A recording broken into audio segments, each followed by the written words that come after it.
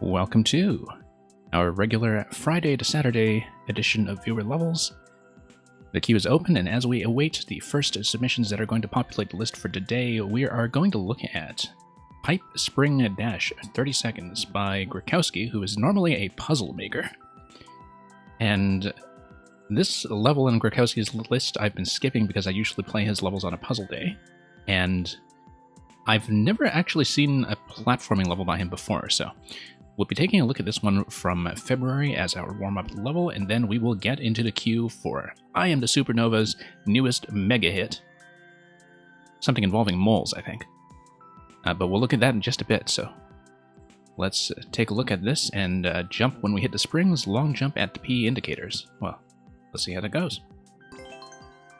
And hey, Supernova, welcome. I'm glad you got in nice and early.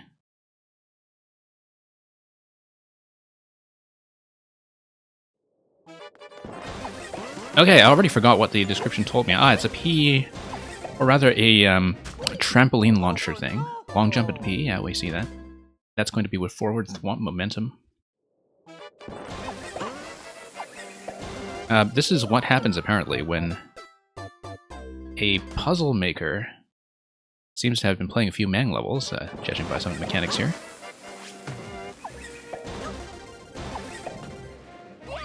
Yeah, so forward momentum from the thwomp. Through we go. Quite a bit of bouncing. And up.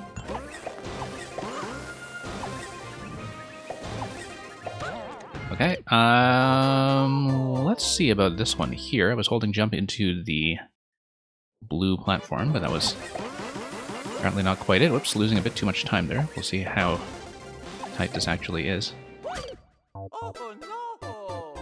And Mang, welcome. Mang, I was just saying that this level looks as though somebody's been taking a few cues from Mang mechanics. We have the bounce and we have the thwomp momentum, so thank you for the... whoops, was temporarily distracted, but thank you for the submission of your code. I'll be playing your latest one that is still in existence. Let's give a quick shout out, by the way, before I continue with this attempt, to Foundering, coming in with a party of 13. Foundering, whose stream I was in just a minute ago before I got here and got started, in fact, because he is a piano and word game streamer who runs a silent film day on Fridays, if you're in NA. Highly, highly recommended as a program to watch immediately before mine. And so we had a bit of a Buster Keaton festival over there today, if anybody is interested in the foundations of physical comedy in the cinema. And whoops, with live piano accompaniment. So welcome in to Foundering and everybody who has come along with all of those ragtime and kitty themed emotes. I should have probably taken the sort of side-to-side bounce on the springs there, but we'll get back there and we'll see how that goes. Okay, down, long jump. Yeah, there's something going on with the side springs here that I'm, whoops, not quite doing as intended, perhaps, because I don't quite know what's going on with this trampoline. The idea is that I should be dashing in here. Yeah, I'm not really hitting that one on the side, so we'll see what that's about when I see how much time I'm losing. Obviously, this will not be the attempt. Tempest Funk, welcome.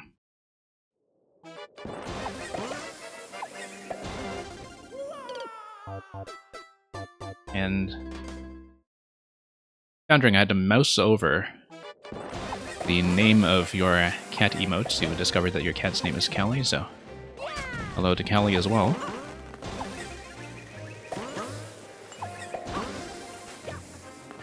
And okay, up we go.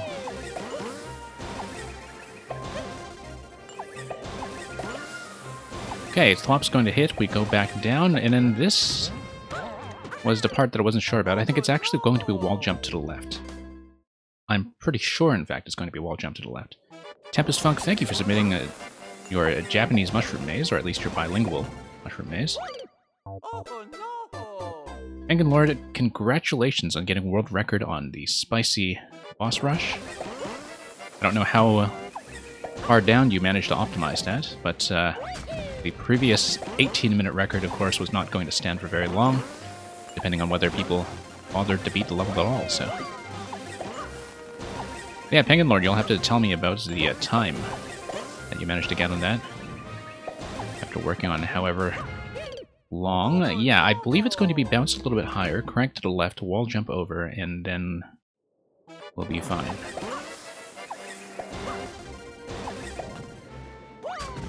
And your daughter's a cat. Okay, I see. So... definitely a fantastic use of an emote slot. Especially for anybody who's collecting cats by the streamers they follow. Okay, here we go. Feels like I was losing far too much time on one of those turnarounds. We're not even at the flag screen yet at 0 seconds. Tempest Funk, just an interesting level you found a while ago, I see. Yeah, Tempest Funk, I think we played your level with the bombs that were denoted by the P blocks in terms of their explosion range. I don't remember the title, but we had that one on the stream a little while ago, I think. And... okay. Losing a lot of time on some of that stuff there, as you can see. Still not quite at the flag screen, so something here needs to be optimized. Just need to be a lot crisper around some of that stuff. I'm not exactly sure what's going on with the trampolines that are immediately beside the landing locations on the clear pipes in there.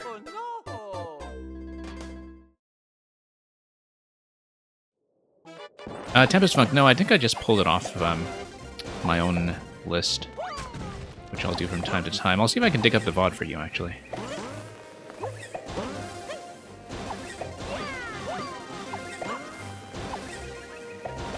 But yeah, hope the making has been going well over on your end.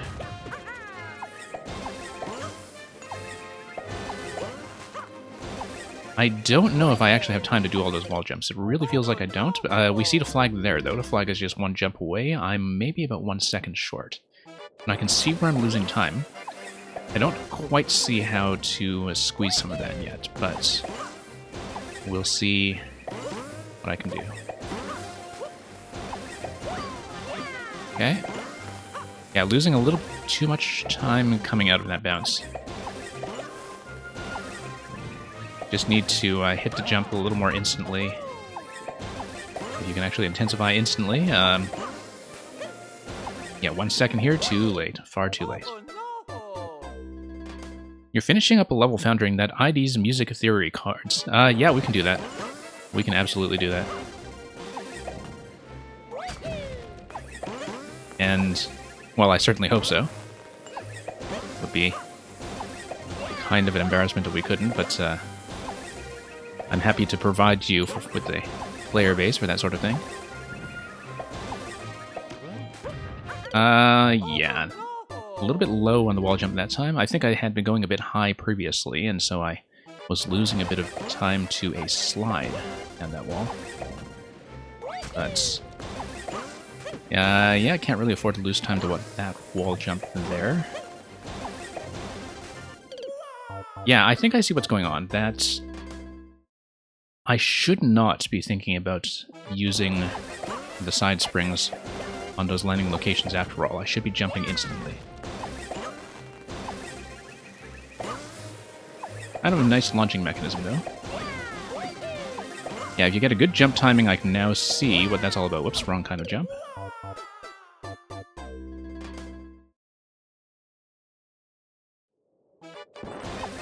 And yeah, looking forward to the Jazz Theory level whenever you have it ready. Absolutely no hurry, considering how long some creations can take from everybody here, so...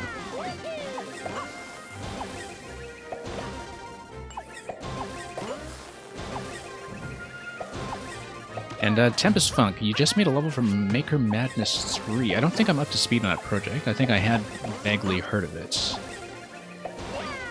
But I don't actually know about it, I don't think. It's all made, but it's kept hidden for now. I think I might have actually seen a playtest that was temporarily uploaded by you. I mean, I saw it show up on the list. I didn't click through into it. And that's probably where I heard about Maker Madness, but I'm not really up to speed on some of the community projects these days.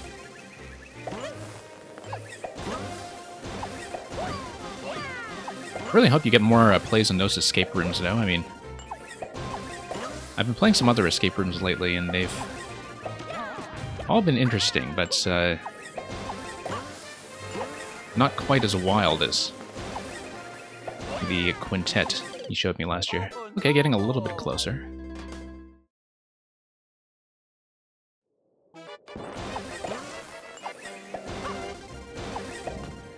So yeah, for those not aware, Tempest Funk last year showed us a series of 5 escape room puzzles that are some of the most mechanically unique levels I've seen in Mario Maker, and that's like a lot of escape rooms, they kind of draw on with a lot of outside skill sets in terms of, you know, cryptanalysis and geocaching and all kinds of pattern recognition and a little bit of light mechanical knowledge of what you can do in this game, but just a lot of stuff that requires you to think outside the box of how Mario Maker usually works. And last I checked, they still had fairly few clears on them because, you know, as elaborate escape rooms, you only get that much of an audience.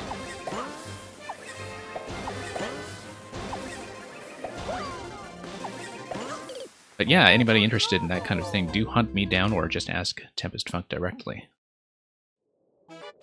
Not many more plays though, unfortunately. Yeah, it's too bad.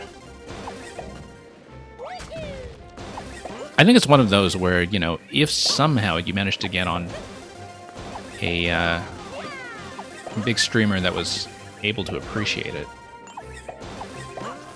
like, that could really do it a world of good, but I know that not many of them really do escape rooms, and I mean, Grand Pooh Era does, but he hasn't really been active in Maker lately, I think, compared to how he used to do. So anyway, here's the clear. Let's get right into the queue. And yeah, Tempest Funk, I remember you telling me that, I think it was number 2 that blew up big in Europe for some reason. Okay, not quite at record, but...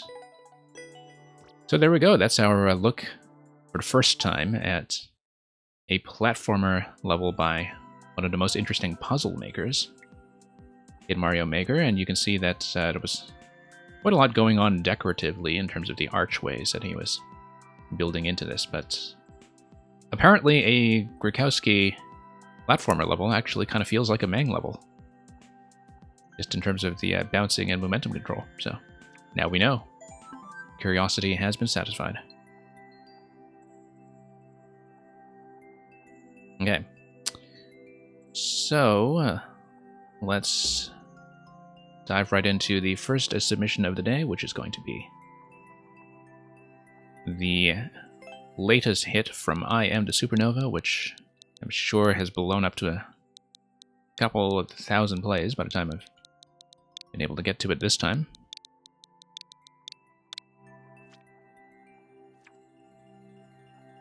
And yeah, Tempest Funk, I think with a lot of the really big Mario Maker streamers and YouTubers, that they have this kind of filtration system almost, where I know it's true of the troll levels, like the whole Carl scene, that there are kind of, you know, A or B list streamers under him that sort of filter levels through to him, and then other streamers kind of below that who screen things on the way up. And not being part of the troll community, I don't really know how that whole system works, but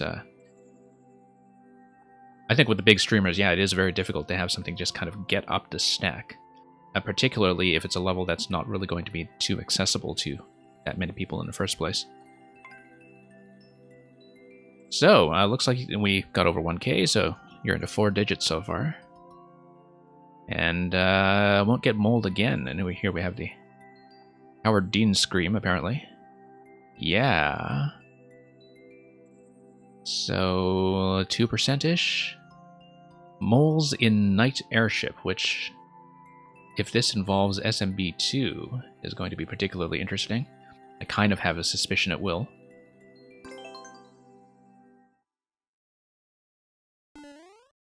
And Argonanos, welcome. Alabama Boy, welcome as well. Okay. Up the mole we go. Okay, no, let's not miss first of all. Mole is going to push off Daboo. You can see a spring that's actually buried under Daboo. And so Daboo's going to pop you pretty far, I think. Yeah. And then sink, because that's how Boo collisions work, apparently. And you have to remove that in order to move on. This is going to be a Goom split. And... okay, so far so good. I don't know if we want Daboo to be pushing the Goomba. Oh, this might be... if I'm right, that was... I'm thinking about whether that's sort of range-based or... what, because... yeah, I'm trying to remember the mole spawning logic, which I learned exhaustively because of the crawl space puzzle level in 4YMM last year, in terms of when you get into the mole range box. I was trying to think about how that relates to, yeah, how you get within range to the mole's initial location and the exit point to get that going, unless that's something entity-based, which... we'll see, because I see that none of the blasters are firing, and that maybe it is some kind of entity trickery here when it comes to moles coming up. Sorry, Furinova. Furinova, your maker code ran afoul of the bot again. I'm going to try to figure out how to whitelist that. So yeah, poor Furinova has a 3-digit sequence in his maker code that runs into Twitch's auto mod. Which is not the same as my Nightbot automod, and I don't know how much control I actually have over Twitch's settings when it comes to giving you some kind of auto permit there, but apparently, yeah, I've just kind of permitted the term for now, but apparently for Nova, it had some issue with N1G, which I don't understand that at all, but... oh, I think I understand that. It's because people probably use that as a substitute for a certain offensive American racial slur. But the thing is, for Nova, last time you sent me a completely different code that got filtered for totally different reasons. Like your maker code, I think, had something, you know, sort of sexually prurient in it. And just the luck of the draw, I think, that you keep getting these codes.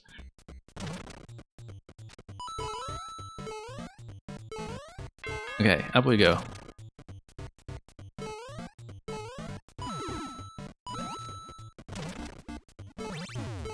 Yeah, really unbelievable that you would just run into that twice with 2 completely different sequences. I've never seen that happen with anybody else's submission here before, so...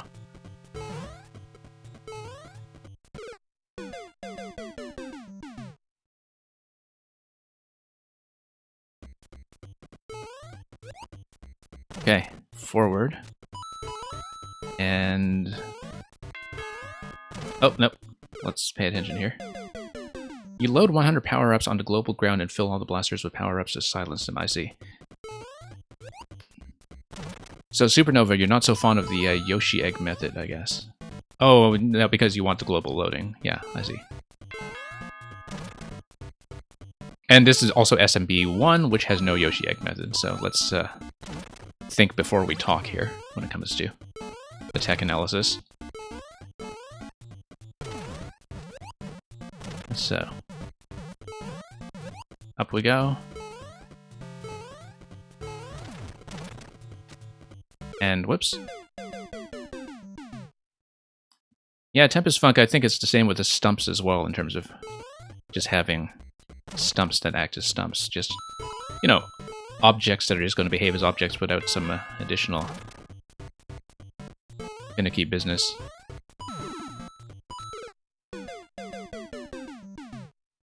Which was why the heavy stone in the campaign mode would have been so useful to have. In so many ways.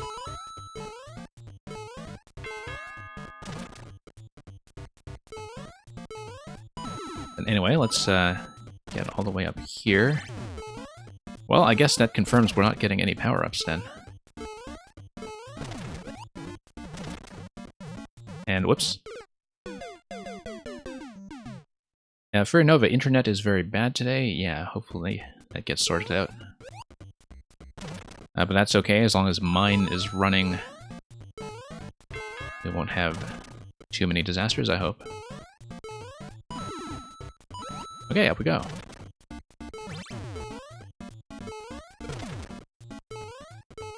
And, yeah, pop this guy. All the way back up.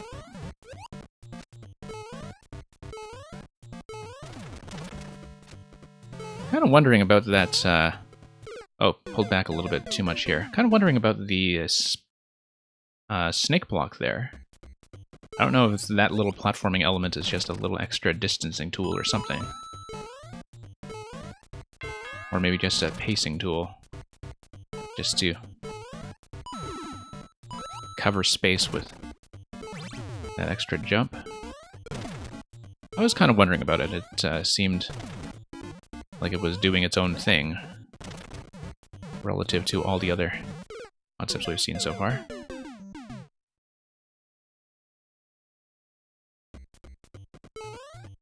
Okay.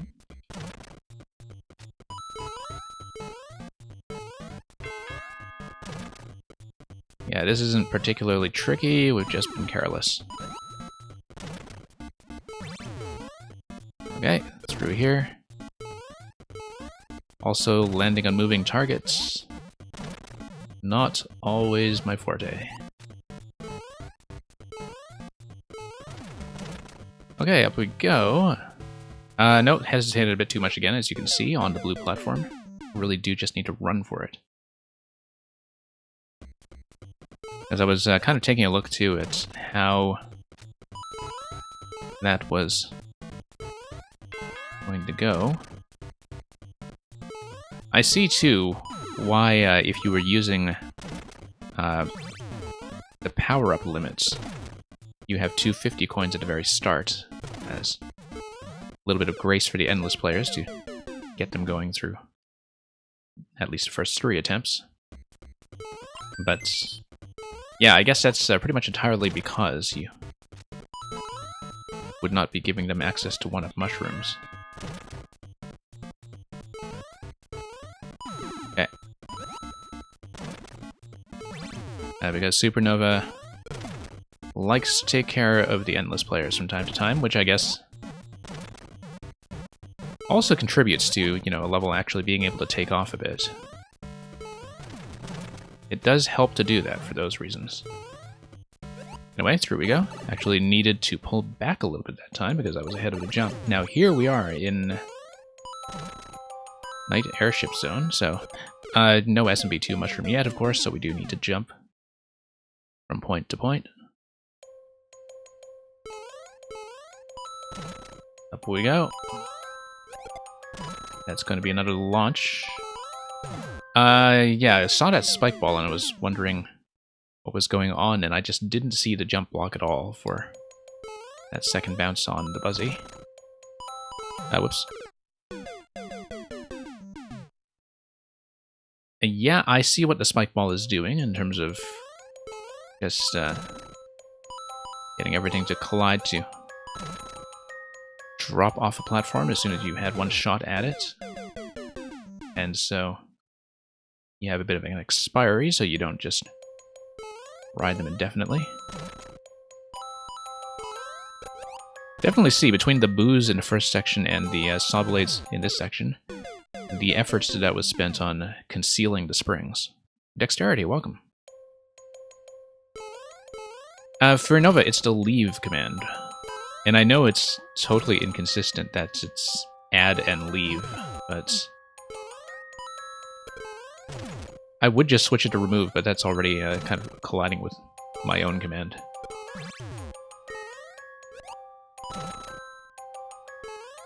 And okay, up we go.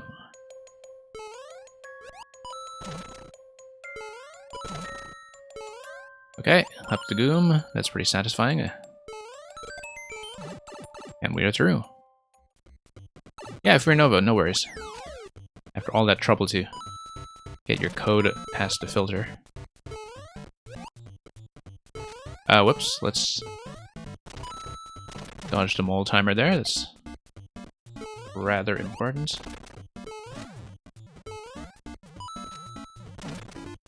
Whoops. The readability of everything is rather nice, though. Lots of reaction time to work with. Up we go. And down. And over to Blooper, of course. Furinova, it is leave. Actually, Furinova can't watch the stream, so somebody please tell Furinova in the chat that it is leave. Because I think Furinova is receiving the chat, but not actually the stream content.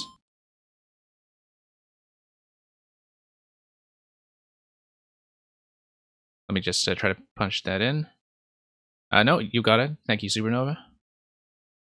The bot should take that, yeah. Like I said, it's not the most intuitive pairing of commands, but I think at this point so many people are accustomed to leave, though, that if I sort of switched it over to remove, things would get even more confusing.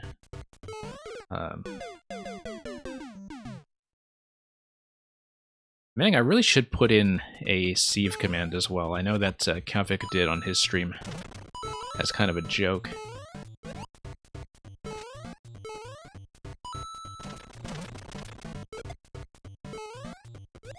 So for those who aren't up to speed on that, Kavik is actually not the biggest fan of the sieve videos, and the thing he did was... And of course, as somebody who is like a very technically oriented maker who has been around since Make 1, he gets a lot of people asking about sieve, right? And so he just put in this exclamation mark sieve command on his channel that just points you to Mark Brown of Game Maker's Toolkit. Who, by the way, created an amazing video on Ori and the Will of the Wisps that I had kind of plugged into Discord. It was a developer interview with one of the lead designers of Ori, where they just kind of walked through a late game zone and kind of talked about level design and, whoops, you know, showed off a whole bunch of prototype art and such to disassemble how the whole thing was put together. So for people who enjoy level design, which is all of you, it is the kind of content that I highly recommend. Okay, up we go.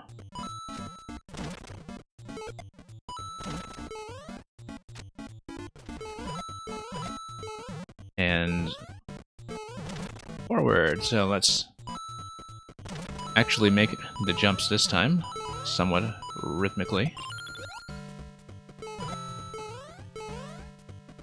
And that's gonna launch. Ha ha ha ha ha.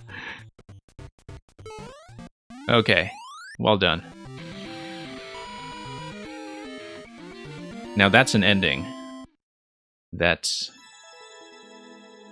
deserves special credit, I think. Won't get mold again, certainly not if you actually read the level rather than the symbols telling you to, I guess, jump out of the boot at that location. So thank you for all the GGs.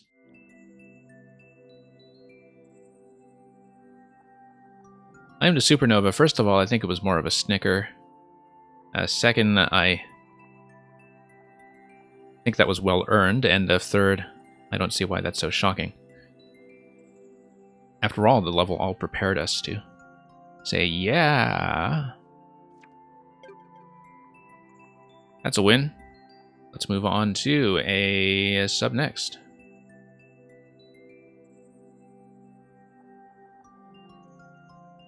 Now, don't tell me that the Subnext is actually going to be... Oh, it's going to be the thing Electrodude just plugged in, so everybody else is going to be delayed for some time because we are going to look at...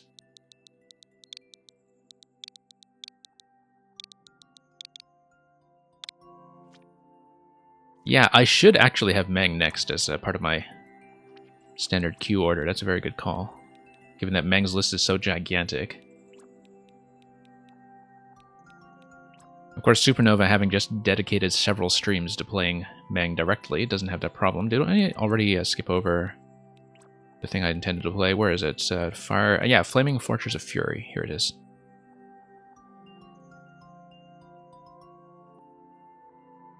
Tempest Fuck, I'm pretty sure you showed me the Radiohead level already a little while ago. I don't know, maybe you see on your end and I don't have to clear or something, but I was pretty sure you had submitted it to me.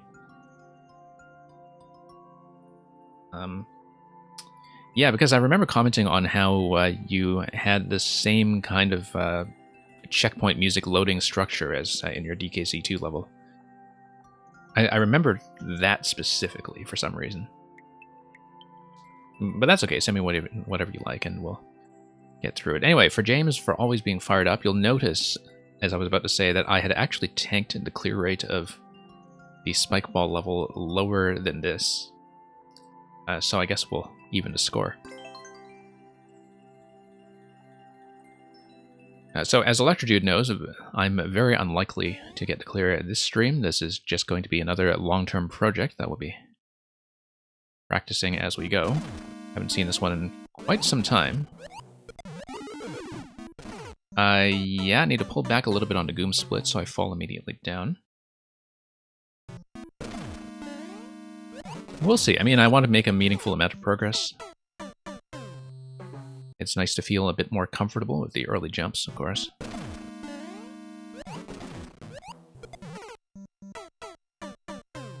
It took 3 full streams to get through Meng's profile, and that's not counting what you played before you started streaming. Yeah, that's true, given that Meng has had to delete a bunch of older stuff to make room, in fact. If I recall, yeah, it was a little late on throw because it's supposed to deflect here. I bounce here, I fire with the Fire Flower over there, so... just a little bit of a reading error over here. Meal64, welcome. Electrodude, so the re-upload of the Persona 5 level, if that's what you're talking about, yeah. Right, because you said you had to do the sort of emergency fix of some location where somebody could pick up a POW.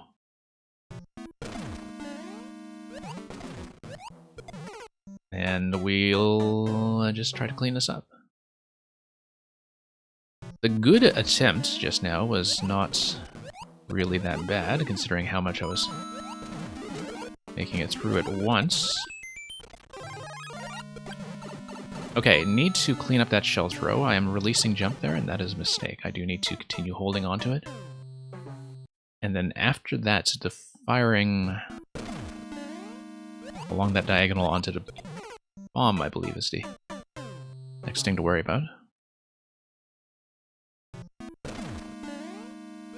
Okay, up we go.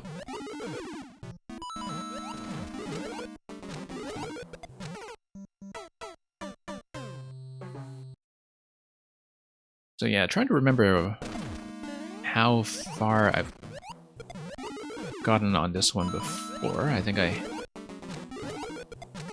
made it a decent amount of the way through the main world, but I know there is a subworld, I think, from having looked at the layout.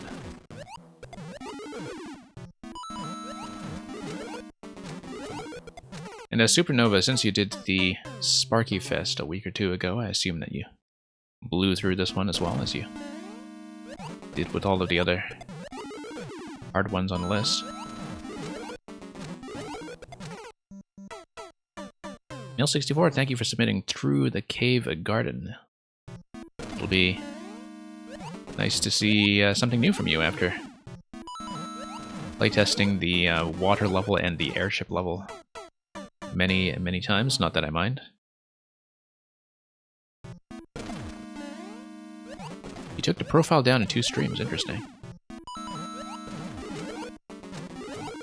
Quite an accomplishment. I mean, These are the hardest ones in the set. I'm the Supernova. I'm kind of curious about what you made of the Cape level.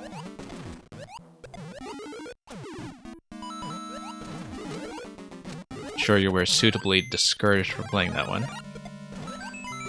But that you got to it anyway. Okay, yeah, it's going to be shell firing towards the on-off switch. The shell will go over the mole, but I have to land on the mole. So that's just a bit of a reading error there from not having seen that in a long time. Okay.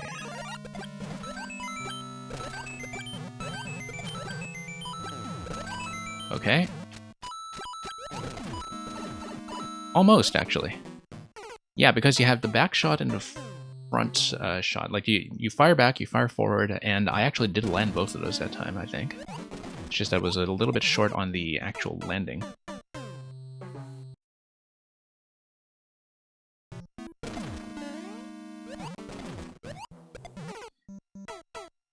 But yeah, I am the Supernova. The Kaizos from Electrodude are some of the only Kaizos that I've really put serious work into. So I basically learned the basics of playing Kaizo from playing these levels. And it was these ones that kind of got me comfortable with some of the shell handling and so forth. And part of it is just from, you know, a very good experience with the easier designs.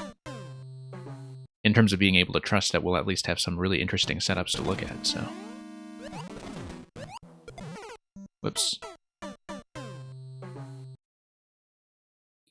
You don't think the Cape level is that garbage, but fixing the indication and re-uploading is still on the list. Yeah, I remember that some of the signaling threw me off in the early section of that. But of course that was somewhere deep in last year, so... I only have the vaguest memory playing through it.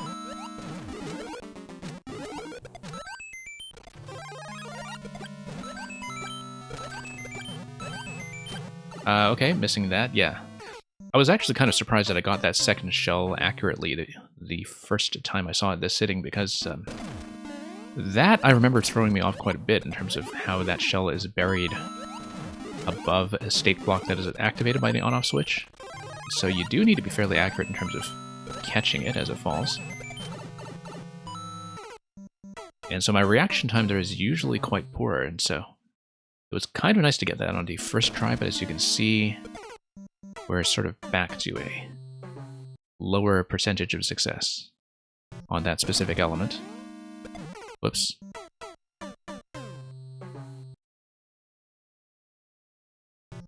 I just a moment need to check something locally on my end.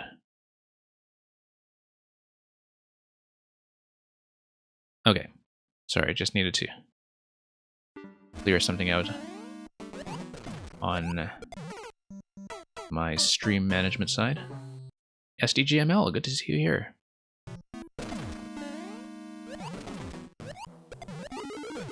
And it's going well. I mean, hopefully up and running at a reasonable time for you for a change, so you don't have to get up in the middle of the night.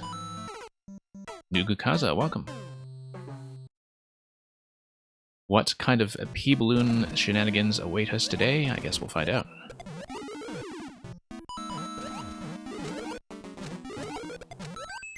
Okay. I'm glad there's no penalty for firing the Fire Flower too many times. At least not here. Okay, I actually did land on the spring accurately, I just didn't jump off of it properly. I think that might even be a new record on this level for me. And so it's nice to get that down relatively quickly to that point. See some new material. I guess I've learned how to play, partly, since I last saw this thing.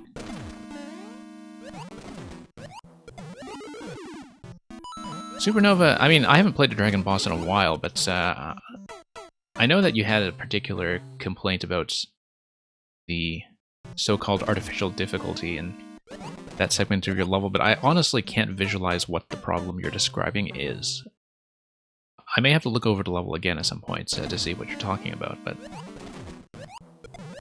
I actually have no idea what it is that you think is in need of fixing. Although, of course, you would know that from your own playtests, I'm sure.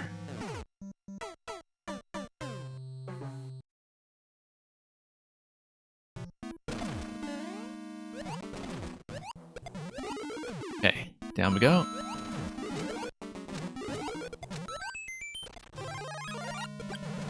And back up.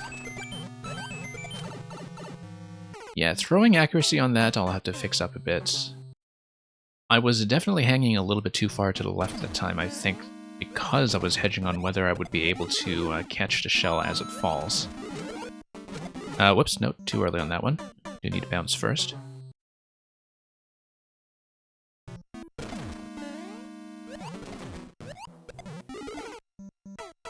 It is kind of surprising, well, not surprising, but it is kind of revealing, I guess, how much more comfortable I feel with the sort of bog standard shell jumps that connect this level together after having done the grind through the other one. You just kind of learn to play shell levels by playing other shell levels, I guess. Particularly if you were sort of following through with a list by the same maker, where at least there's going to be some internal consistency about the signaling. Okay. Left, right. Down, nope. Missed the down input there before I released. Okay, back up we go.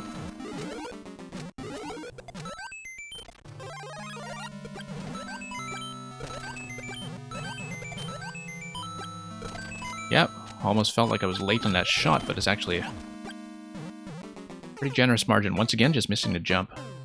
I was holding jump into that, but the timing wasn't quite right in terms of being able to do that.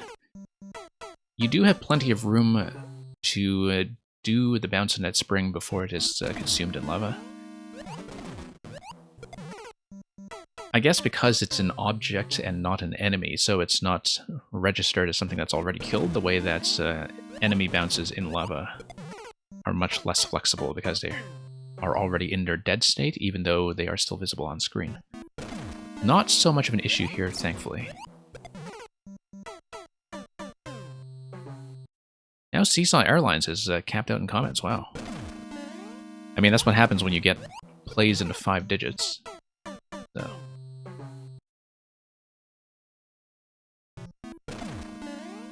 Like I was saying, it's kind of nice to see that new levels are still able to do that, like new levels are legitimately designed.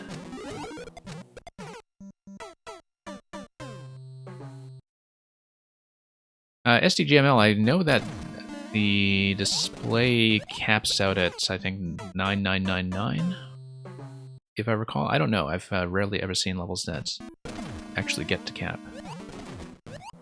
But there are a few super popular ones that do. 9999, yeah, that's right.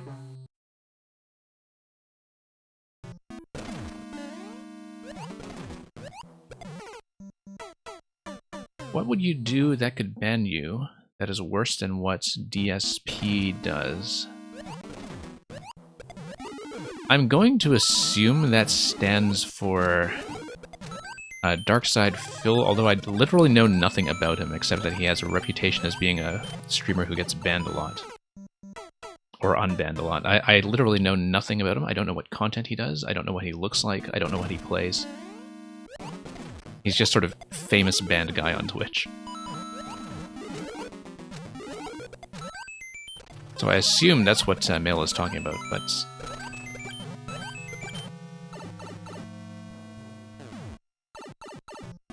who knows?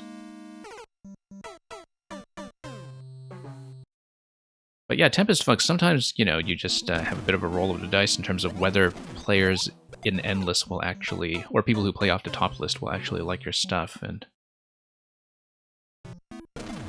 I think it's very often sort of first impressions in terms of, you know, how early they're going to skip, because sometimes they don't even see the meat and potatoes of a good level concept before they just decide to skip from some initial confusion, right? Whereas one of the things that makes the Seesaw Airlines work quite well is that the on-off trigger that's placed in the hands of the player is extremely clear right from the start. So from a first impressions perspective, you don't have people, I would think, going, what do I do, and kind of taking the first attempt to figure it out, which, you know, I'm perfectly fine with it in most levels, but I'm not an endless player, right? Like an endless player, you would think, has much less patience for wanting to take the first attempt or two to understand what to do.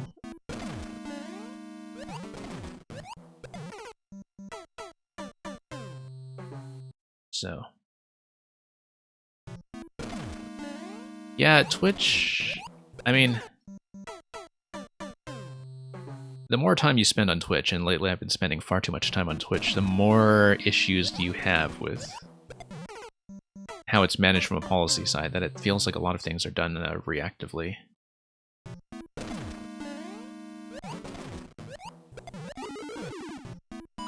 I was kind of around for the very beginnings of Twitch in some ways, because I was quite active in the StarCraft 2 scene back when Twitch was still Justin.tv and getting started. And a lot of the people who were kind of like the people floating between esports organizations back then are now the kind of people who are, you know, doing management at Twitch, right? Like people like DJ Wheat, who was, I think, a Counter-Strike guy for MLG, and because he was, you know, a kind of jack-of-all-trades MLG commentator, he was doing StarCraft content for a while, which,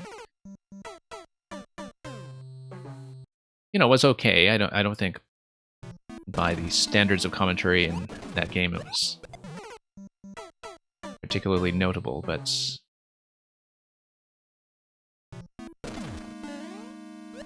basically the point I'm trying to make is that a lot of Twitch management got to where it is by being people who got in the door early and by kind of building the scene, you know, way back in the mid-2000s when people would look at a brand like Major League Gaming and sometimes look at it with a bit of derision if they were not really involved with the early esports communities.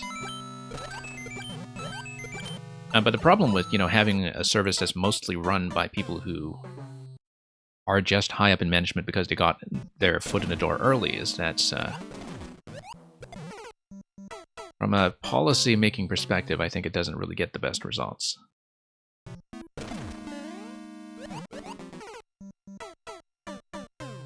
And yeah, Meng, you also need to make your level easy so babies can beat it. I don't know about that. I mean, I sort of used to think so, in that you would look at people like Julian and Tino and so on, who really know how to design good, like 70% clear rate levels. Like, they actually figured out how to make stuff like that playable. And, you know, like, you look at their stuff and it's no surprise that they would have a lot of older levels that are way up in 5 digits. But there is a surprising amount of demand for stuff that is sort of accessible, expert, super expert, in the kind of 1 to 3% range. Where it's quite possible to have stuff blow up in that zone if you just strike the right chord with people who are, for instance, browsing top of super expert, but sort of specifically avoiding Kaizo, for instance. And Glitch, welcome. Electrogen, I'm just going to do a quick check to see how long I've been on this thing. I do want to continue with it, but this is fairly early in the queue so far, so let me just make sure I'm not taking forever and ever. And yeah, I've only been on for this about 20 minutes. We can stay a little longer since I was, in fact, making a bit of progress. I'd like to see if I can get over the trampoline.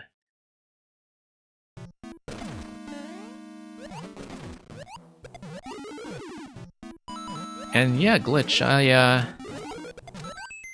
will really need to find a way to accommodate you at some point, because I know that I do run a little bit late for you to get your foot in the door sometimes, unless you are literally first in queue. And so we'll see, because always happy to play your stuff here, so. If you have some stuff that's, you know, with higher clear rates, I might even have to pull it up as the starter warm-up level every now and then, which I've been trying to do for people who can't necessarily stay long. Yeah, STGML, the queue is still open, but the thing about Glitch is that usually they can't quite stay deep into my running time.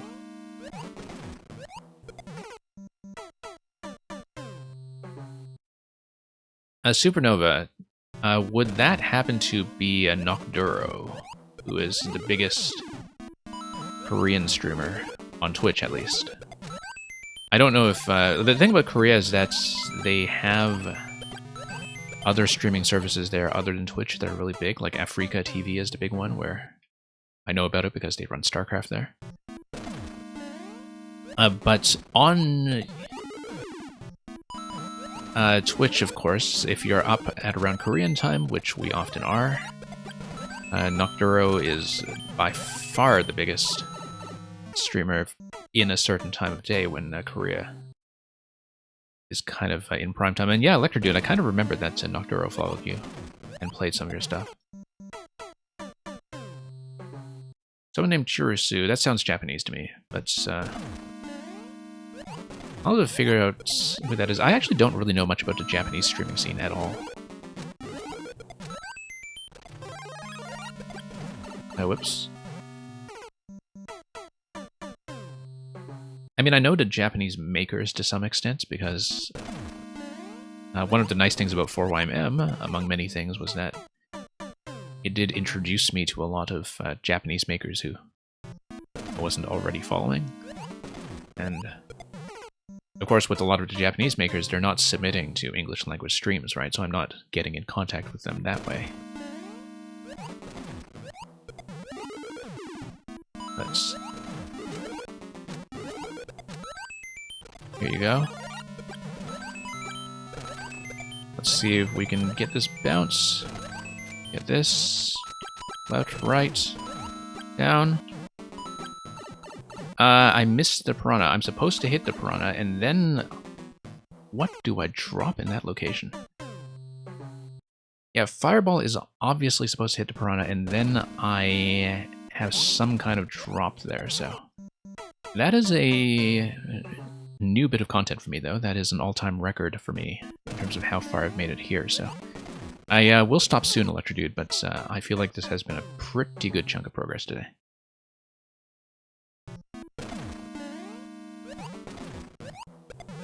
Glitch, what time is it for me over here? It is viewer level time. Prime time. I have no idea what time it is.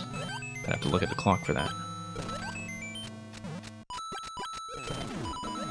Okay. Electrodude, I have a vague idea of what a reclaim is. It is like a... kind of a soft drop with a secondary bounce off a wall, right? Like, it's hard to describe, but I think I've seen it. I don't know that I've ever executed it, but I have a rough idea of what it looks like. I remember you warning me that there is a reclaim in this. And then that was likely going to be the big technical roadblock, at least from what you were describing.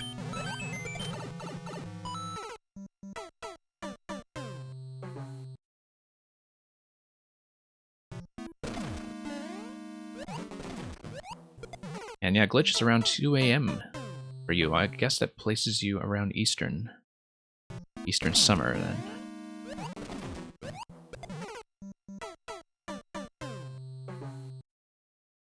Meg, Nocturo once got your level in Super Expert and skipped it while dying to the first jump, and yeah, that's exactly how one doesn't end up with 10,000 plays.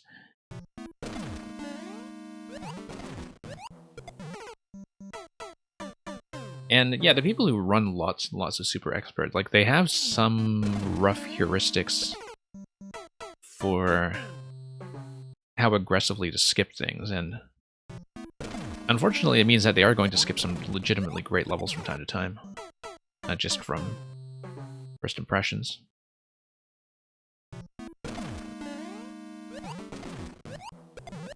Electrodude is basically a one-up trick in mid-air. I feel like I saw some kind of discussion of that somewhere recently. Maybe in one of the Discords that we're in, where somebody had pointed out something about reclaims that was new to me, which was that apparently the interaction emulating the original one-up trick was something kind of specifically programmed into the game as an exception, such that the classic one-up trick would still work. I don't know enough about reclaims to actually verify if that is true, but apparently there is like some kind of non-standard behavior that makes it happen in terms of like whether you make contact with the shell. Anyway, I'll try to make one more good attempt on this, and I will pass for now. And yeah, Mang, exactly, a reclaim, apparently. Don't know why I keep shooting that. Like I expect something to happen. Oh, whoops. And of course, the one time I take too many shots there, I just missed the one that counts. Anyway. Flaming Fortress of Fury, lots of fun with this one. I'm pretty satisfied with how much further we pushed today. I would just need to take a look a little further at what's going on with the Piranha. As you can see, the shot on the Piranha is one of the last elements before you enter the pipe into the subworld, and then there's going to be a segment 2 in the subworld, a segment 3 in the main world. It looks like there's going to be some back and forth, but I was almost through the first zone by the looks of it.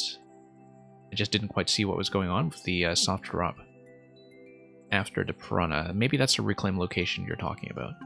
But for now, let's mark that as a loss and let's move on. Next time, it might be a good idea to get a grasp of reclaims in the editor. Yeah, we'll see about that. Or I could just play your re-upload. Of course, Electrodude, you're quite welcome to requeue today. If you do, I will probably play your Persona 5 re-upload. Bang, let's take a look at yours.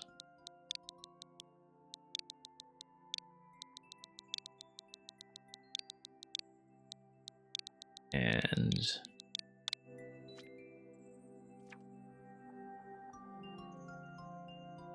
let me just scroll up in chat quickly to make sure I didn't miss anything extremely critical. Supernova, you were saying something about the game not being dead. Yeah, of course it's not dead. I think a lot of the perception of it being dead just comes from the fact that there is some natural turnover and attrition, and, you know, if you only follow the people who were big in the first year of the game, of course it's going to seem like they're all evacuating if you're not keeping up with new levels that are still coming up, or new makers who are starting to make a splash. Anyway, digging down the rabbit hole, how deep does it go? I see a bunch of clouds. I kind of expect SMB2 and a fair bit of cloud plucking, but we'll see if that's actually correct.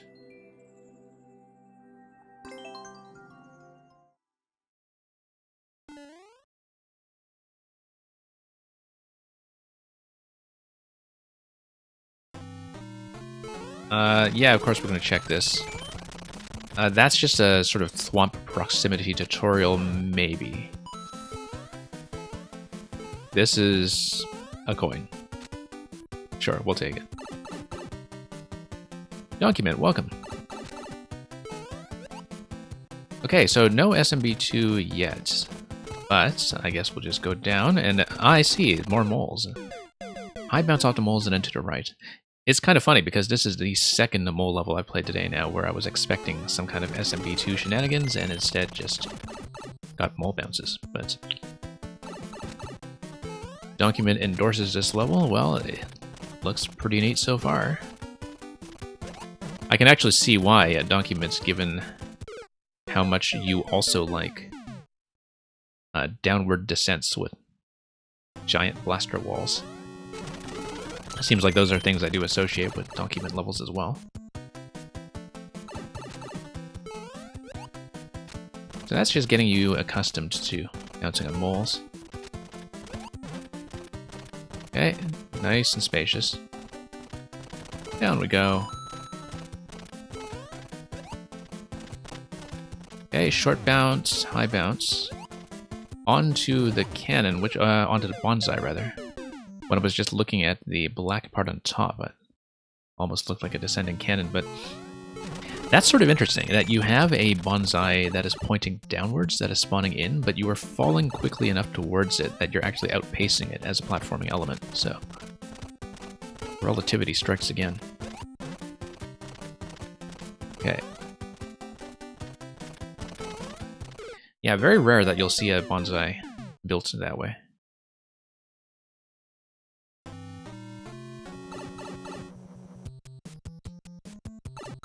Anyway, Thwomp's going to go digging. Yeah, you can see the thing that makes this work is the offset of the POW and blaster set on a blaster. That kind of central position is what makes the magic happen here.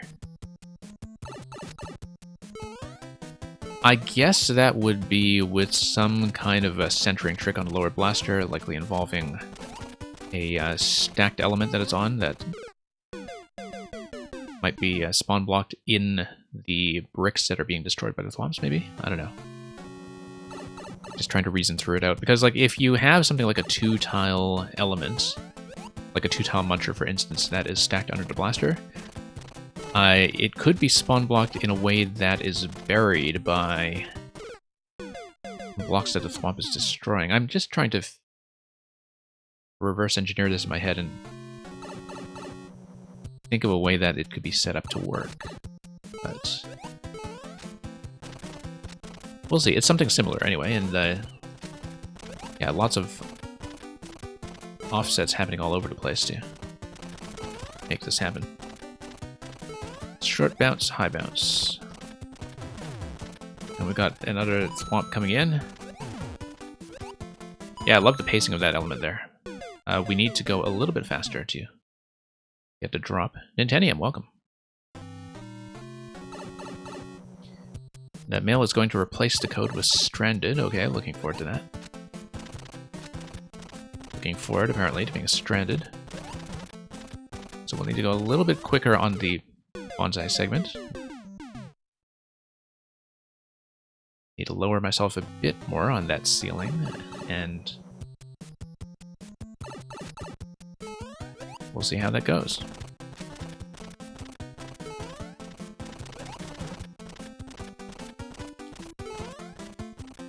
Okay, up we go. And over.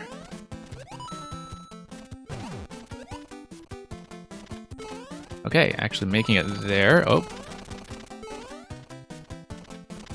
Yeah, the kind of pacing tool there. Gonna have some spike precision. And the Thwomp is going to start going up in that segment. Side Thwomp, yeah, looks pretty clear. Still kind of slipped there, though.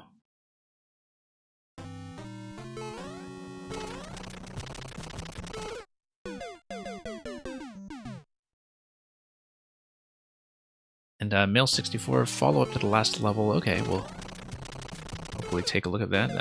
Okay, I need to wait a little longer on the top Thwomp here.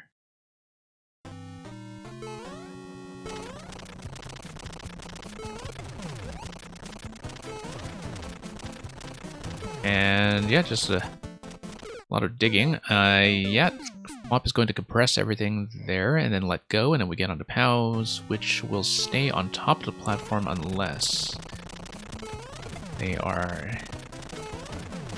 by something. Let's see what's going on with the POW stacks, actually. Ah, yes, it's going to be hit by the Thwomp. Thwomp is going to die to the POWs, and then we jump back to the left from Divine to get on top of the falling platform before the side Thwomp retracts. So that's going to be the order. Let's get a bit more of a dash there. Level needs a Hammer Bro and a Cloud, yeah. Which just makes me think of that Rybones level I was playing a little while ago. That was exactly that in the entry room, just hammers and clouds spacing you out the whole time.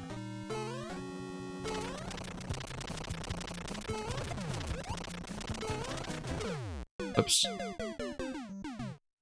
Hammers really got nerfed compared to Maker 1, really? I don't know if I noticed that so much. I guess it depends on what you were having difficulty with it.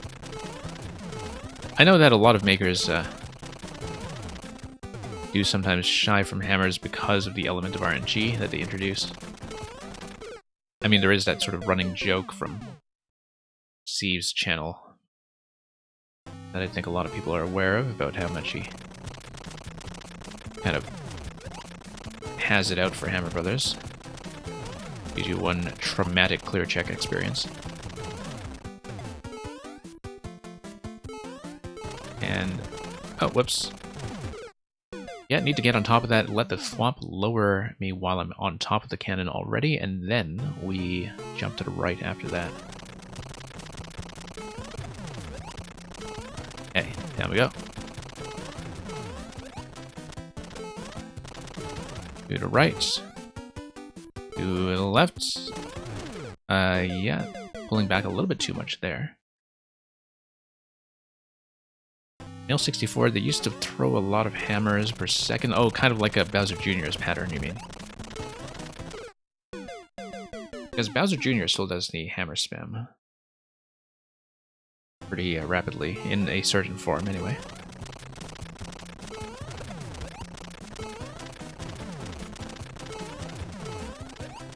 Yeah. I'm hopefully going to get my Wii U back by maybe August or September, depending on how things are clearing out pandemic-wise. And I've been hoping for a very long time to do a Maker 1 retro stream. Particularly because there are a lot of great makers I know now whose Maker 1 stuff I had not played. And I think also a lot of Maker 1 favorites that I never got a chance to record, so. Sideways Thwomps alone were reason enough to make Maker 2, yeah. Absolutely.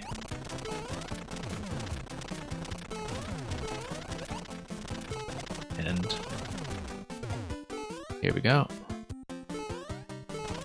There's really so much we take for granted about Maker 2, to be honest, in terms of things that were new here, that are just so familiar to us now. It's like they were always here. Okay, and down we go. Drill, drill, drill. Okay, probably down here again, yeah. Read that correctly, very proud of myself for doing so. Yeah, it kind of outpaced that a bit. It's interesting because I actually could have saved that by bouncing around the moles and getting onto the Thwomp. Yeah, love that on-off activation there. I think I just need to go down on a run directly. Just run down to the cloud and... Not quite. I do need to do a bit of a jump. Or wind up that dash. Okay.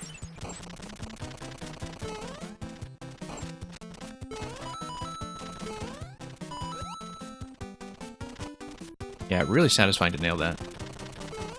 A little too early there. But yeah, the Thwomp activation on the side bounce is really great. It's a kind of classic Mang moment in a way, involving both the side springs and the Thwomps.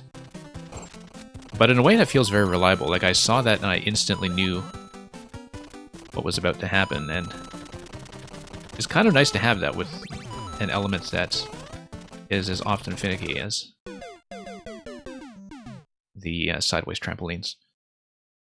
So oddly enough, that first time I saw that segment, my timing was actually much safer on the moles in the bottom left. That would get me to wrap around the thwomp. I don't think I need to go all the way up for the thwomp activation there. Okay, yeah, very satisfying. Yeah, I actually need to let the thwomp outpace me. I see what's going on now. That's... Going straight down to the moles is not a good idea. The thwomp is able to outpace me if I stay nice and high, so...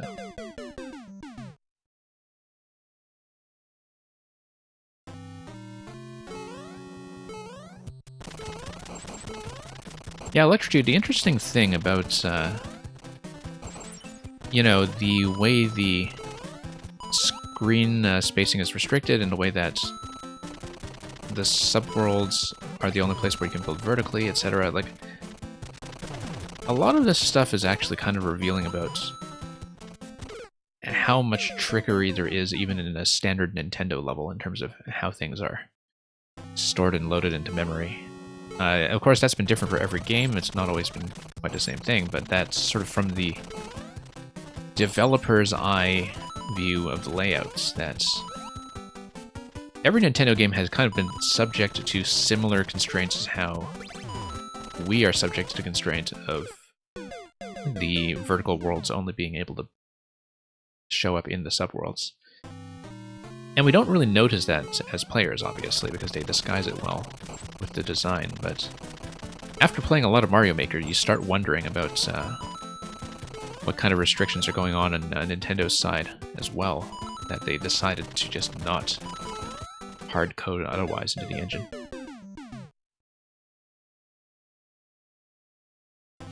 Nintendo never wanted upwards thwomps and they deleted a level of yours that used them. That's really unfortunate.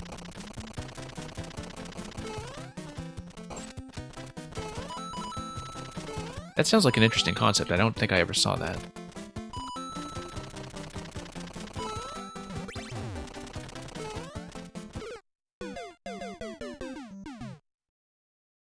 I think the thing that strikes me as the biggest risk factor by far to, you know, the sense that this game is dying or getting killed off or whatever, is the aggressiveness with which people's level concepts are sometimes running afoul of Nintendo's glitch detection. And I think that does more damage to the long-term interest of makers who are really invested in the game than just about anything else. I'm certainly not alone in that complaint.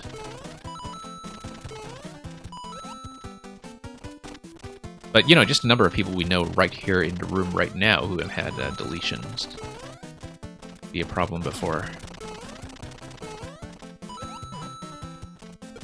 Very unfortunate. Okay, yeah, so I do kick that immediately when I get on the icicle. That's... I should have known intuitively, but didn't quite expect. Then we just get onto the Spiny for an additional bounce going left.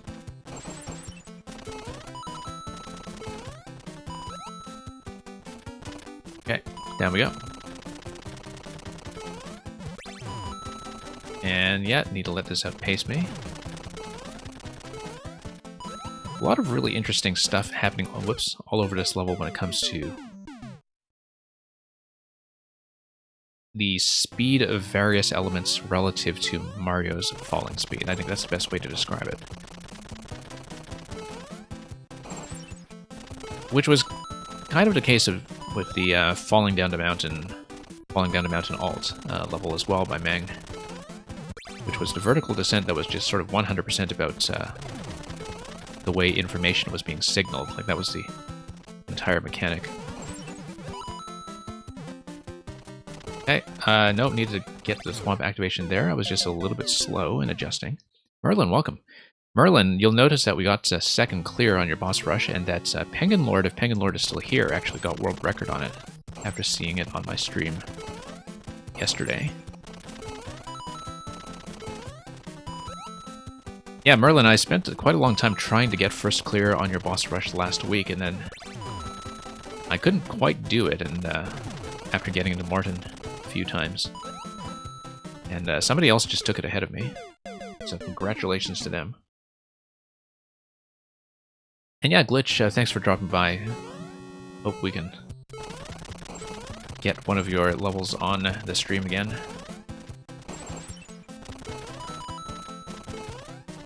On what is, in your time zone, a fairly inaccessible schedule, I guess, if you need to get up in the morning. Okay, up we go. Okay, up, bounce. That angle had me briefly concerned, and I was still a little bit slow on this whole element.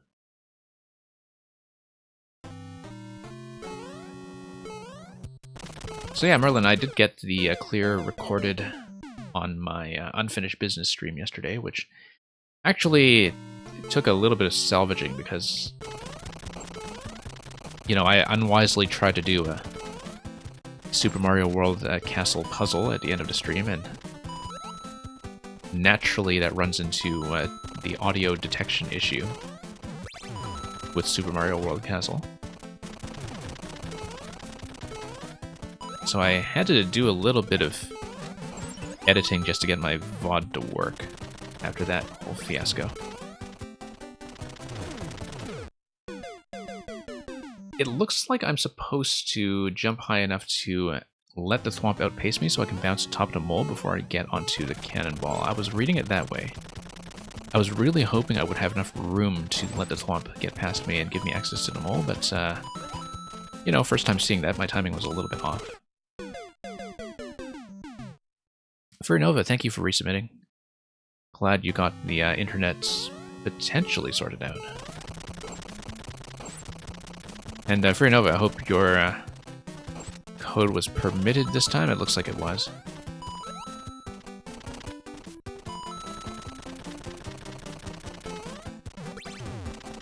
Yeah, for those who joined late, Furinova earlier, we found out that Furinova actually has multiple codes, like level codes and maker code, that get picked up by Twitch as something obscene. And so I have to manually permit a lot of those submissions when they come in, just entirely because of the randomly selected characters looking like they might offend somebody.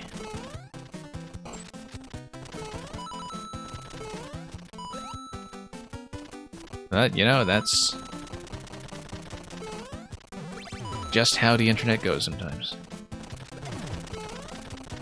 Anyway, glad you got the network sorted out. Let's... Yeah, the way I do the kind of instant fall onto the icicle keeps throwing me off all the time, even though I do see it coming.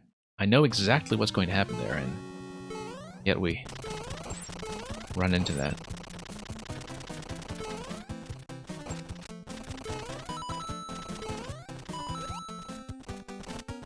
Gotta admire the entity budgeting on this level, by the way. That, like, it looks like a very full-scale experience. Considering how much is going on with the budget that's being used up by springs and saw blades and so on, that's... You can see the exit pipe down at the bottom there, just after the last wraparound. But considering how, you know, entity-intensive some of this stuff is, it is actually a pretty substantial amount of play to get through this segment in its entirety. Okay, we're going to need a better activation than that for a mole that comes later. Yeah, once again, I keep thinking I'll get the bounce, and it never happens. Furinova, the level is a 3.5 Team Shell level, so I might find it tough. That's okay, we'll give it a try. If it's 3.5, it's probably beyond me, just so you know. I don't think I've beaten anything in that range, but we gotta start somewhere. So we might as well see how many tricks we can land. Okay, let's remember this time that we do land directly on the icicle. I did, in fact, remember, and I just missed a jump after that, so we'll have to fix that up. Okay, down we go.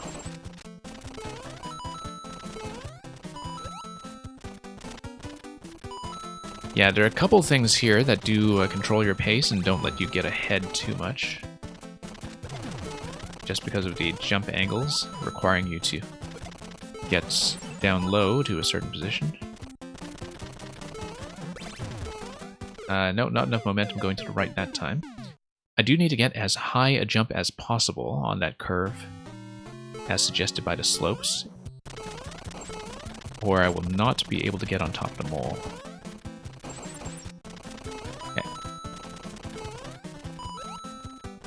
There's so much variability in the falling speed of the different elements in this level that, you know, you have that little bit of acceleration that comes with the flimsy lifts, and you have this constant rickety movement that you get from the blasters, and of course you just have Mario falling naturally or riding out other elements. I think that's the thing that really makes this work, is that you're dealing with a lot of different kinds of falling. A lot of different pacing mechanisms that will sort of overlap with each other and cross over in interesting ways. You know, with the thwomp speed over there and... Okay. Nope, a little bit early.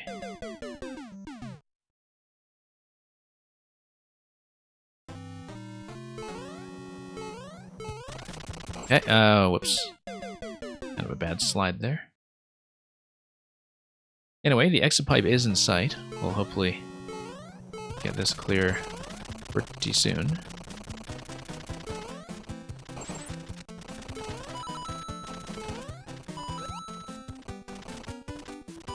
And okay, up we go.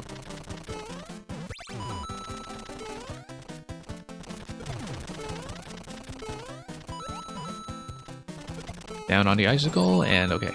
Actually managed to get that for once. Nice. Oh, and then through. And look at that boom boom on the left side. They're just kind of hanging around by that empty block. And we're going to miss the one-up because that's just what we do. Whole left side segment here, that is some kind of artwork. Also a key door for a secret that we haven't seen. We might have to come back for the secret at some point. I guess it would involve reaching Boom Boom somehow, if I'm thinking about it accurately. I just have no idea where the entrance would be. Although I guess it would be something where you drop to the left through some location that is actually safe, drop towards Boom Boom, and maybe that gives you an exit somehow. Didn't even think about that until the very end, but Meng, I think I would like to try this sometime. I'll have to remember that the secret exit is still technically available, so... Unless it's just one big trick. Anyway, thank you for the GGs on that win. Let me just check the list quickly. We'll pull up sub next.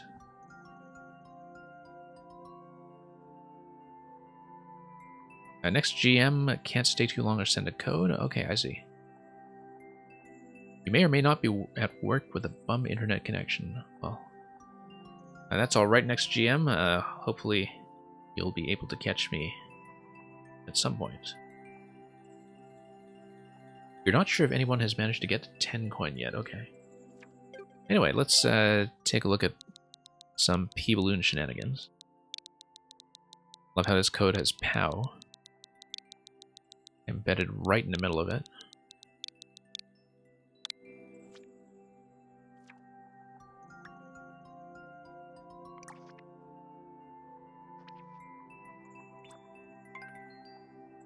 Team P-Balloon, Team Precision. Because Nugukaza uses the P-Balloon, the precision levels are actually much more playable than most precision levels, even if they do have extremely low clear rates. I might do the most recent one.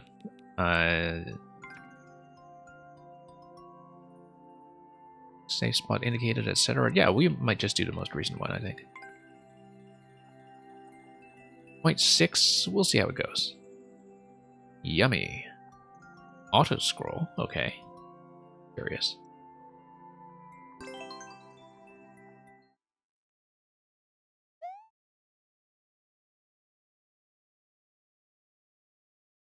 Anyway, we'll at least see it. And, oh, interesting. Look at the shape here. Really neat, actually. You can't go under the line, obviously. I think you can't even do that with the P-Balloon either. You probably get smacked by invisible blocks or something on the lowest level. Neat, that it is kind of a speed constraint as well. You know what, we'll just ride this out. Obviously there will be some kind of exit point that requires the P-Balloon. Pretty generous exit space, in fact, so you don't need to really rush it. The priority is just to keep the balloon long enough to get through the maze. Love the TPB intro, by the way.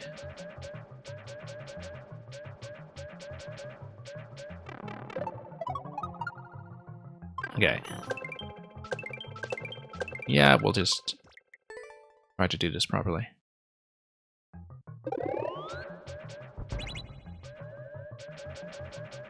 I guess you could say that, Electrodude. Or maybe that's just your headcanon.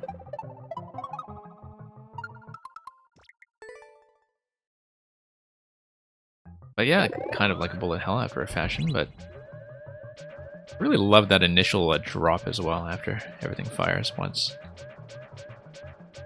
Whoops. So yeah, auto-scroll precision in motion. That's not something I've really seen before. And as I was saying, you know, as somebody who really is not a precision player at all, the main objection I usually have against precision is that very often there just isn't much level design to think about. That's not the case when it comes to some of the stuff Dukaza sends me. That, like, they have something interesting going on that just happens to create some tight spaces. And yeah, it's like you kind of have to... because you're playing against the auto-scroll and against the forward movement of the cannons, which are very well synchronized to the auto-scroll, it's kind of like you're fighting against a backwards wind, almost.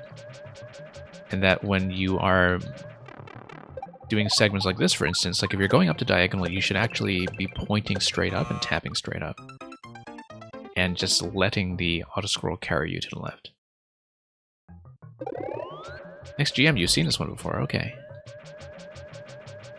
Fairly recent one by the looks of it. But yeah, if I can turn to top corner, then I can understand how to do that. This little gap over here worries me a bit. With that weird diagonal.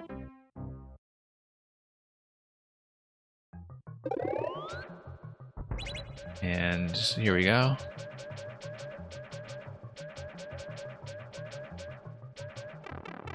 No, not quite.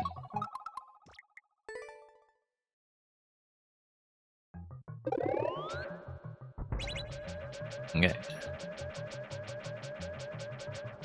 But yeah, it works very much like playing against a wind. Hey, actually turned that corner for once.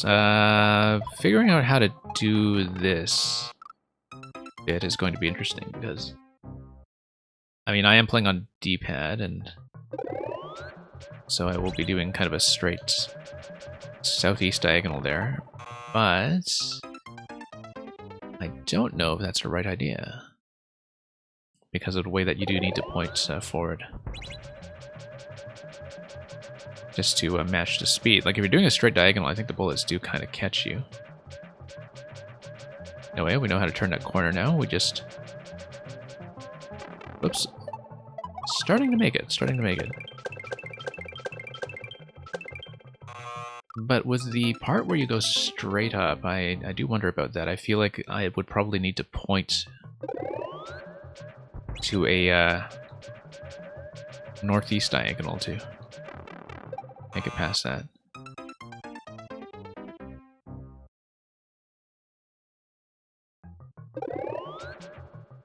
Anyway, really neat mechanic. Not sure if I'll actually beat this, at least in this session, but I'm really glad I saw it.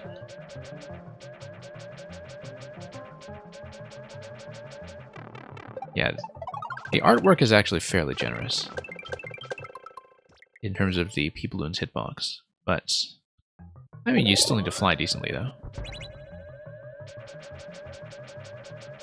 Understand momentum a bit, understand when to tap, when to spin around, and compensate for the turning radius, which is something that I often have trouble with the P-Balloon. The top left corner, at least, works pretty well with the turning radius. It has been quite satisfying to get down the few times that I've managed it. Whoops. You don't think it can work in multiplayer? This would be hilarious in multiplayer. Yeah, no, it wouldn't work, but...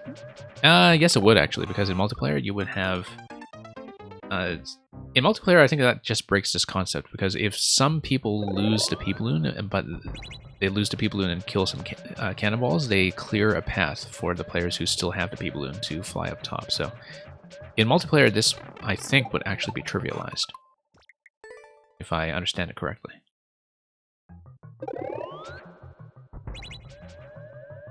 Anyway.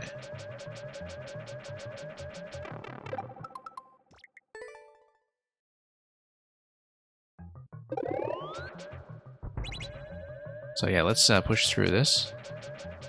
Those yellow MTP blocks at the bottom, I am not actually sure what they're doing for me.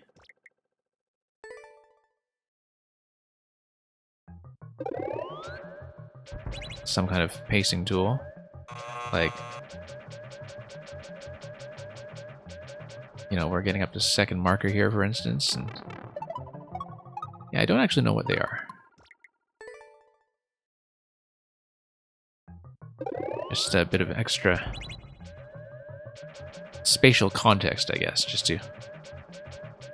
yeah, just to, you know, give you a sense of how fast you're going.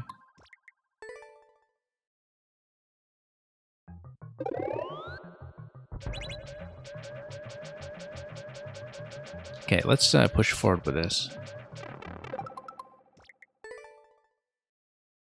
Not quite.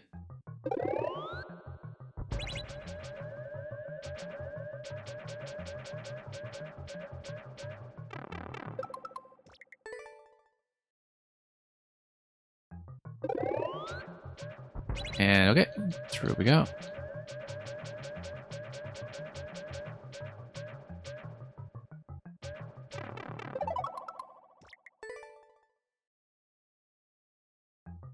So yeah, like I said, unlikely to actually clear this, but we'll try to at least put in a decent effort here.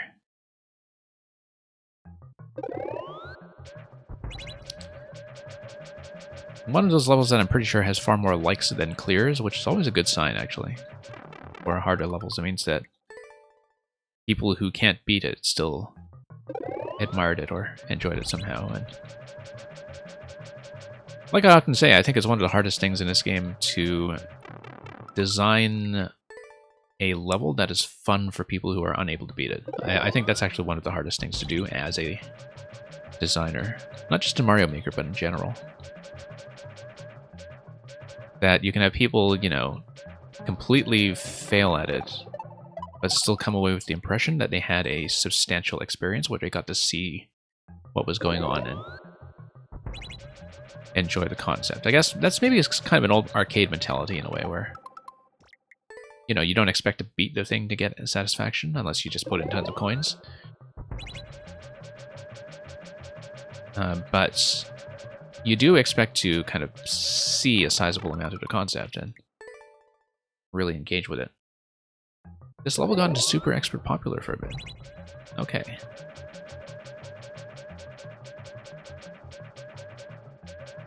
Nice. Okay, let's try to turn this corner here. Whoops. I was doing a bit better on earlier attempts.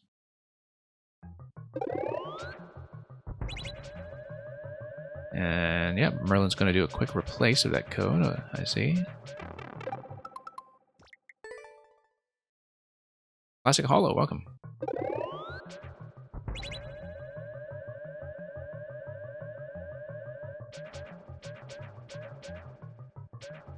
Okay. Let's get through here. Yeah, sometimes you really do kind of have to gun it.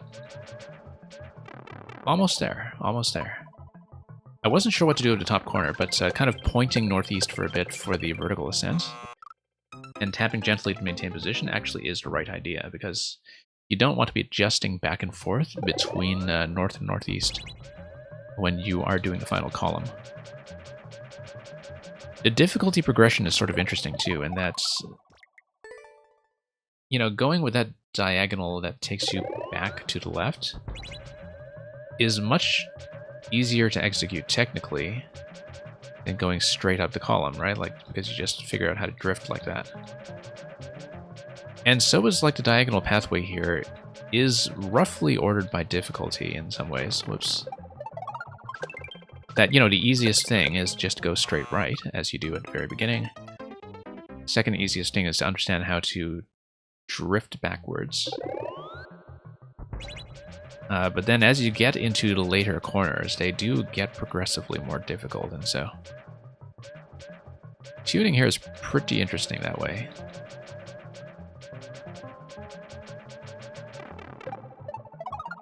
Okay.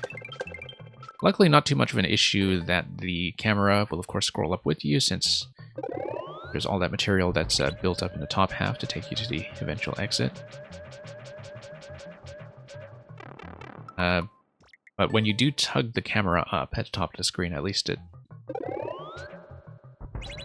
doesn't disguise too much of where you're going to be heading towards as you head back to the bottom right corner. And Furinova, yeah, I guess you still have internet problems. Yeah, we'll try to catch you at another point then when some of that is sorted out. So folks in queue, just so you know, because Furinova is tapping out and because Electrodude was already played once, after this submission I'm just going to go down straight next for a bit. So some of you who have been waiting a long time can actually see some progress through the queue, which I know can be frustrating sometimes when we alternate next and sub next, and it seems like you're trapped in your position forever and ever. But unless we have a lot of other subs come in, I will go straight next after this for a little bit. You know, just to see some other people come in. Merlin's going to redeem skip to queue. Okay, yeah, we'll take that. So Merlin, you will be next, then. And remind me of that when I tap out of this level, because actually I'm going to manage that in the Warp World queue now. Okay. Just, actually no, I'll punch that in Merlin when I'm tapping out of this. It'll be easiest if I do it then. XGM, the good thing about this level is that you can do your work diligently and still listen, and you know exactly what's going on, yeah. Yeah, because when you hear me pop a whole bunch of cannonballs and that one-up sound, you know that's a sure sign of failure.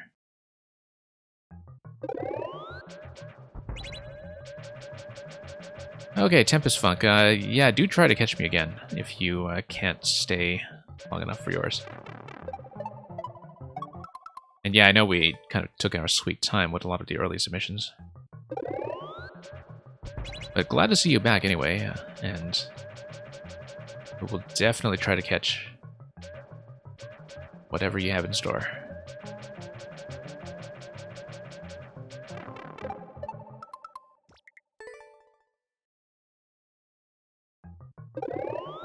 Okay, let's try to stick with this a little longer. Right, because it was a suggested level. Yeah, you might want to pop the code into Discord anyway, if it's a suggested level, in case I get to it separately on one of the curated days, but definitely willing to take that as well next time you want to submit here.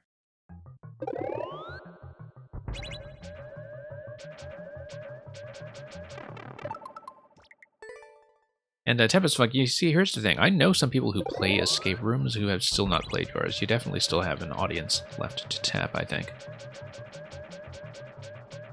I should start nudging them your way. And thank you for the cheers, next GM.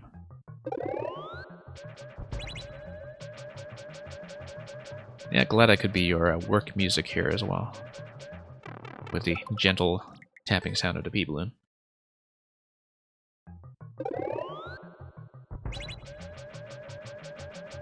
Okay. Up we go.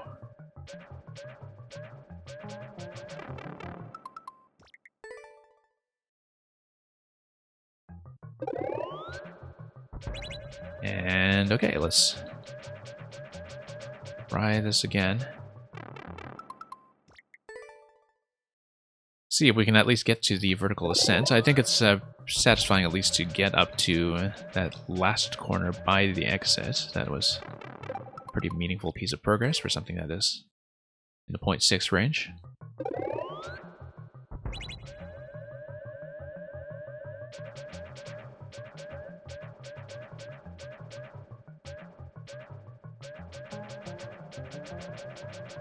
Okay, down we go. Yeah, let me see how long I've been on this one, Nugukaza. Just to be clear. Okay, we have about 20 minutes. We can do a few more attempts. Having some incremental improvement here, so. 8 minutes, welcome.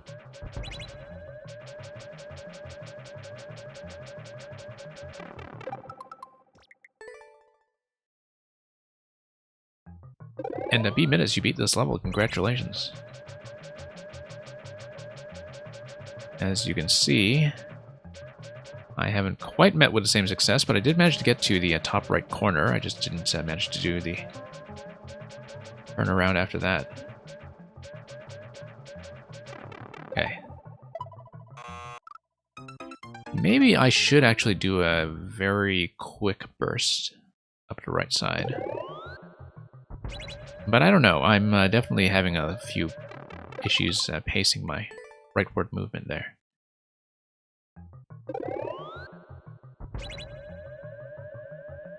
Okay, up we go. Nope. I went very slowly. Yeah, I'm still kind of learning what my preferred pattern on the right side is going to be, which currently is a bit unclear to me, but you know, we're not going for any speed records here. It's mostly going to be survival. Okay, I didn't quite turn the corner there accurately. Need to just boost through it smoothly.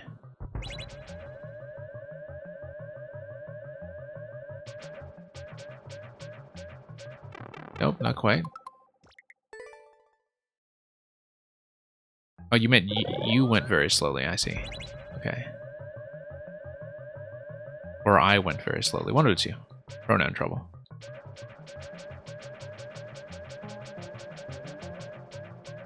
Oh. I'm going faster than you did. Yeah, I find that the early segments, it's possible to go fast to just kind of beat the momentum a bit. And that it actually tends to work out a little better because at least you can some quick attempts in. The last ascent up the right side column, that's the thing that I think I do have to take carefully. And just point northeast and tap at a very gentle but consistent pace, which I haven't quite discovered yet.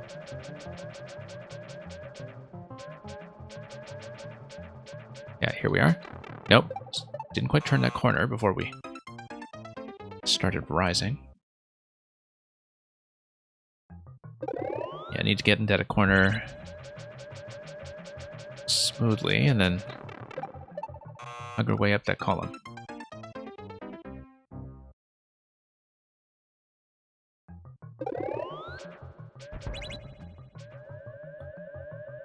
Okay.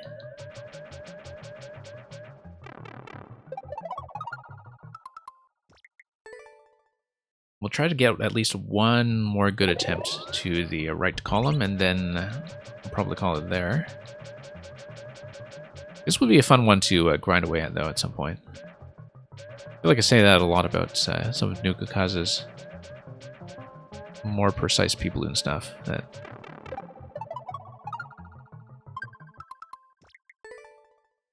you know, I always feel like I want to go back to some of them to wrap them up properly, but it's likely to take some time. Classic Hollow, you're going to try to make your first level, I see. Well, do have fun with that. Get yourself nice and lost in the toolkit. That's the best way to do it.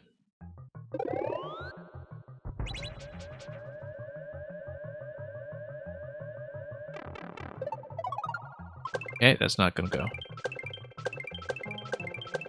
I think at this point, we're gonna slap a like on it and call it for now. I do want to beat it at some point, but it's going to take a little bit more work, I think, to get through the right column. Let's just scout a little bit here, just to see.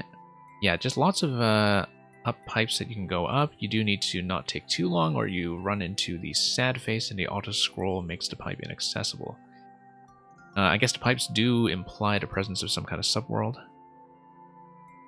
You see another TPB with the pipes in the right side. Yeah, really neat setup, though. Great pattern to work with. Love how the opening screen as well, or rather the thumbnail screen, gives you the pattern even though it's sketched out in bombs instead. And it gives you a very accurate preview of the layout.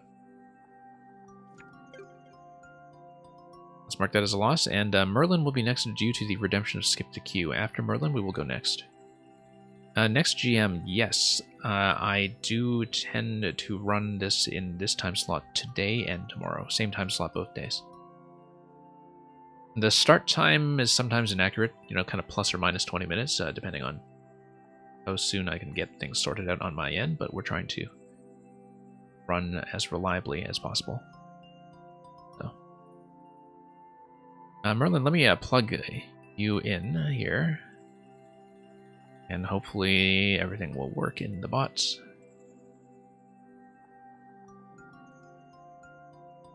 You'll have your music theory level done by tomorrow night. Wow, okay. It's a quick turnaround time, so we'll hopefully see that then. We'll just make sure we manage to punch things in. So yeah, Merlin, you are in, and the list is currently looking like that. So Merlin will be followed by Dex, and Beat Minutes came in with the sub, so we might go back to sub next after that, but we'll see how we're doing for pace. I mean, the thing about Electrodue's level is that the Persona 5 one, I did play the earlier version of it, and I do know it's quick, so we will get through Merlin's first. Speaking of which, let me pull up Merlin's level, because this is going to be of interest to people here. Foundering specifically, I don't know if you know who the Big Shy Guy is. But the Big Shy Guy is somebody who streams usually expert levels on European time, but to a jazz soundtrack, which I think is one of the royalty-free playlists on Spotify or something. But it's a stream that I tend to drop by in some of the wee hours sometimes if I'm actually up during his time, because it is just a great kind of jazz club's endless expert hangout to just unwind, and Merlin sends him stuff all the time as well over there, because it's just a fantastic atmosphere. And if folks who don't know, I mentioned that to Foundering specifically because Foundering is a very good piano streamer who definitely deserves your attention when he's not working on music theory levels to submit over here. And also rated us at the beginning of this stream and got us off to a nice, good start, so. And yeah, that's very true. That's so good to have so much classic ragtime and Buster Keaton in the public domain. Anyway, Merlin's going to send me a Team Jamp level that is sub 1%, but dedicated to the Big Shy Guy, who actually was also a contributor to Team Jamp World, I think. Although I haven't played his yet. we'll see how the wall jump concept is going to go here in the NSMB style.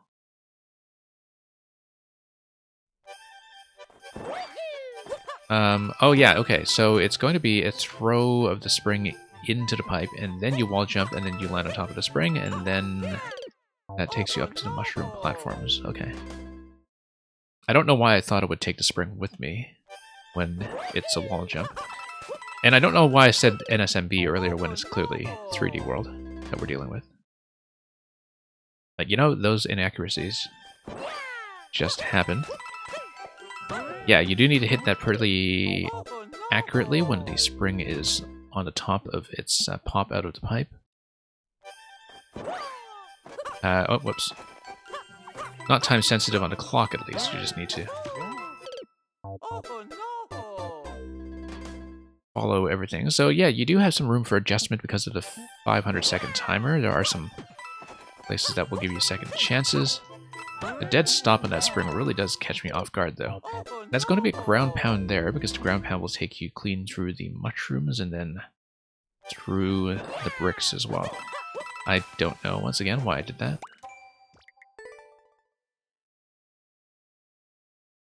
Yeah, so this thing here does catch me by surprise.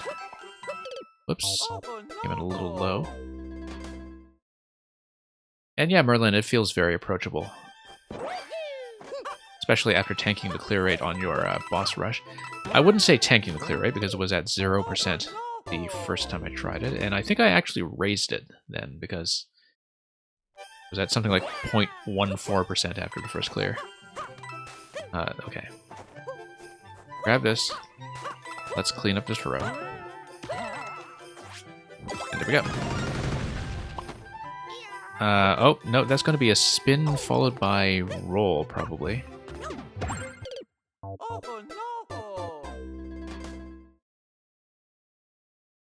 No, it's not going to be the spin high jump, because I don't think I can duck out of that.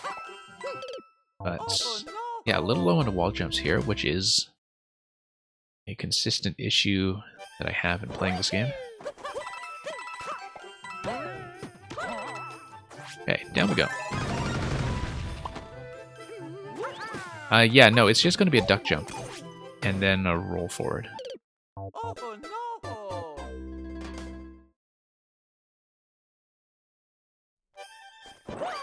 Okay, I stumble on this a lot for some reason. Like, I run into it, I try to let go of the throw, and then coming to a dead stop instead. I'm not exactly sure why that keeps happening, but... Okay, nice, that worked. Yeah, that looks like mandatory damage, and then that's going to be a wall jump off the block to the left side to get on top of the creepers. It'll be creeper on the right, wall jump, and then creeper on the left. Okay. This keeps throwing me off a little bit.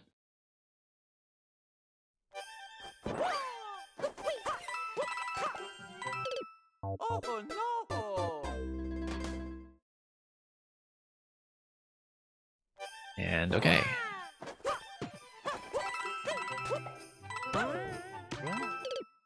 I actually only just noticed that my bot was telling me that the Big Shy Guy had actually finally gotten to 3D World and Bowser's Fury. I hadn't seen that yet, so... hadn't seen him play it yet, rather.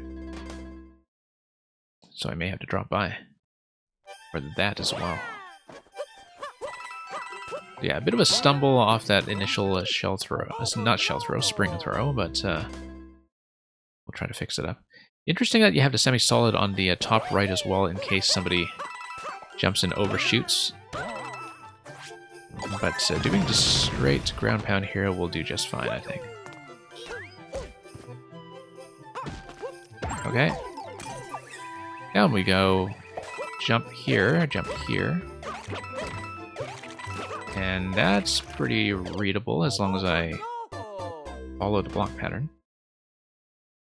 There's nothing after the 100 stars in Bowser's Fury. Mail, there is a small cosmetic unlock if you go back into your save file after collecting 100 out of 100.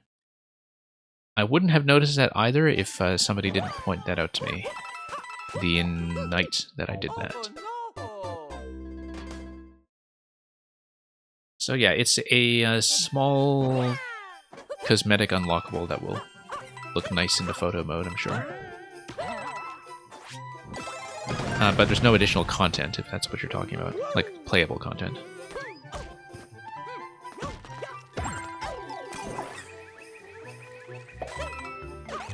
At least I don't think there is. You know, after doing Champions Road, I'm kind of feeling the itch to just replay Bowser's Fury quickly in a sitting. It's nice that it's short enough that that can be done.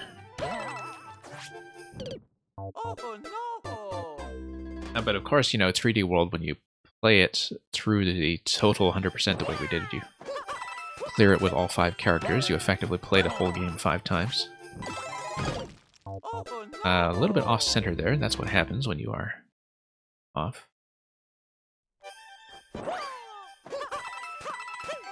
And there we go.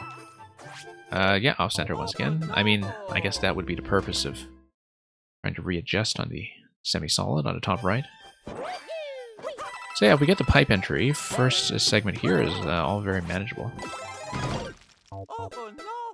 The clear rate is actually kind of shockingly low, given the circumstances. Given that this is very standard jumpy stuff.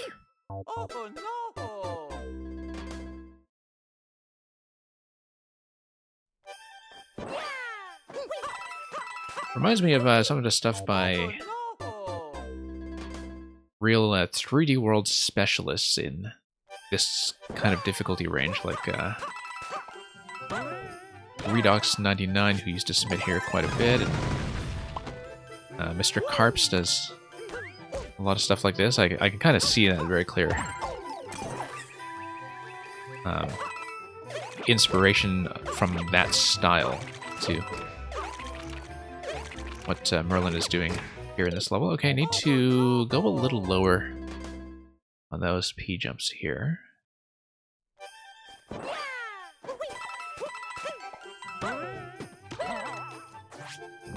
And yeah, B-Minutes, I found playing through all of 3D World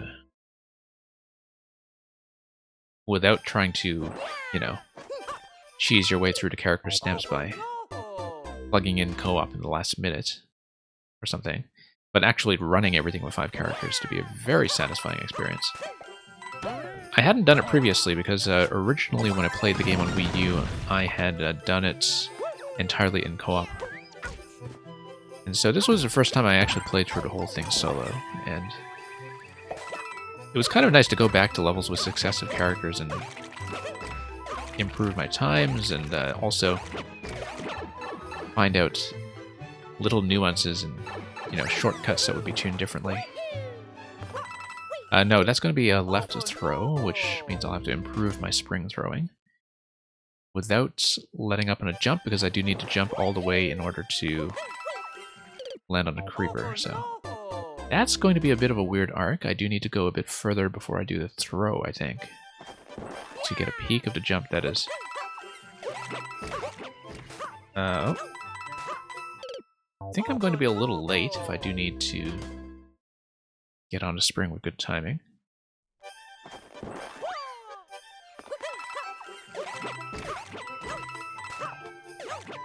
Okay, no, that's fine actually. Very generous.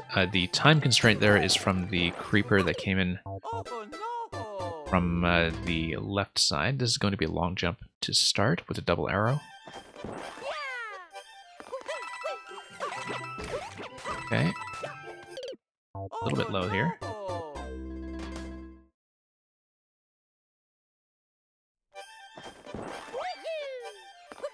And next GM, you say you don't have any friends who play Mario in real life, or you'd love co-op. Yeah, I'm no longer living with a family member who was my co-op partner back when Wii U, and who was a very equally skilled player, and so that's pretty much the best way to do that experience. Was, you know, if you're lucky enough to play with somebody who goes at about the same pace.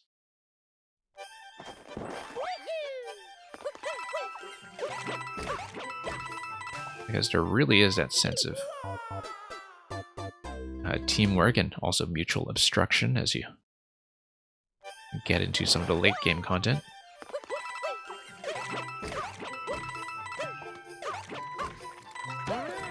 Really one of my favorite co-op experiences.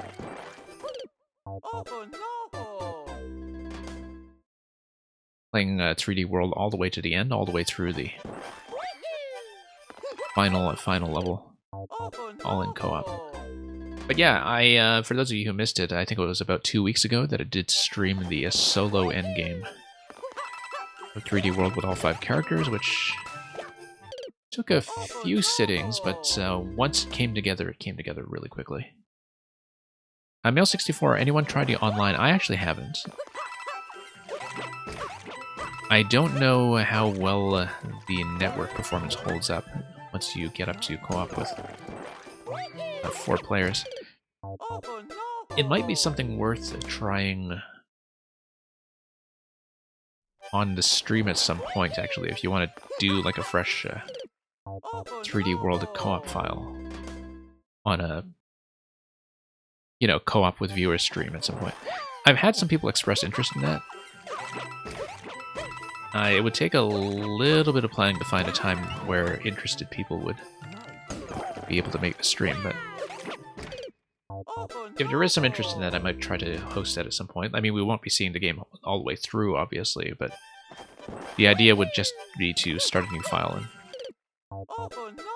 you know, go for some high scores, get in each other's way, just have a bit of a party session. And we'll see. I mean, enough of you own 3D World and Bowser's Fury that I think it would be doable. That we would actually be able to get a party together. Okay, I see what's going on now. You throw into the pipe, you go back to the right, and you double back to the top right side. I understand that pattern now. I don't know if it depends on hitting a certain creeper first in this stack, but I think this should be okay. Yeah, there we go. Nice, this is actually really quite satisfying. Very nice, actually. And yeah, you can see the blind read actually came together really quickly once I just understood that pattern on the turnaround. Oh, interesting. Probably nothing over here. Okay, so let's just do the long jump check. I guess that's what that was. Long jump is probably supposed to get you onto the high platform. Okay. Right, I think I see what's going on. That you do a long jump check just as a bit of a reminder for people to read the double arrow that way before you get into this segment here where a long jump gets you just under the icicle. But you need to hold jump into that to get the high bounce. Okay, I see it. And yeah, I've never had a functional co-op game of, not co-op, but rather a functional versus game of Mario Maker 2. I would like to get some kind of co-op going with Mario Maker 2 at some point, though, because there were profiles people sent into this stream last year that were profiles that specialized in kind of co-op puzzle platformer designs, and of course, you know, as a solo streamer, I was not really able to see the co-op side for that. I was often just playtesting the solo gates. And it might be interesting if we can get a co-op squad together at some point to play co-op puzzle levels, because there are very few people who have ever really made them at a serious level in Maker 2, and being aware of a small handful of those, I would be eager to give that a try.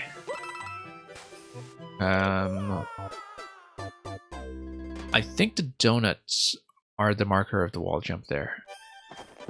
And that I had to go much earlier than I estimated to get down to the creeper that is on the bottom right in that segment. Okay, that's pretty clean. Yeah, there we go.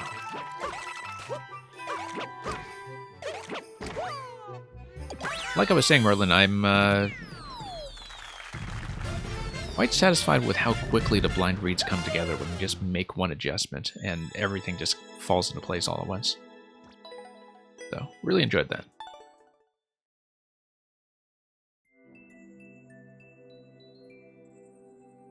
And, you know, in these parts where I was briefly stuck, it was nice to have a little bit of problem solving as well, in terms of weaving your way through the level and just figuring out how to clean up certain timings. So, very nice level. Thank you for all the GGs. Let's get back into the next.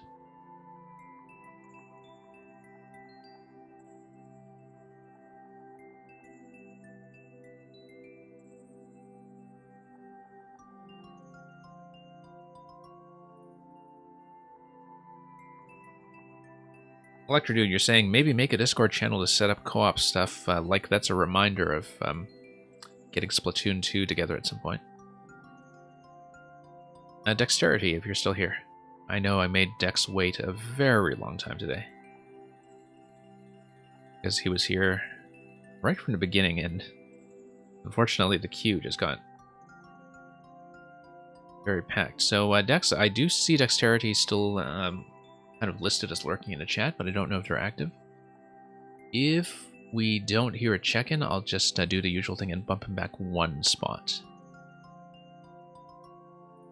You know, because people can be AFK sometimes. So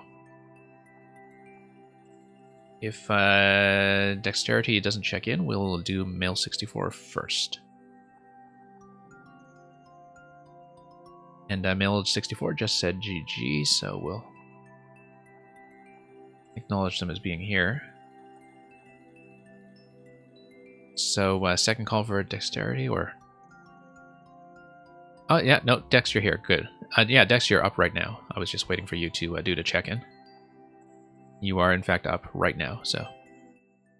You're not listed in list. Okay, so it's going to be 7. Where is that? Yeah, no worries about that. I try to keep things flexible here, too. Make sure we accommodate people who are just temporarily AFK or unable to type or anything like that, or...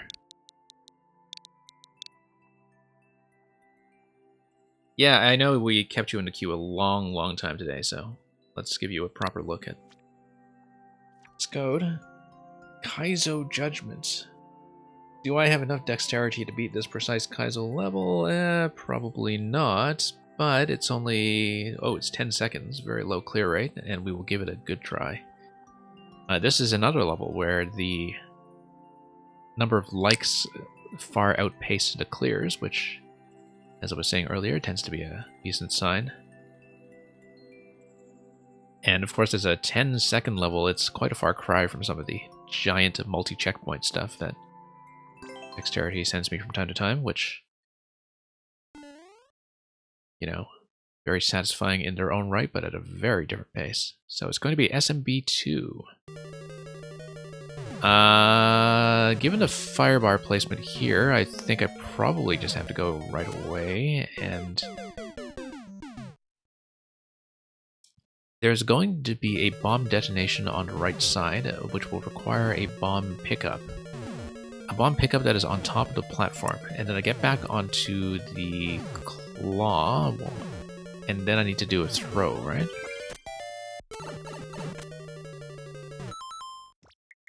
Let's see here.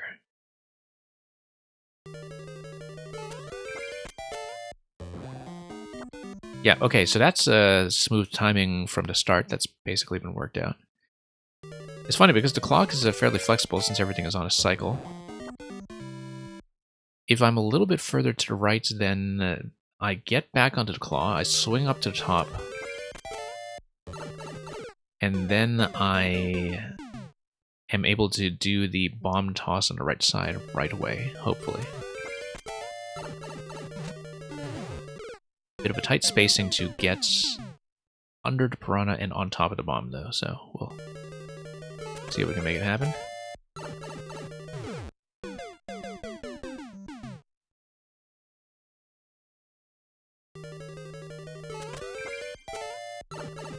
Okay, not quite.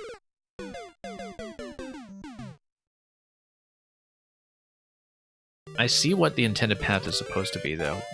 The firebar timing, when you get the bomb and get back to the left side, is going to be a little bit tightish, but... Whoops. Yeah, you have to be very quick, because as soon as you pick up the bomb, you need to get back onto the claw, and then off the claw to the top right before the firebar cycles around.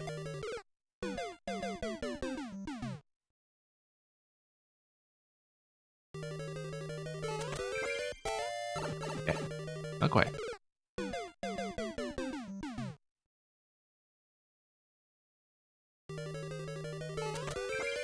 Just need to fall in a little more accurately. Just need to fall straight beside the piranha and then tap right a little bit to get a good landing. So it's all about slipping into that space directly above where the bomb is accessible. So it is very much a controlled jump, controlled landing. And well, we'll need to do a little better than that, but... Yeah, and then there's that little firebar on the right side to trick you out as well once you do get over there. But at least once we reach that point, depending on how far the central large firebar reaches, I may actually have a little room for a bit of patience there. And, yeah, 300 seconds on the clock, so there are things you can certainly take the time to read if you really want, but it really does seem like the timing is set up to be playable from rushing into the start. Like, I don't think we'll get a better firebar timing than from just going from start. B minutes, your cat's is under the table, but then is she sleeping under the table? Or did she just decide to avoid bedtime there? I guess she got up and went under the table.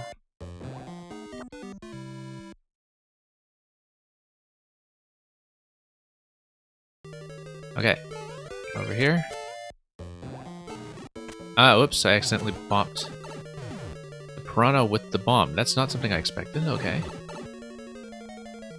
So as you can see, if you stand in this square here, though, like once you get the bomb detonation on the right, if you're still holding SMB2, this is going to be a safe spot. Assuming that the scroll break on the right side doesn't auto-scroll really aggressively or something like that, which is entirely possible.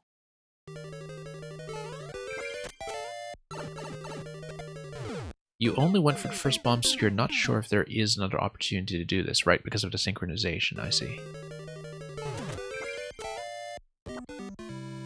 So yeah, it looks like I do need a little bit of a dash off the corner of the falling platform to avoid the issue we had there of the bomb colliding with the upper piranha.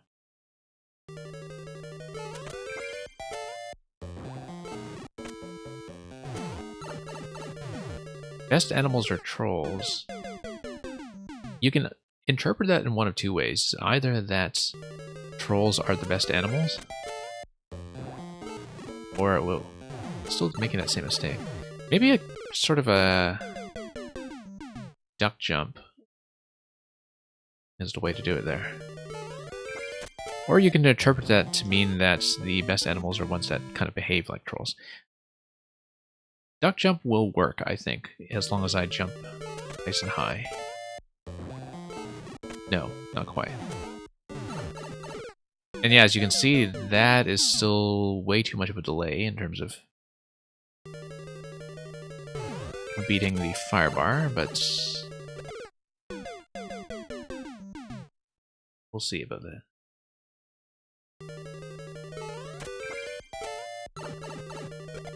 There's a computer joke with that saying. The saying that best animals are trolls? Okay. I don't think I know the joke.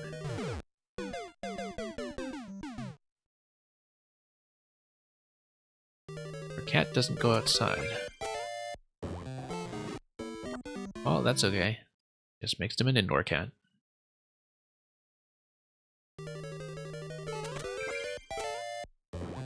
Nope. Still need to go a little bit left before we do any kind of jump there.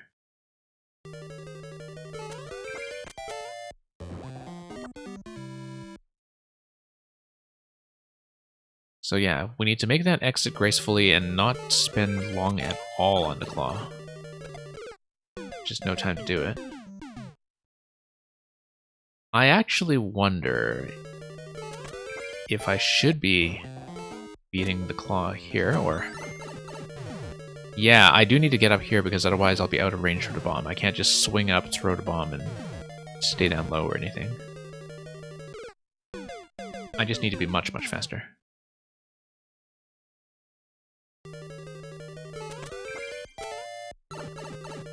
Which is going to be tricky because of the way that the claw is going to do a backswing when you jump into it from the right side.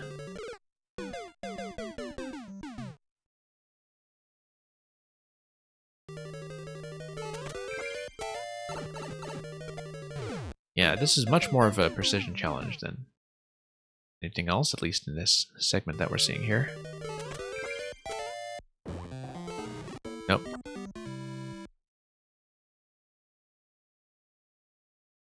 Just always encouraging one little adjustment at a time.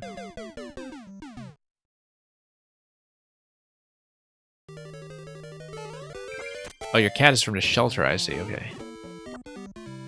Yeah, that's definitely, depending on where she came from originally, experience that could really condition what she's comfortable with, I guess.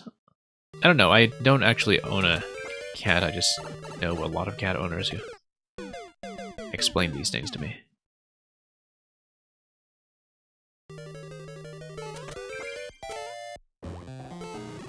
I seem to know a lot more cat people than, say, dog people or other kinds of pet specialists.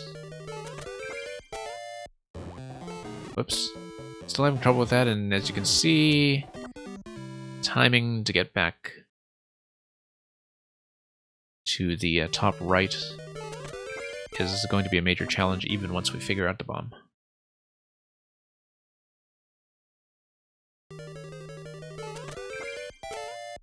Oops.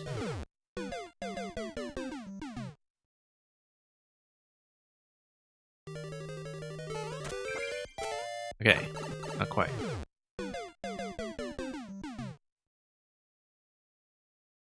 So yeah, we'll see if we can fix this up somehow. Record so far is just getting on the claw with the bomb. I have not been able to do much more than that. As you can see, I think it is possible to slide under here just in time as long as I stop and throw the bomb, and I need to basically come to a dead stop in this position, throw the bomb and not get whacked by the lower fire bar. I think that's going to be the idea. No, still need to go further left when I exit that platform, and I cannot afford to lose that much time either.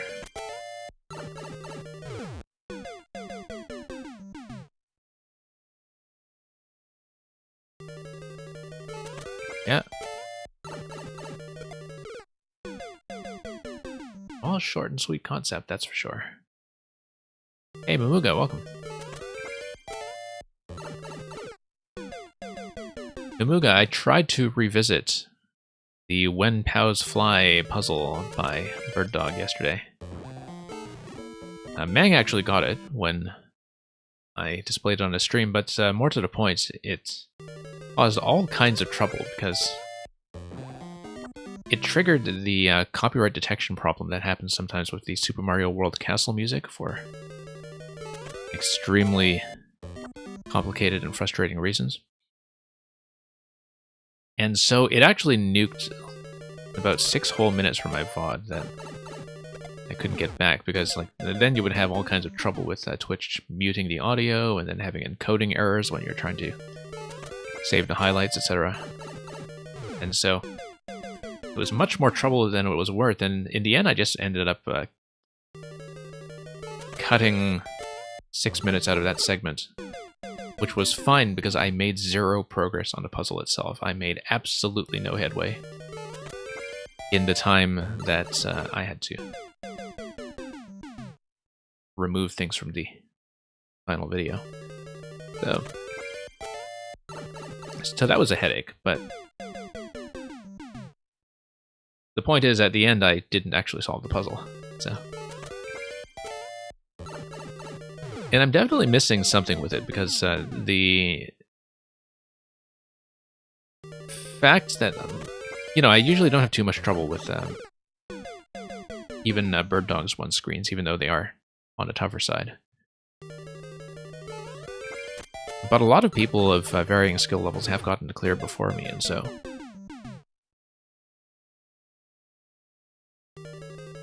I definitely have some kind of tunnel vision on that level that I'm sure you know how to identify as somebody who actually has cleared it yourself. Yeah, still not making that adjustment properly. We'll see if we can at least get the bomb detonation. This is 0.2%, and I see why. See that I'm sliding a bit far here, but if I can manage to stop, get the bomb throw before the detonation. Nope.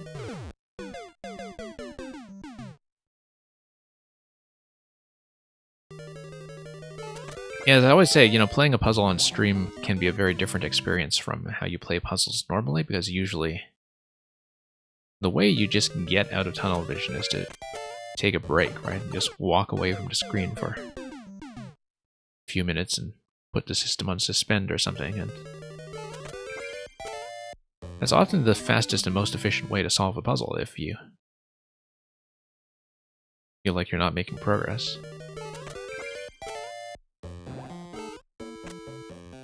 Nope. Too much of a swing there. Did manage to get on top of the claw, but the backswing killed way too much time. Yeah, because you need to basically... If I take damage there, I'll still try to show off the timing on the claw, just so we know what we're doing. Not quite.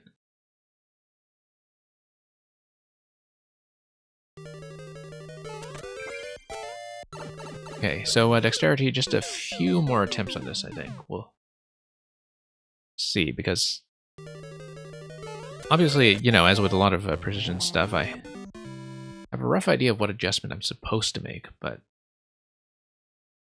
I'm definitely losing far too much time before getting up to the fire bar, or getting past the fire bar with the claw, rather. And so it's a major obstacle even once I do figure out the bomb with some more consistency.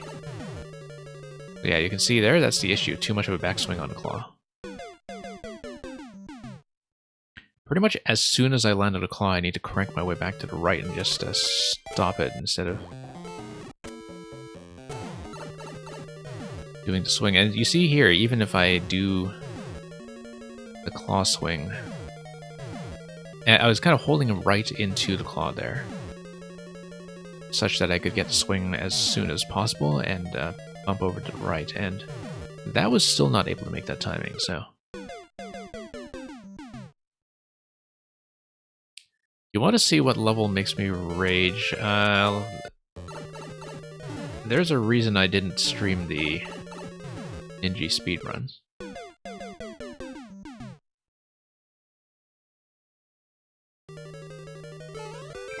Well, apart from not being a sort of speedrun player to begin with.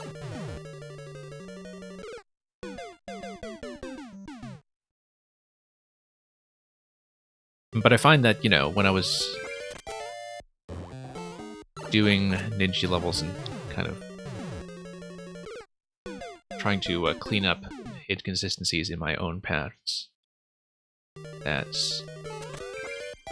those would sometimes definitely cause a fair bit of frustration. You want to hear what it sounds like? No, I don't think you want to hear what it sounds like. Out of curiosity, I suppose, but...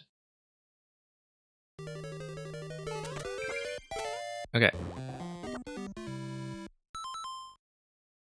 You see, Momuga, it's sort of interesting that you say that about short levels and losing progress, because as people who have watched me play stuff like Champions Road know, I'm actually much more okay with long levels and huge progress resets and permadeath and, you know, arcade-style deaths that set you back an hour or two.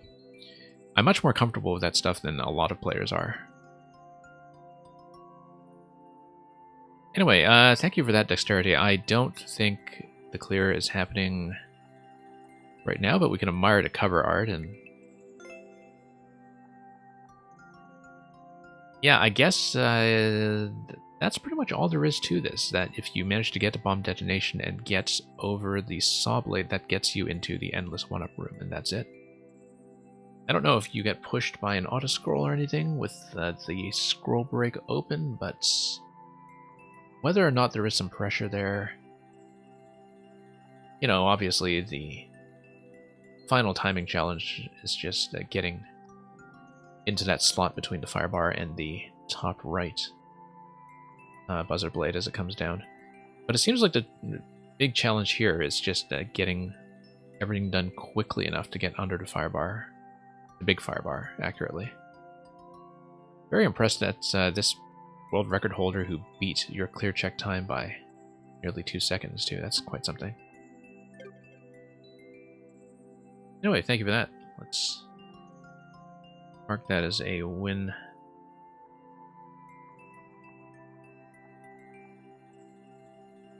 And Green Heroes, welcome. I will be closing the queue fairly soon. Just going to give you folks fair warning, because this is usually kind of my closing time, so we can somewhat guarantee that we'll get through everybody else who is here.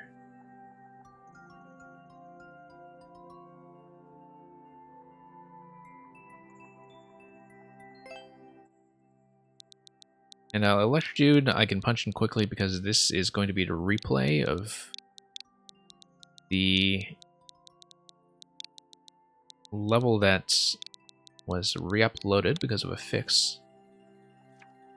So I know that this one doesn't take too long. At least it didn't last time.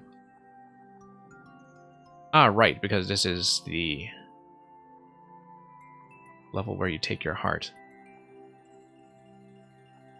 Anyway, let's rip some hearts out. I will almost certainly be closing the queue by the time I am through this one. So, this will be last call.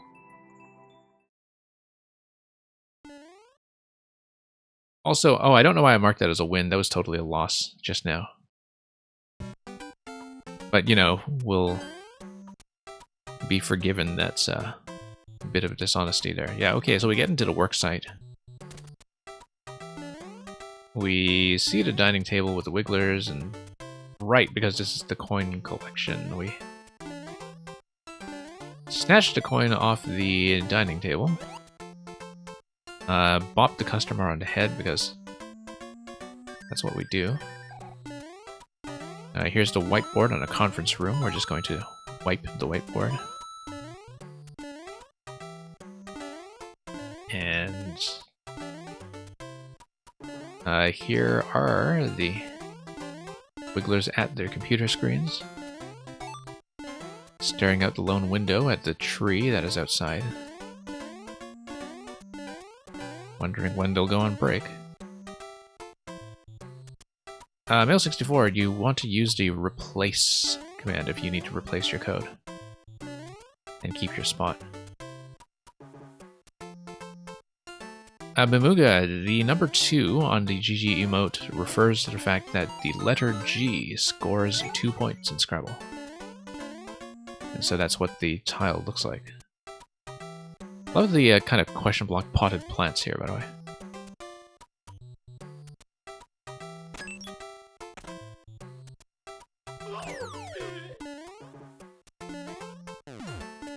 And okay, down we go.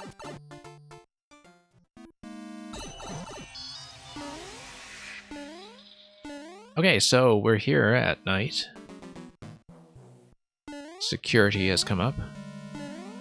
And security is guarding the key. Okay, fine. We'll just kind of steal our way into here and... Oh, that was nearly disastrous. Construction crane is hanging off the ceiling for... Oh, I see, because it's sort of an inverted world. In some ways. I haven't actually played Persona 5 or Persona 5 Strikers, so... We're just reconstructing some of this from... Well, just inference from the artwork.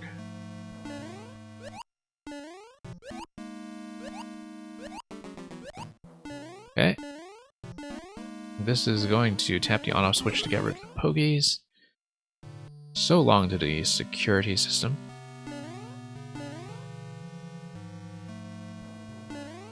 Okay. I think I can probably make this, yeah.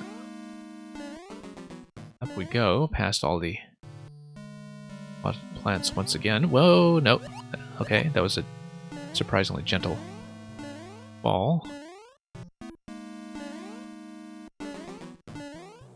Past all this stuff.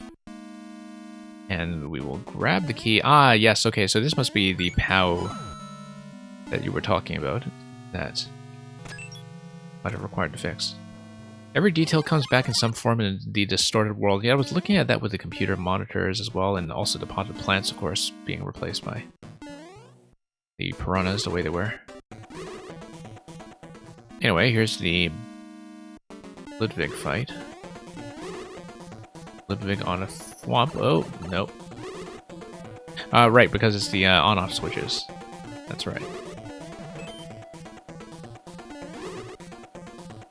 We just go around, hit the switches back and forth. Or was it? Oh, whoops.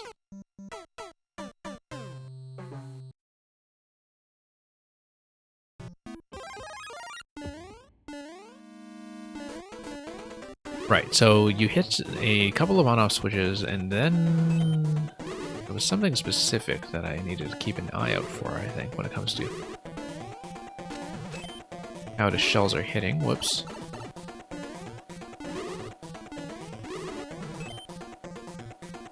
Right, because there's going to be some kind of an off-screen key, I think, from a couple of activations. There we go. Terminator, welcome. Glad you got in before last call, because I was just about to close the queue. So. Okay, here's the office. Office is going to blast open, and then that's the end. You made the fight a tad shorter. Oh, in terms of the total switch activations, I guess. Okay, worked out pretty well.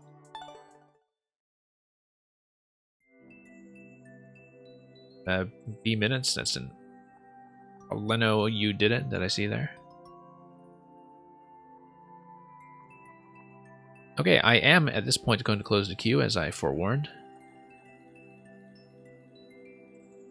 And given the state of the rest of the list, we will... Yeah, we have 2 subs still in there, so we'll alternate next sub next, but we'll get through all of you fairly quickly, I think. So, well, depending on the levels themselves. But I feel like I will have time to see everybody.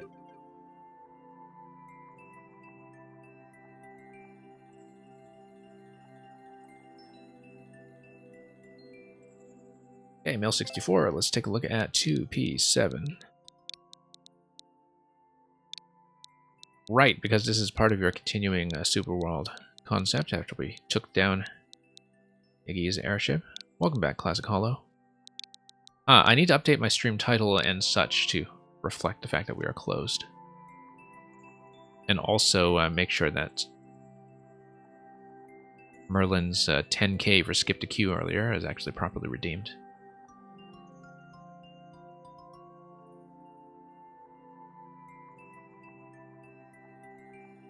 So let me just do some of the administrative stuff. Mail64, so this is a brand new upload by the looks of it. So thank you for offering me first clear on this version anyway. Assuming that people don't race me for it first, which they are quite welcome to do.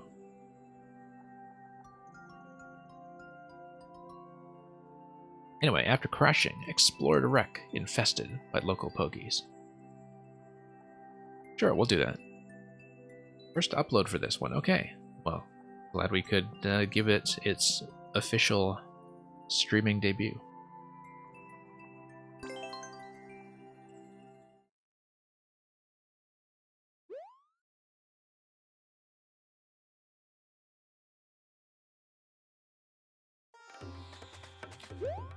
And, yeah. Merlin will also try to get first clear. You'll probably get it if you're actually actively racing for it. I mean, I do tend to poke around for things like secrets. I see there's a whole bottom deck here on the crashed ship. Oh, was hoping to get up there. Oh, okay. No, let's block the pipe.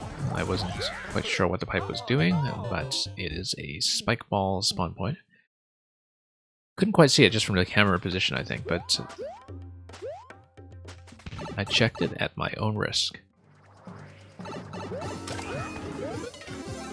Yeah, no, you can see it. It's just that the camera bomb on the airship theme can create some mild issues. And I see that Iggy has kind of returned from his defeat in the previous level as well. And that we do need to defeat him for the key. That seems to be the implication, but blocking off the spike balls is going to be a big start. Let's make sure that's shut. Yeah, I guess the state block underneath the claw is there to also just take out any spike balls that may have already have spawned. Come on, drop out. Nope.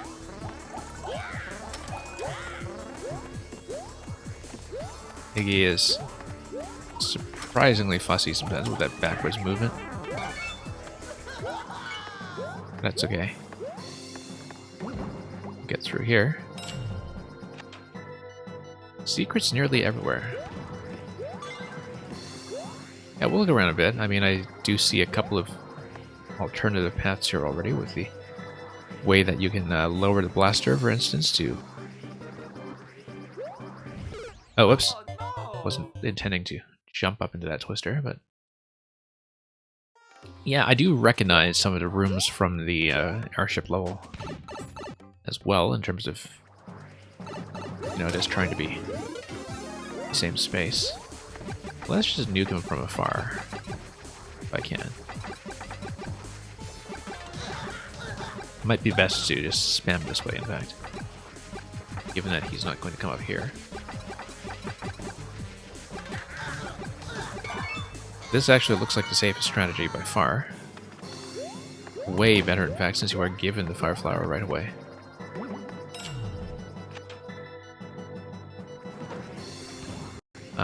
Yeah, side spring here. Let's just drop this.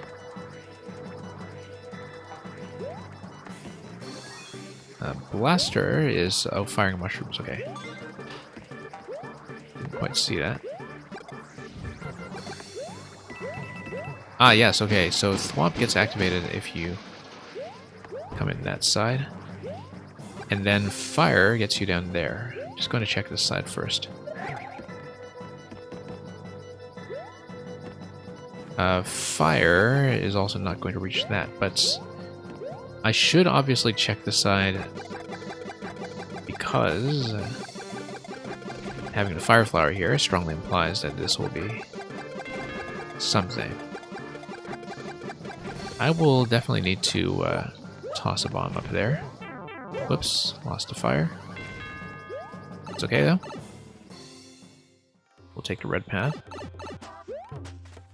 Red path is going to give me a propeller hat plus a necessary on state to get out of here.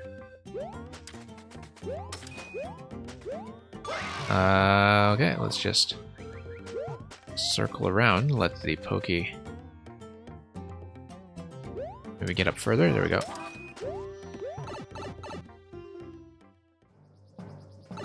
Okay, this I remember to be similar to the Spike Ball room.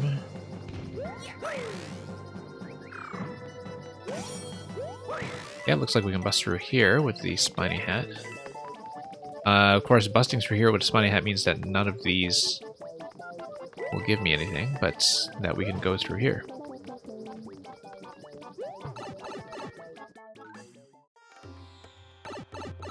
Pops me out of that pipe and goes over to checkpoint. Sort of interesting that you can, if you are at checkpoints, come down here, and that wouldn't do much for you. Although, if you are here from checkpoint, you would be without the Spiny Hat, and that would allow you to tap some of the blocks if needed. So, worth checking if we get back there at some points.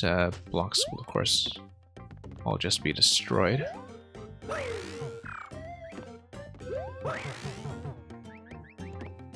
Okay. There is a lower location here that is accessible, but would require something like a fire flower, I think. The fact that it's sitting by a whole bunch of hard blocks is also appropriately suspicious. Yeah, looks like this is just built on the bottom half of the screen. Half the bottom half of the layout, I should say. Warp zone, presumably. Ah, right, yes, because of the block that I took out before that pipe. Let's not just stand here. We did kind of need to stand there, though, to do this. Oh, didn't expect that. Wasn't sure what was going to spawn. Yeah, a little bit of uncertainty there, I think.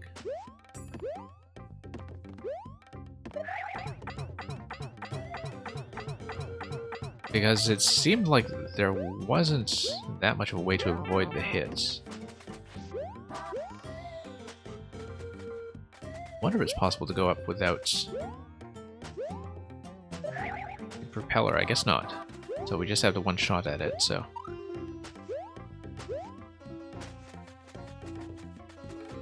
Yeah, I guess the lower pipe there is a fire flower path. Or is meant to be one.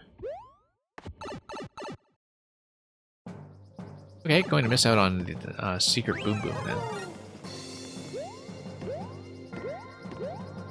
But yeah, the spacing I thought was kind of strange there, just because it looked like it was difficult to avoid taking a hit. We do need to go past a one-way panel to spawn Boom Boom. Or release him. Nope. Okay, this is kind of a neat fight. Need to watch my positioning here. Okay, sure, friendly fire is perfectly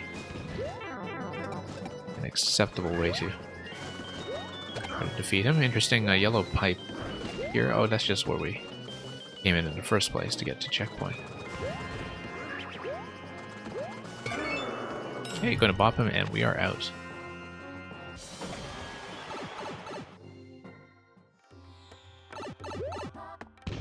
It's a bit janky, but also a secret. Yeah, I think actually a secret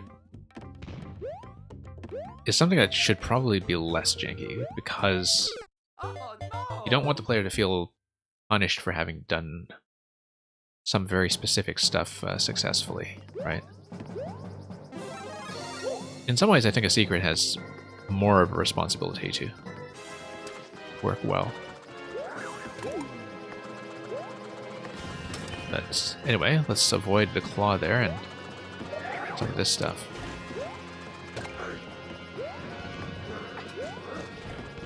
And yeah, gonna get the second hit from Spike Balls. That's going to be fine. Now let's just wait for a good flight pattern, I hope.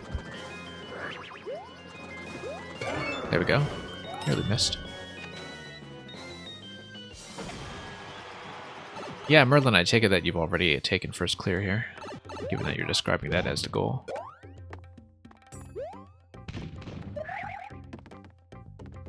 And yeah, let's go up here.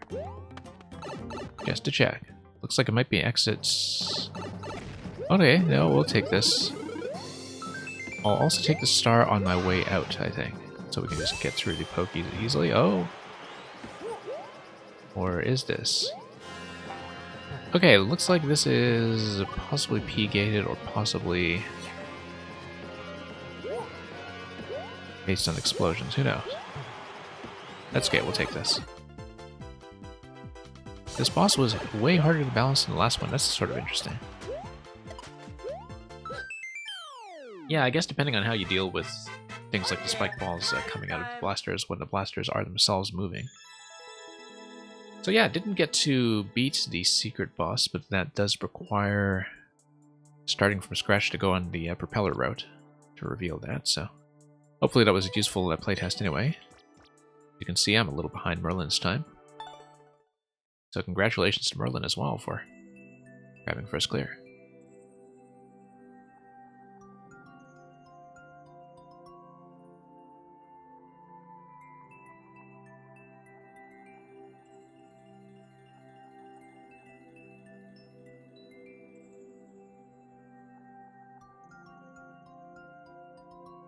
Okay, B minutes is up from sub next. Last sub after that is Terminator, I think. Sorry for this painful level. Well, okay, let's ask ourselves how bad it could possibly be.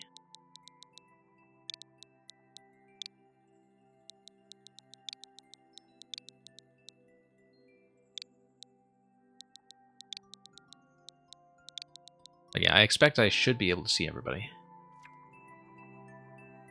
The Great Vine Climb 2, no clears on it yet. From a sizable number of attempts, but only 15 footprints. Carnivorous plants must be narrowly navigated to reach the top, so yeah, I guess we need to watch which side of Divine we're on, because this is SMB1. And there will be some precision requirement that has gotten in the way of everybody else so far.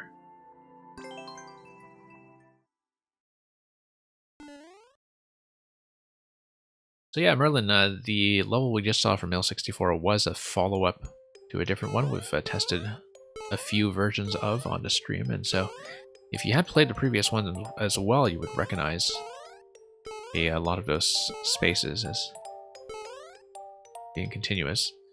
Yeah, I could check the pipe, but since we know we can do this, I just want to check it quickly. Okay, one up. Good placement, I guess.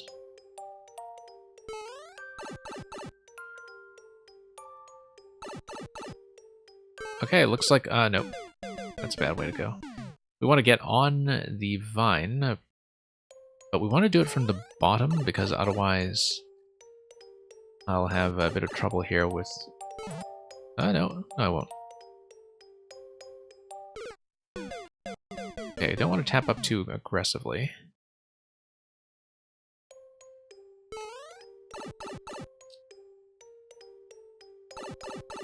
And, okay, go. Yeah, that's going to be fairly pixel precise there.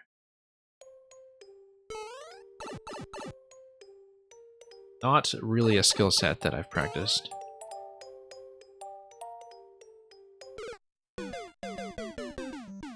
In terms of tapping my way up to a very specific location that will be safe.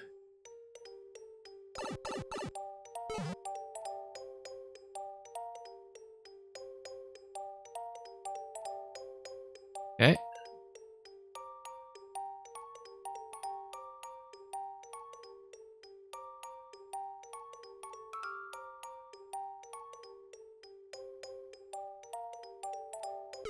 Nope.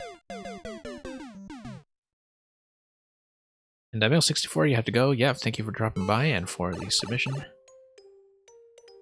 Watch Mario's butt. Not helpful, but you can see it better when you're on a vine. Yeah. That is how I'm trying to approach this, but sometimes I'm close enough that tapping any further will be a problem. And so I have to kind of back up and then go back up again.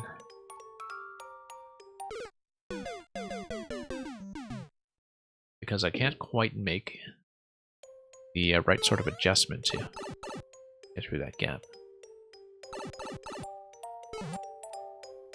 And yeah, so next GM, I guess you've seen a few of these from B minutes before.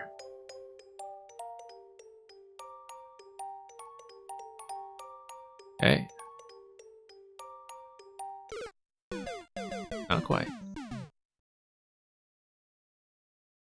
Well, we do have a couple of visual guideposts along the way that we can't interact with, but which give me a sense of how far I've been.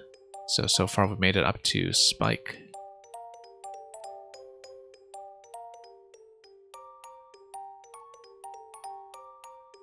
Nope. Can't you cheat and wait for the poison to kill the piranha? Let me take a look at this quickly. Oh, I didn't even realize the poison was going up.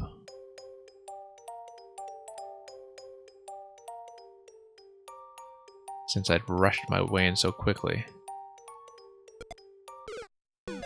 Mamuga, that's an interesting thought, in terms of letting the poison catch up to the piranha that's below you in those one-tile gaps. Oops.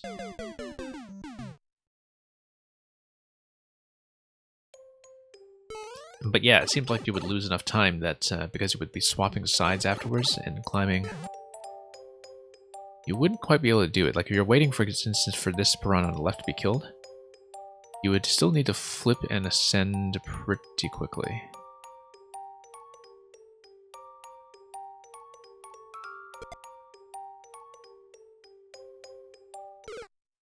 Yeah, I didn't even notice the time constraint the first time. You kind of have to watch Mario's animation frames when climbing, I think. I don't know if they make much of a difference to the hitbox. But where he, yeah, as you were saying about his bum.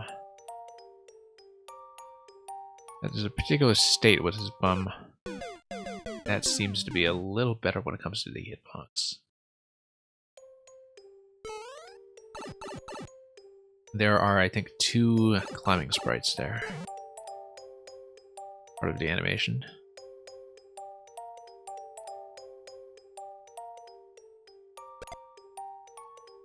Okay.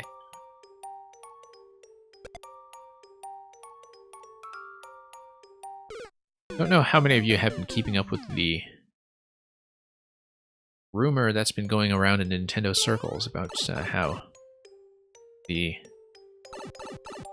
developers of the recent 3D Mario games are going to be back on Donkey Kong next. Or have been working on the next Donkey Kong. Which I find incredibly exciting because, you know, really the sort of origin story of modern 3D Mario, starting with Mario Galaxy, was that the team was originally the Jungle Beat team. Of course, there's been a lot of personnel changes since, but the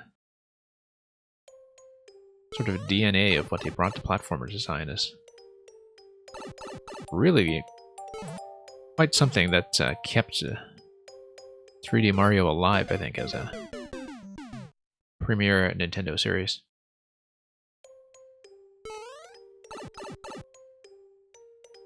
And I find it very interesting because, you know, it'll be interesting to see if Nintendo is bringing back Donkey Kong in-house, how they recover a lot of that original Donkey Kong substance, like a lot of Divine Climbing, which is why I'm talking about this. That isn't so much of a presence in the country games, but like if you go back to original Donkey Kong and its related arcade experiences, and Donkey Kong Jr., Donkey Kong 3, etc. There's a lot of stuff in that kind of platformer design that's kind of gradually fell out of the Donkey Kong series and hasn't been brought back in some time. Like, and I kind of want to see what a modernization that goes back to fundamentals would be like, where you know, if you're thinking about Donkey Kong platforming in ways that try to exploit a lot of the roots and don't rely entirely on the formula set out by Donkey Kong Country, because I think that's something that Tropical Freeze has already kind of perfected.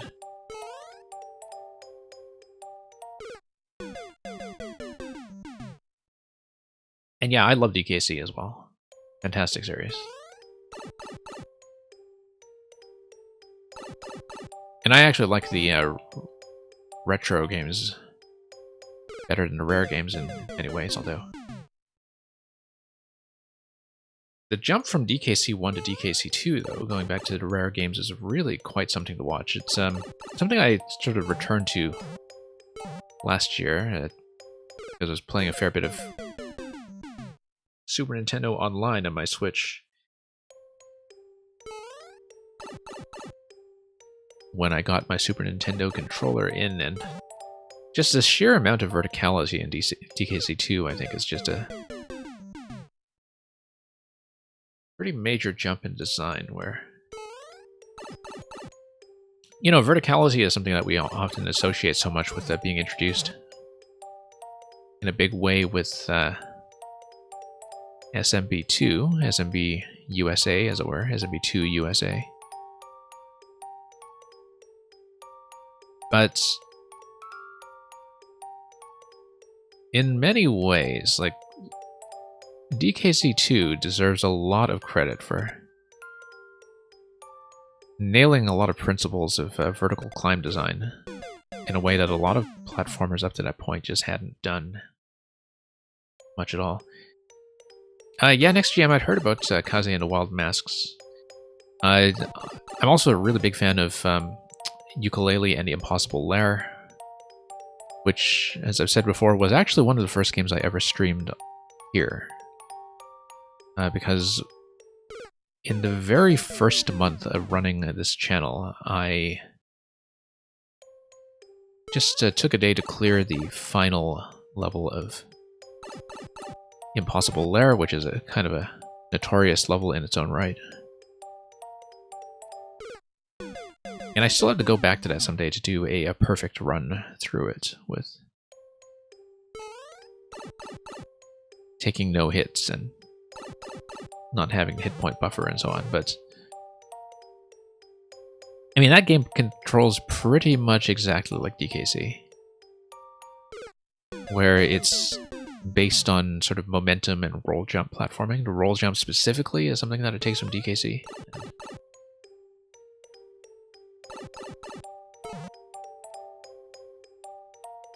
But yeah, I definitely heard from some people about, I believe it's Kaze and the Wild Masks, and you know, with the 16-bit pixel art rabbit. And I did mark it out as something that I might grab on sale at some point if people want to see some other platformers. But yeah, I'm very fond of Yooka-Laylee and the Impossible Lair. I'm also somebody who's a big fan of the sort of structural concept of how they set up the final level in that game, which is just a magnet for checkpoint whiners. But, you know, even just the standard levels in that game are just a great piece of design.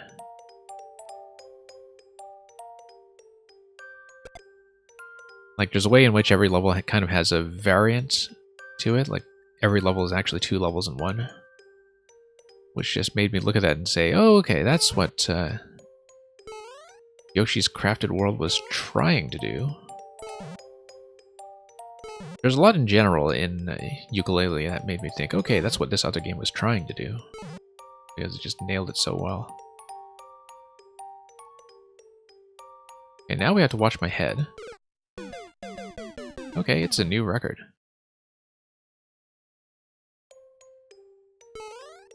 So yeah, B-minutes, we'll see how far we can get. 0 clears in this one, obviously. I can see why.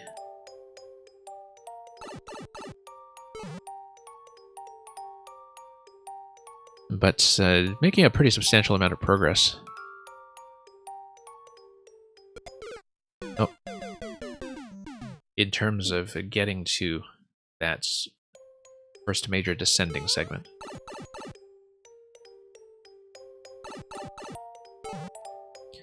You see, the thing next GM, and I know that, you know, people's sort of price and length expectations are a bit different these days, but I think people going back to a lot of classic 8-bit and 16-bit platforming classics would be very surprised at how quickly they go by, especially if they remember spending a lot of time on them as children, for instance. You know, something like Super Mario World, if you want to just knock out 96 exits, even casually as a non-speedrunner, you can do that in 5 to 7 hours, maybe. Because in those games, there's just no downtime and no padding and no fluff. It was the same with Bowser's Fury when it released recently, that most people's experience with Bowser's Fury will be somewhere in the range of 5 to 10 hours. I took about 8 or 9 because I was doing 100%. And it still felt like a really full-size game. Like, it's very easy to just say, oh, games these days, we expect them to be 20 to 50 hours. Without considering that for platformers, that's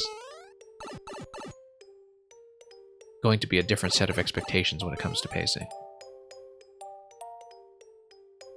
Yooka-Laylee and the Impossible Lair, to get all the way through to the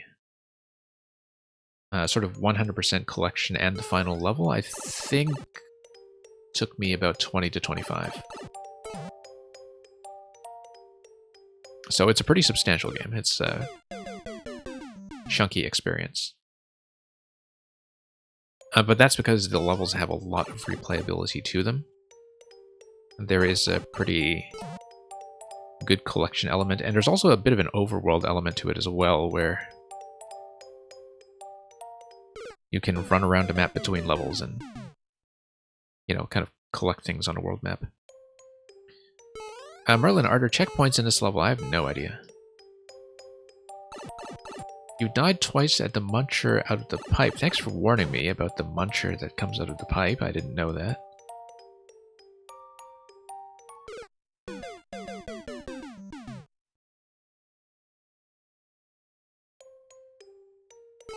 So yeah, B-Minutes will see how much further I can get. This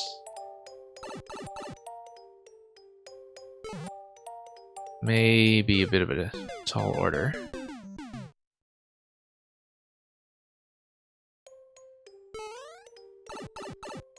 It's also easy to forget how short a lot of classic platformers are when you play Mario Maker and get accustomed to the idea of sometimes spending hours on a single level.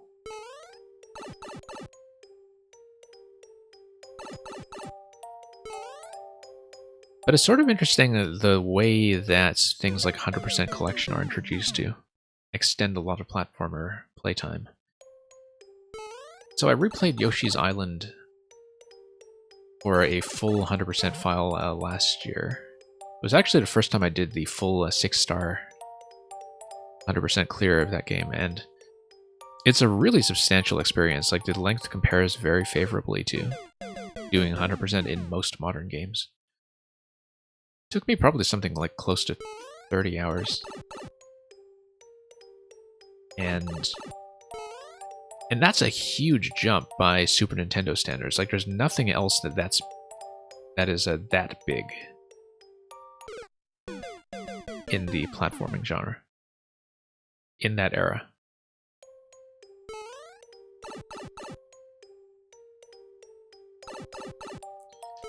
But yeah, something like DKC 1, you know, just sit down, knock it out in 2-3 hours maybe, depending on how cleanly you play.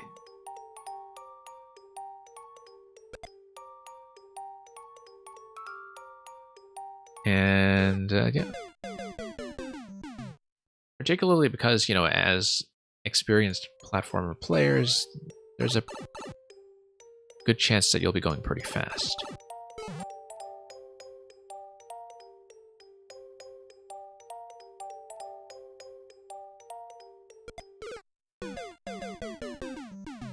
Okay.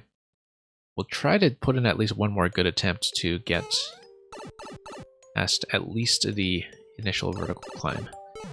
As you can see, I'm not really a precision player. People who are precision specialists would understand the hitboxes well enough to know how to make the right adjustments and read the animation frames, etc. But I'm just kind of roughly eyeballing it and not doing a great job of it.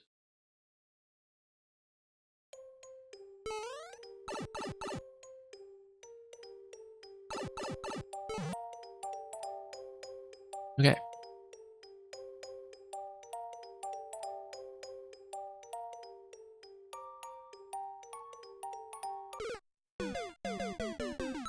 Now, next GM, you are finished with work and heading home. Okay, so have a good trip home. And hopefully we do see you back.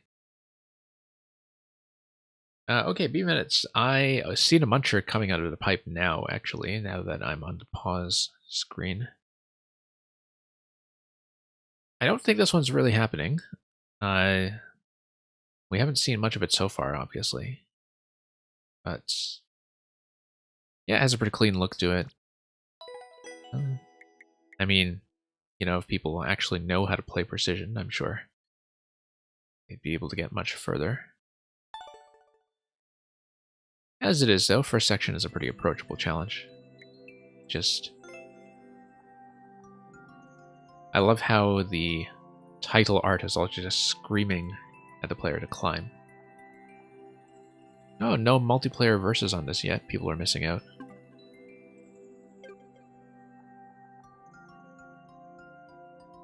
Let's mark that as a loss accurately this time. And let's go next.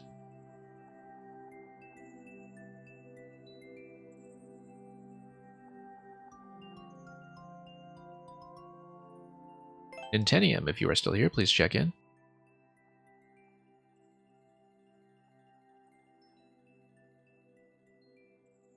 And we'll just give Intenium a moment to respond, because I do see them listed as being present.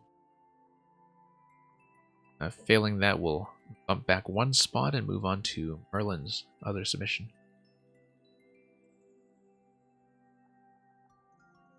Okay, Intenium is here and is requesting Dusk Dwelling.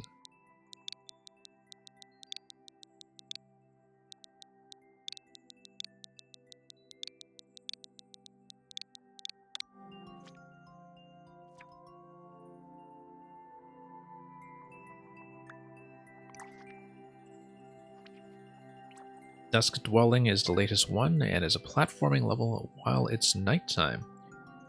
Bald Wolf with the record. On a clear rate of about 1.54%. Let's take a look. This was from about a week ago. You tried uploading a new level, but you have internet problems, so you're on mobile. Okay.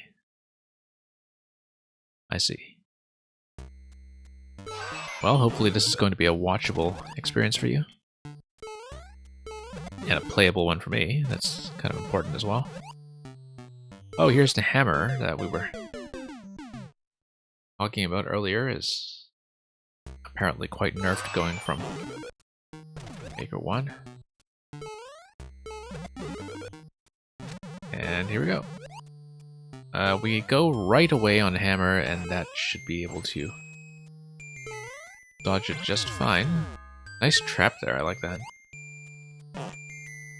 And we go reasonably quickly. Whoops, missed a tap there. Yeah, high jump there, high jump on a second Goomba, and we catch the shell on the deflection.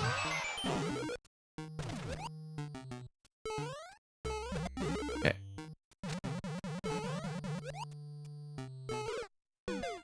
Yeah, because I was looking at the Podoboo coming down towards the on-off trap as well, so that seems like a pretty interesting timing that we were able to get on the first try. You don't need to rush through the hammer. You can do a bit of a dodge there, I think. There's nothing else that's time sensitive in that specific location.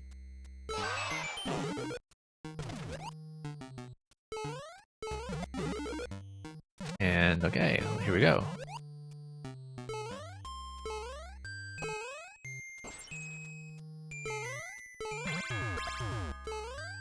and up, and up. Short bounce, high bounce. Nice. Let's see here with the shells.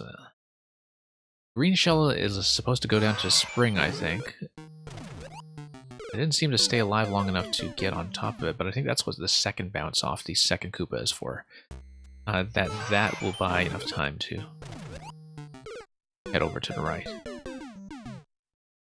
So that was just a bit of a misreading as I got there for the first time.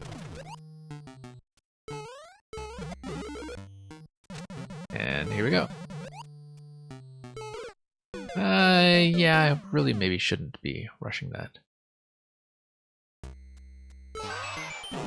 I'm gonna have to nail a pretty specific timing to get that to go smoothly. And yeah, I think I should wait.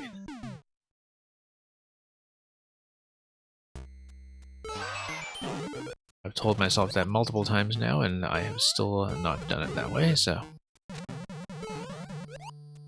Wait for the hammer. There we go. Much smoother. I need a bit of a lower position off the donut.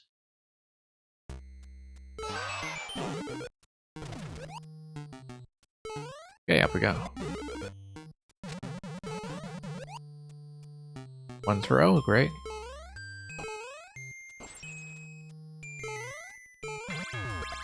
Good timing there. No issues so far.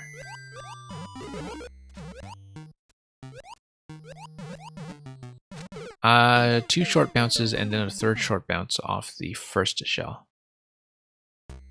Maybe. I'm kind of looking at how they're going to collide on the other side there.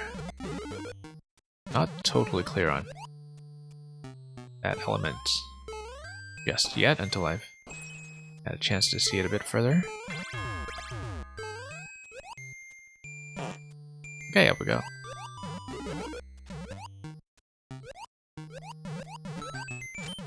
Yes, because killing the red shell means that it will not take out the green shell on the right. So, everything looks okay.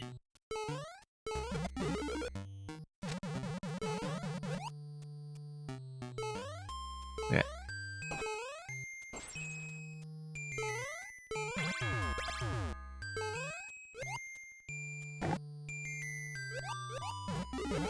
Now, up we go.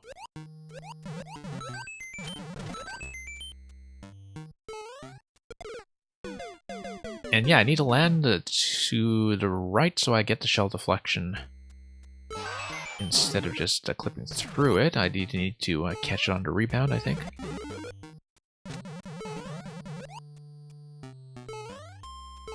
With the one-up trick interaction.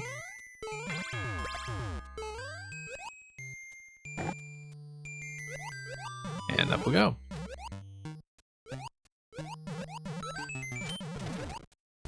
Okay, that's gonna go pretty well. Nope, still having some trouble there. I think I need to kind of lean to the left there as I go down towards it. So we'll see. Just need to fix the input there.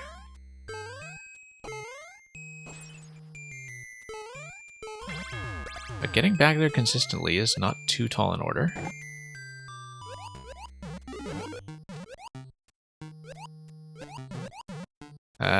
Nope, didn't hang right quickly enough. Going off the second Koopa bounce.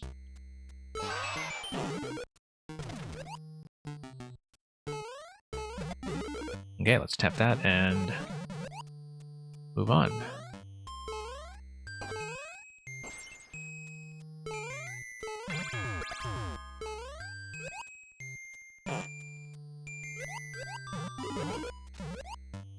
Okay, tap, tap. Nope. Marker will be accurate if I just do short bounces.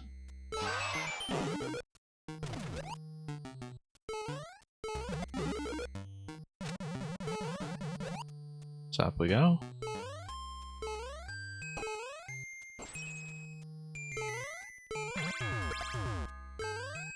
And yeah, everything's going well through the middle segments. Not too many issues, except when we pull back a little bit too much, apparently.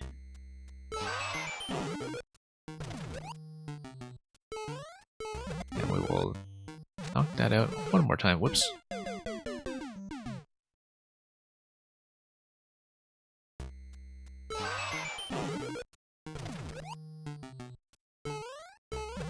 Okay, let's see this.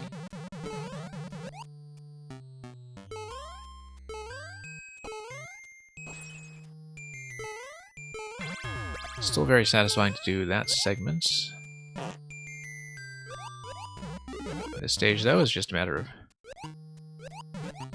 getting back to progression. Okay, let's lean left here. No, that's still not right. Yeah, I'm trying to kick that to the left so the rebound catches me, and I don't think I have the correct kind of fall towards it along that vertical track. But I do need to fix my falling arc to make that work. Aegis Cook, welcome.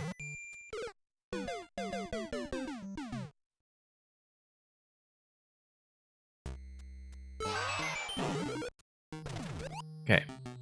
Let's see how this will go.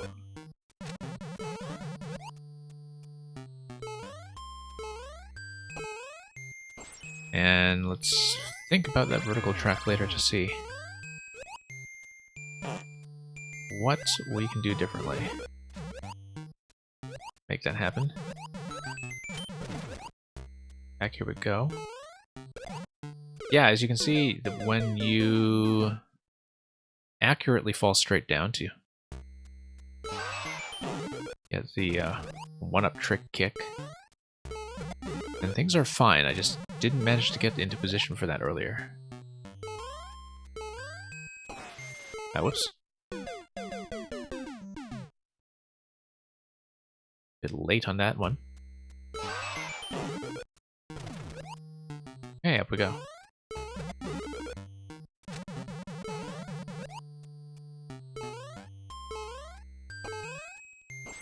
Yeah. Kind of nice to have a bit of a mix-up between the blue skull platforms and the donut blocks, just to get a bit of variety in falling speeds to work with. Whoops.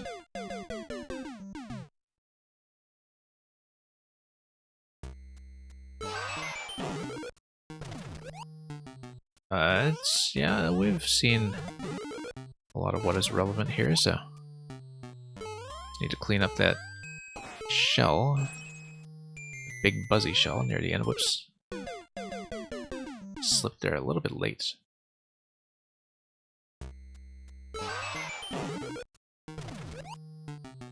Back up we go.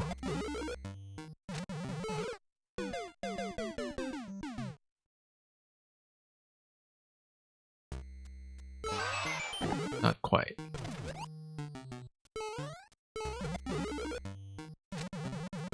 Hey, shell kick. Wait for the hammer. Same deal, we've got most of the pattern down for all this early stuff. It's just a bit of cleanup to make it work.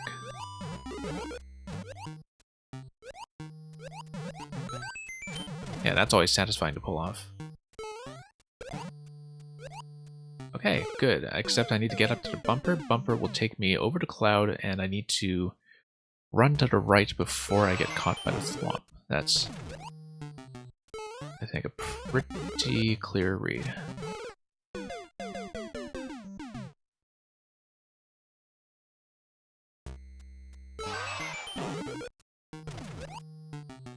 Up we go.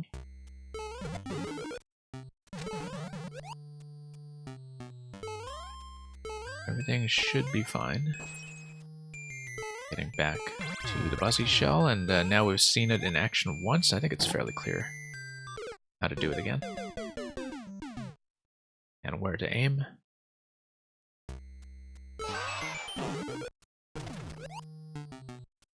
Yeah, plenty of room on a lot of these adjustments. Nothing that I'm too concerned about when it comes to accuracy. You do need to stay on your toes, of course.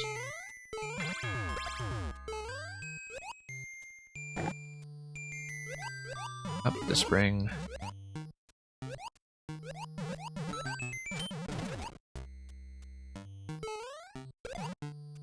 Okay, that's gonna go decently. What's going on there? I need to jump up on the Goomba, tap the shell, and then... I don't quite see what's going on in that location. Whoops. But we'll need to get back there and look at it twice, I think. It's just one of those where I needed to see it multiple times to understand it, perhaps.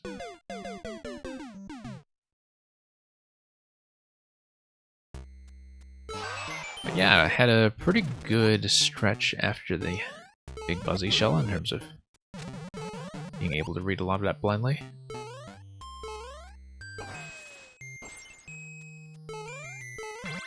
There we go.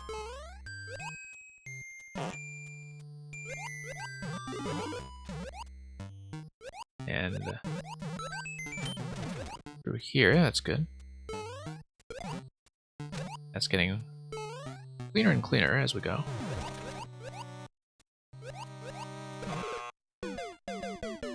Yeah, I don't see it. I think I'm supposed to tap it and then I fall to the right after it, but I'm tapping into it a little too close, such that I should not be hanging left there because that will get me into the trap.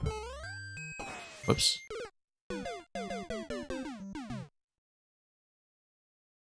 The idea should be that I go straight up the last Goomba. It taps the shell gently because I'll be going straight, but then I need to arc myself straight down towards the bottom right. That's how I'm understanding it.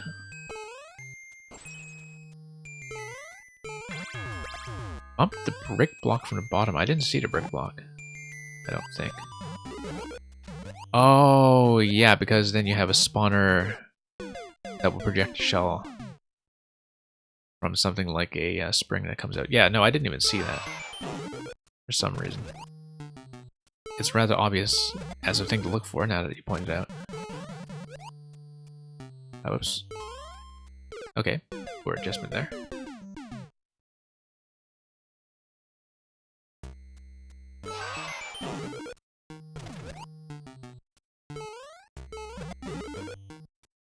And we'll tap that and come out here.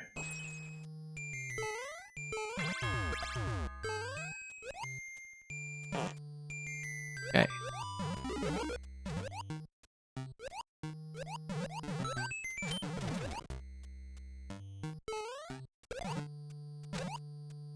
Alright, all of that's going to go pretty cleanly this time. Yeah, it bumped a brick. But then you need to tap it on the left side so you kick the shell into the one-way panel trap. That's exactly what it was. The brick was a little bit camouflaged in this theme, I think.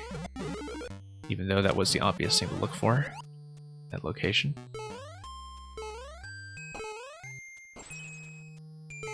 Oh, whoops. You were watching a fascinating video about Miyamoto talking about the main technical aspects of 1-1. Sorry, I'm not through the whole message yet. Let me just play a bit more of this. I'll read that.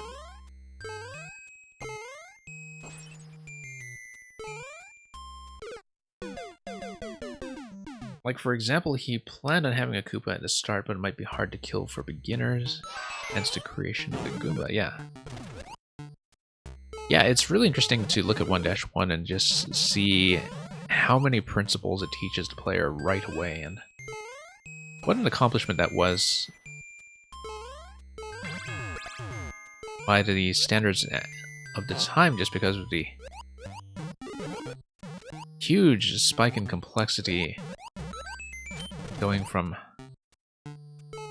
other things that we would recognize as platform games to what SMP 1 did for the side-scroller, as we know it.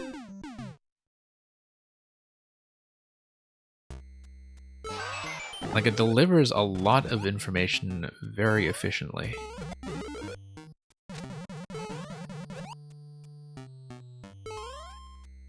And, you know, some things you'll miss as beginners, but who are seeing SMB1 for the first time, but you think about how early you see the first secret pipe entry and how early you see the first invisible block containing a 1-up. The first brick that turns out to be a multi-coin block. Like, a lot of that stuff comes really quickly.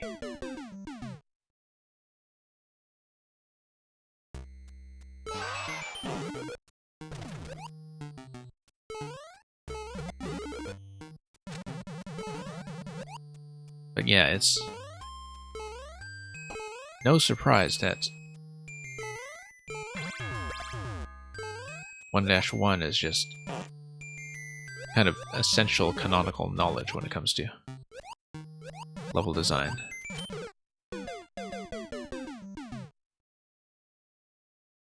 As the stock example of so many things that I think any level designer would just be expected to know as basic literacy in the form.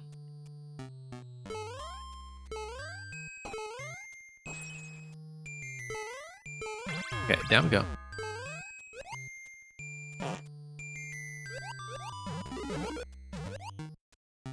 And to the right.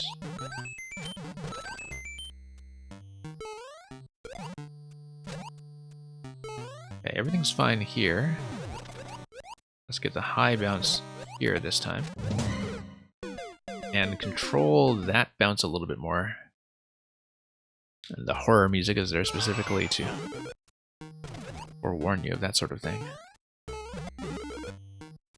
Okay, getting closer.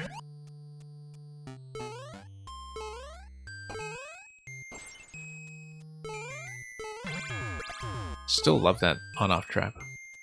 Beautiful timing on it.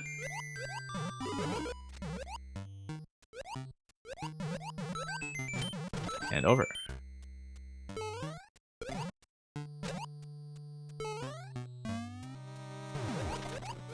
Okay. No, missed it one more time.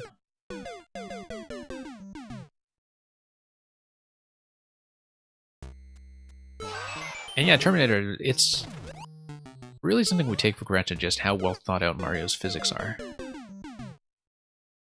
And what a change it was from the sort of original version of the jumping mechanic that you see developed first of all in Donkey Kong, and then in the Mario Brothers, like the non-Super Mario Brothers, the arcade game.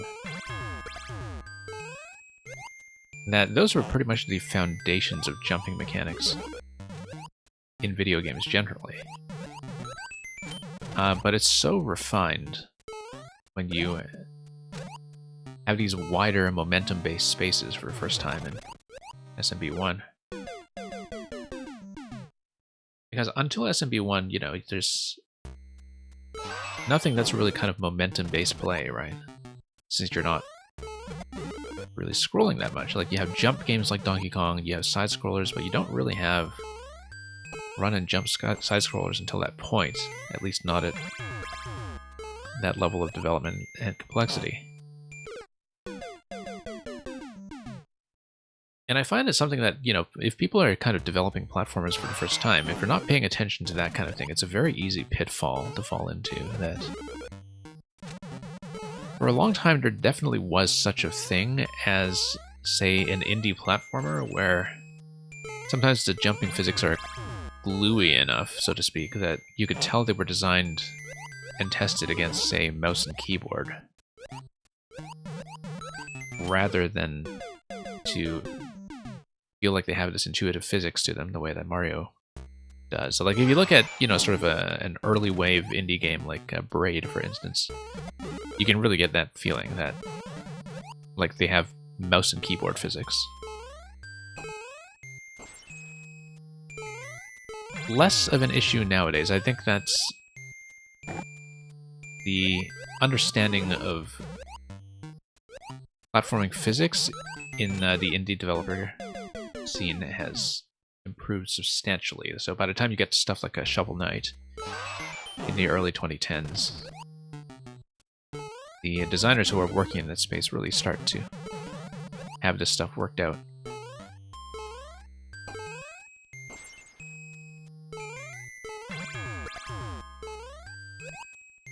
But until that point, I think you know what I mean, that like there was definitely such a thing as a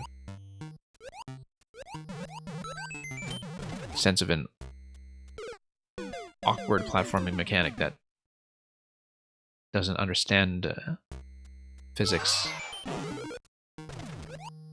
quite in the refined fashion that the Mario series always has.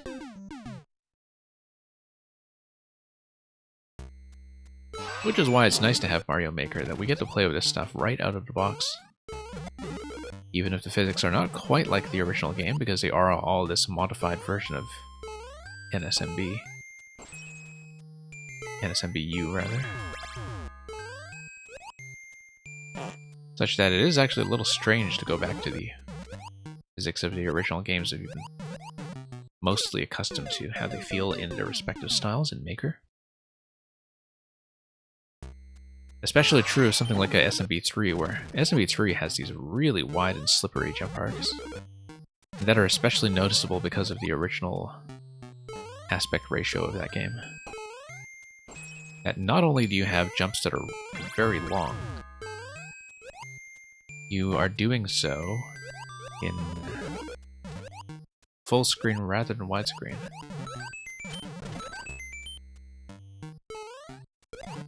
Okay, here we go. Bump this. Nope, wrong way. You have to bump left to right and then get a medium bounce out of that afterwards.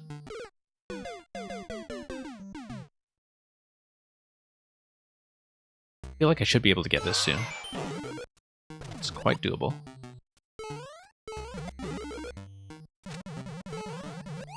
Anyway, hammer's gonna go.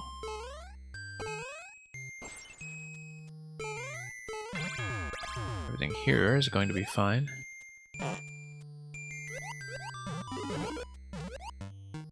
No issues yet. Yeah, really satisfying series of taps on those Koopa shells.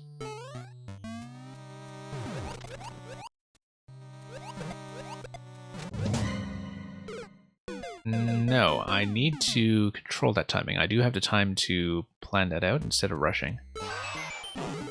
It seems like if I went just a little bit faster, though, with a shorter landing, that the fast timing actually should have worked out. But my landing was still a little bit high in terms of my falling arc going into that.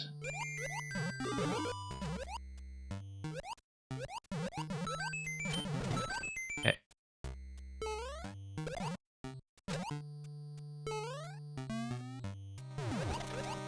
Tap that. No, then you jump into the middle segment to dodge the thwomp. Once you dodge the thwomp, then you get out. Although I'm not quite clear on the...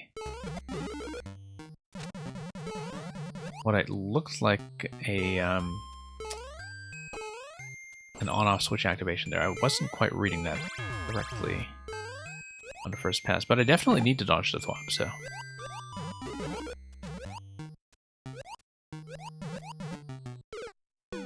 pretty much right there, yeah.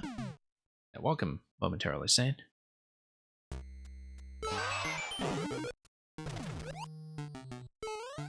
But yeah, as you can see, a nice short bounce getting into that double Piranha Plant segment gets you over quite smoothly, and I think I would rather do that than try to calculate a specific timing window.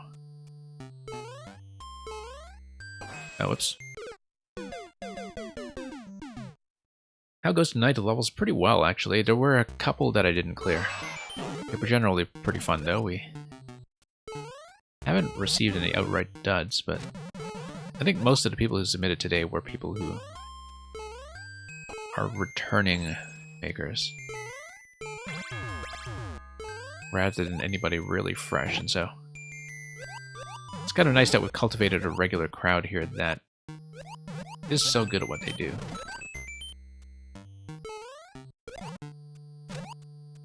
I'm very fortunate that, you know, people who are quality makers actually want to hang out on this channel. Yeah, so I see what's going on here. The Thwomp is going to cut the first brick, and that will delay it momentarily before it hits the on-off switch.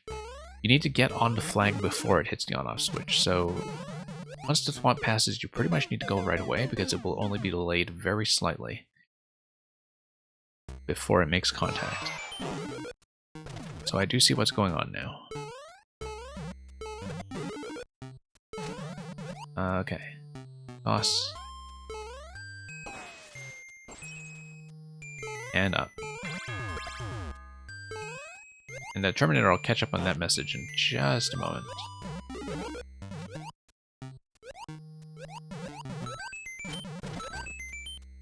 Have to skim pretty quickly sometimes when I glance over. And with good games, you have to understand human psychology. Yeah, exactly. It's funny because, you know, the entire troll genre in this game is pretty much about that. All about trying to guess players' psychology in advance, which, if you don't have a really good understanding of that, can lead into some pretty serious design problems. But that's pretty much what the troll genre is, right? It's all about just playing around player expectations in the same way and predicting what the player is going to do first when they read something. It's just the same kind of logic applied to totally different results.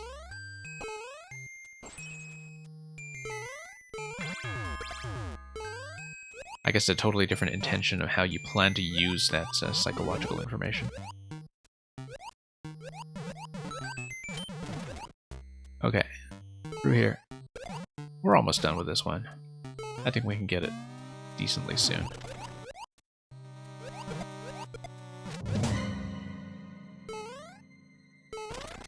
There we go. That's to clear. And yeah, Merlin, I'm glad you are continuing to build and build. And that you find this to be a useful hangout. Or at least a roughly entertaining one while you get that done. Wow, 3 seconds behind world record. Definitely lots that can be tightened up here, but we'll take the clear. Thank you for that, Nintentium.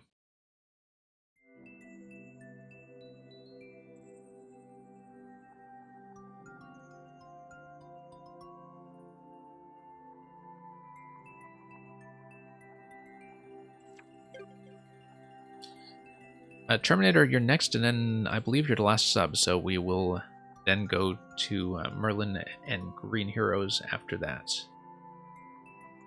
You're up to part 8 already, okay.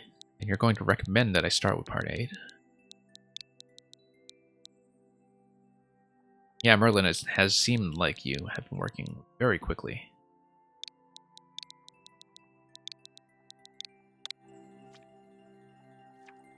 A lot of catching up for me to do, so. Okay, you're recommending part 8. I will do it. I'm just going to look at parts 7 and 8 quickly. Okay, we'll catch up on part 7 another time then. Let's take a look at Yoshi's P-Balloon Spectacle 8, where Mario and Yoshi must hurry to save themselves. So I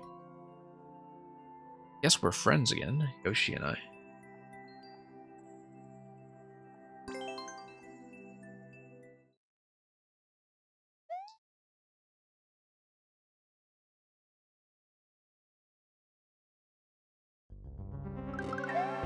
Okay.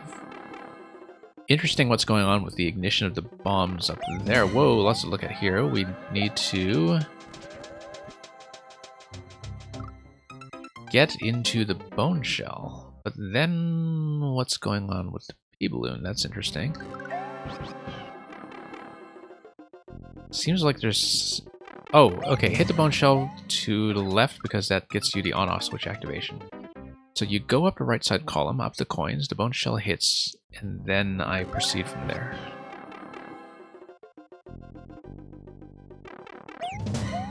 I see. Whoops.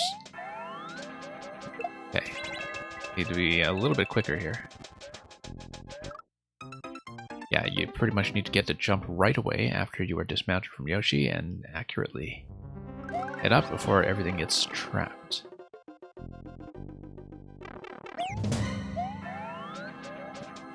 Nope, wrong way.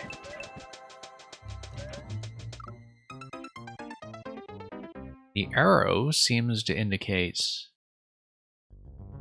either a flight path or getting the jump block to the bottom left of that arrow. We'll see. No, because Yoshi's going to hit that, but Yoshi, yeah, if Yoshi bounces all the way up, then I kind of weave under him to go through the blue on-off gate. I get it, I just keep going. Nope. Too late. I just missed that time.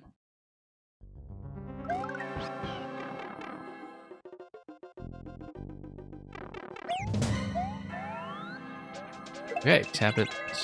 Yoshi's gonna go through, and then... doing fine.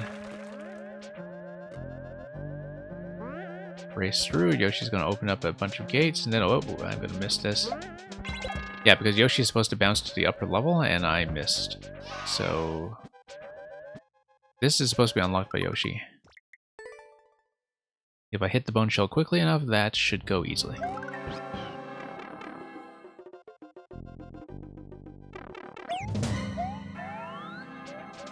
Nice to, whoops, be able to see what's supposed to go on even with all the crisscrossing. That does happen.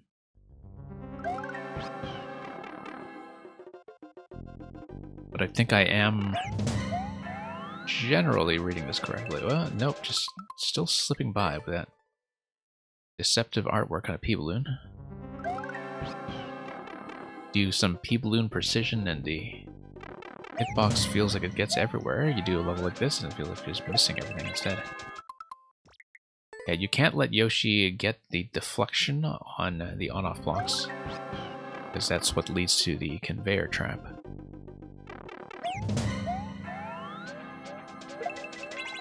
Okay, that's gonna be good. It's gonna be fine. Need to hit the bone shell accurately here. Then we go up quickly. Okay. Follow Yoshi.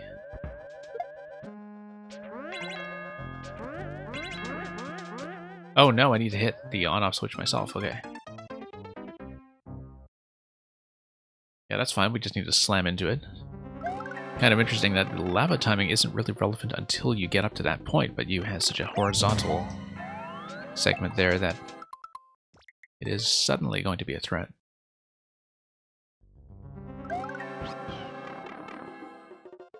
We did have enough time to get past that though, so I'm not too concerned about it. Rising lava level does mean that you have to get everything pretty quickly though, in terms of cycles.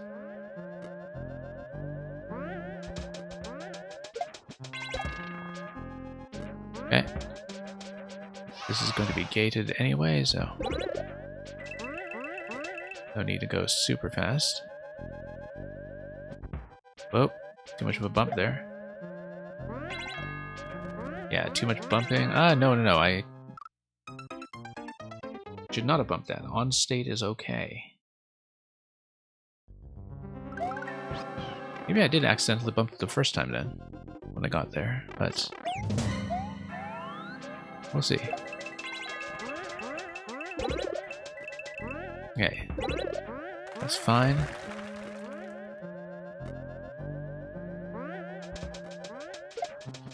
This is going to be well timed. Good.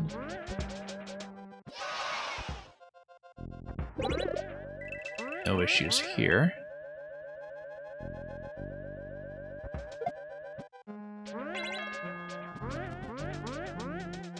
Okay. Why is Yoshi stuck down there? Okay, I feel like I was too slow on something and that Yoshi was not supposed to be trapped. So we'll see what that was. Yeah, Electrodude, thank you for dropping by for so long. Always welcome to learn.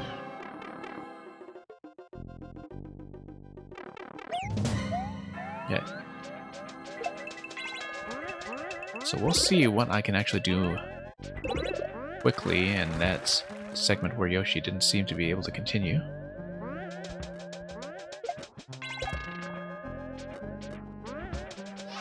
Yeah, this stuff is going to be timed around Yoshi when he goes over to here. Nope. Too many issues here with accuracy. Nope.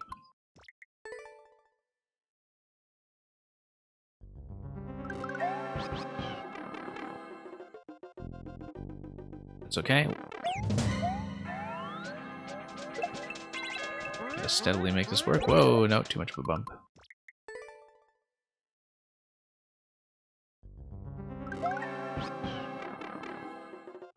E8.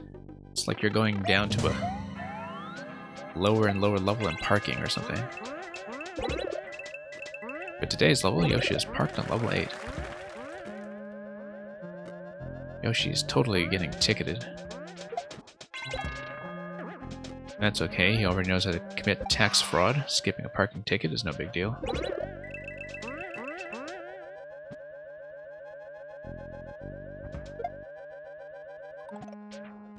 Oh, okay. Yeah, we can do that too if we miss. That works, actually.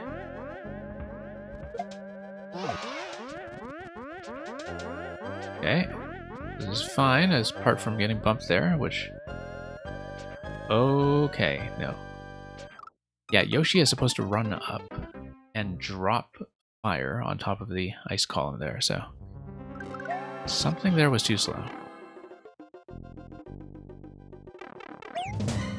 Bumped into too many extraneous elements. It is a pretty densely packed level, sometimes to read can take a moment. Also, I should not be too afraid of outpacing Yoshi in segments like this one.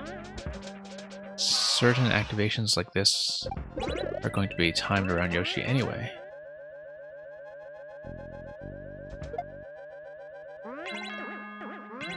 Nope. Okay. Get up here. I'm quite behind pace. Yeah, as you can see, you do need to hit before Yoshi gets in there, otherwise he will not be able to get projected upwards.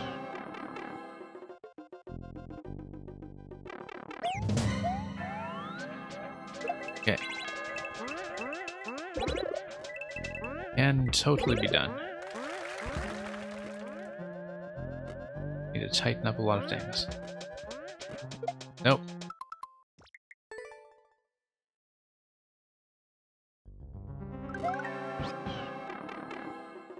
Springs don't work off screen, but note blocks do exactly. So we do need to be aware of that as we navigate some of the timings here.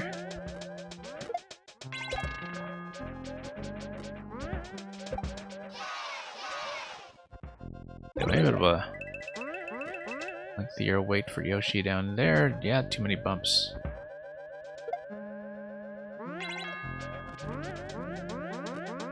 We're going to keep pace though. Felt like I was a little behind relative to the lava, but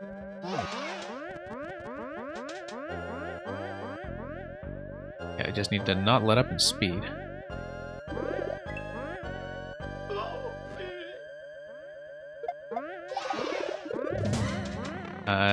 Nope, took a hit there. That's not great. We were almost there. One-way panels up top seems like we were probably close to the end of this segment.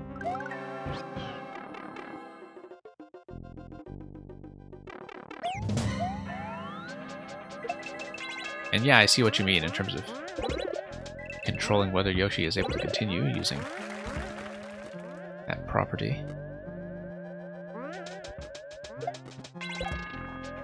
Okay, up we go.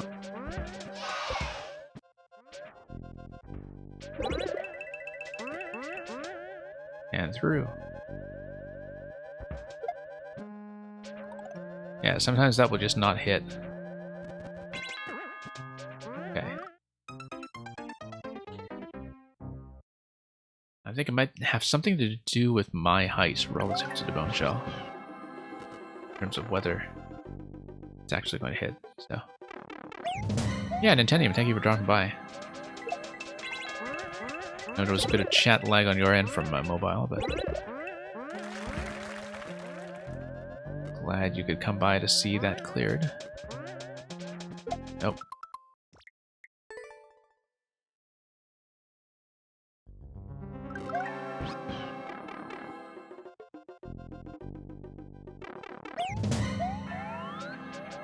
Okay. Egg shells accurately is an important thing to do to get anything done here, really.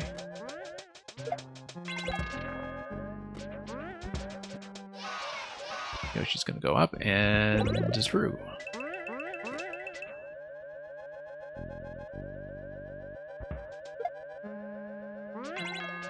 Okay, let's not accidentally hit.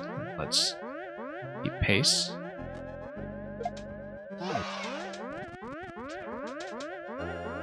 Okay, everything's fine here. Now let's see what was going on. Ah, yes, I got hit by fire. That's the issue I ran into. No, need to hit the left side first. Okay. Because you need to raise Yoshi to the upper level, and then you start hitting the other stuff. Having the on-off switch tucked away in a corner like that does make it a little bit difficult to access with the P-Balloon. But, you know, hitting accurately with the P-Balloon is something that will be a learning curve for me regardless. So let's just wait for this to go up. Great.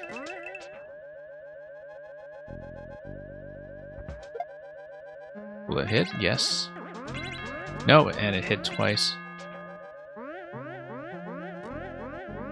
Yeah, that corner, I think, is a little bit rough. When it comes to the consistency of A, the shell hitting, and B, me and not hitting. But, I mean, it's controllable. It's just something that is a bit of a stumbling block for me.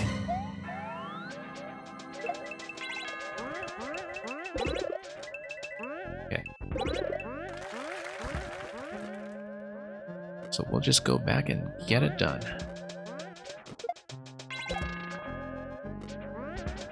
So far, so good.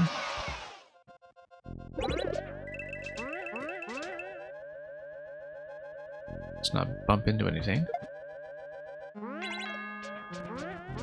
Okay. Turn the corner, so that was controllable if you know what's going on.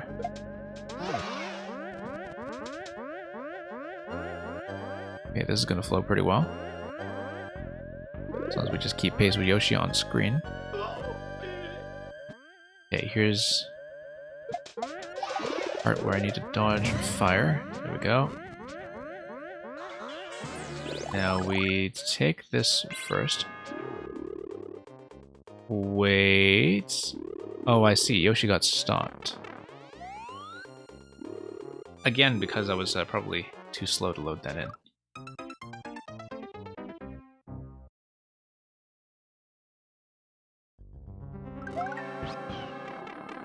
Yeah, because I needed to retain him on screen, so you could jump through the successive springs. Nope.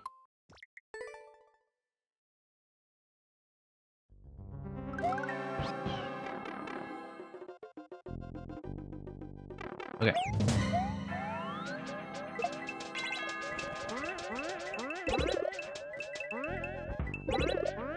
That's fine. No issues.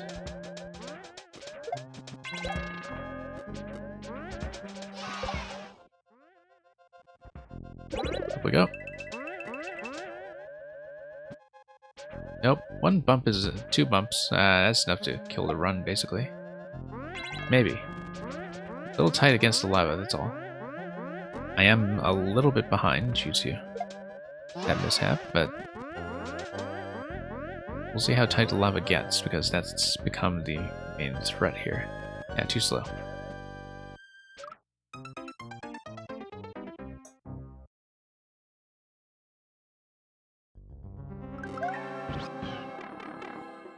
Need to work on that P-balloon flying, that's for sure.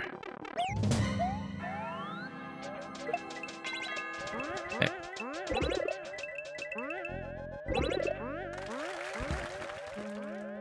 Still fine.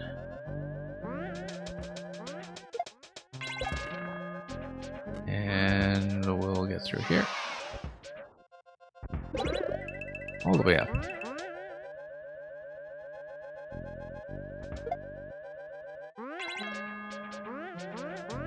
Okay, turn that corner a little bit awkwardly, but we'll make it.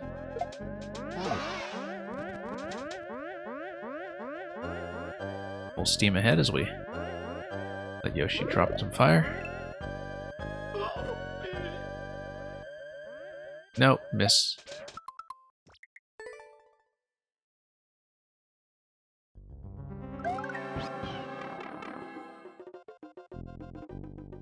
So yeah, really just a matter of getting the targets on target. Not getting deflected.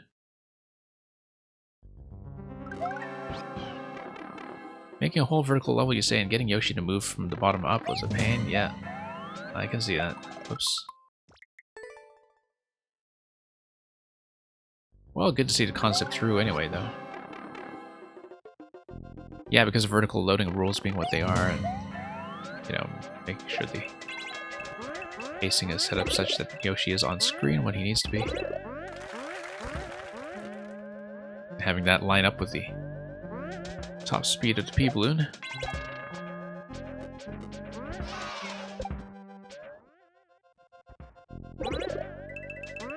Okay, here we go. No, too much of a bump. Felt like I lost too much time here. That's okay. We'll try to make up for some of that. Nope, once again, too late.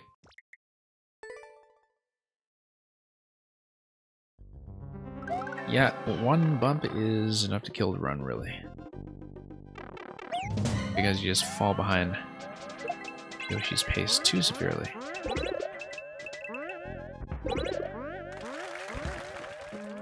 Okay. Up we go.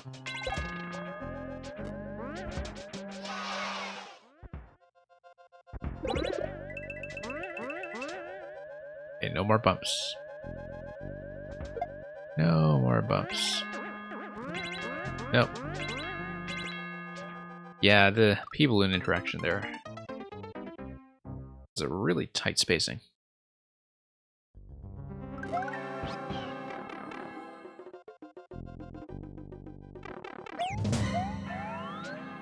Okay. Almost there, though.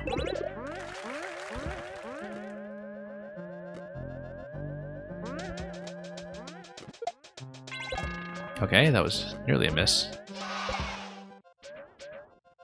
Still made it, though.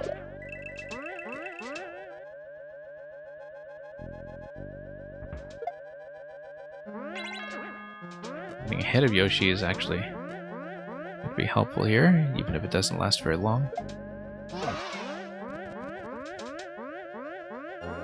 Just to make sure we can get him on the screen.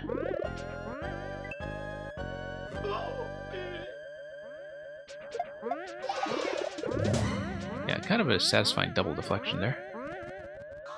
Barely dodging the fire. Yeah, I guess we got outpaced by Yoshi once again. Some of the timings are pretty tight windows. It is hard sometimes to see when that timing window is shutting, but That's just the nature of this mechanic, I guess, that, you know, lava speed is only going to yield itself to so much. Okay. Much of a bump.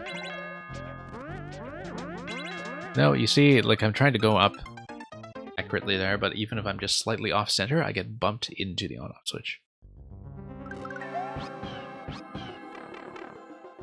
So, lots I need to clean up.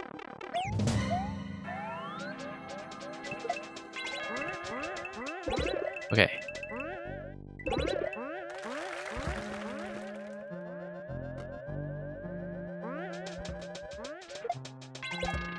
Just gonna wait that one out. Now let's do the light check here.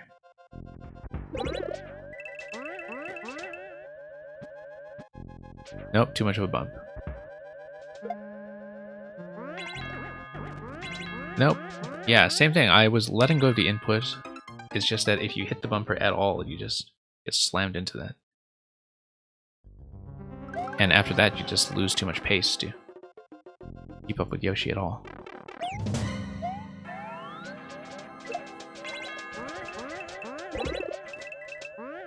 Okay.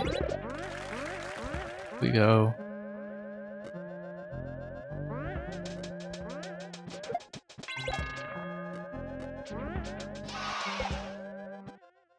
And we'll just wait. Here we are.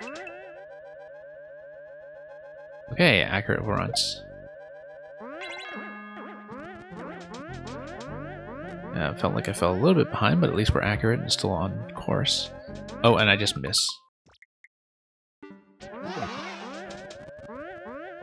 Yeah, just trying to hit the POW manually. I think I'm going to be much too slow, though. Yeah, much too slow. Doesn't get onto spring. It's pretty unforgiving in places.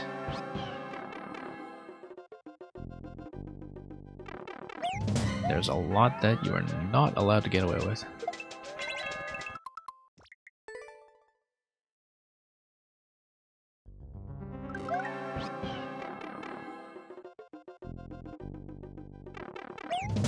Feels like I definitely tanked the clear rate on this one, given that it was somewhere around 5%. I've definitely taken more than 20 attempts at this point.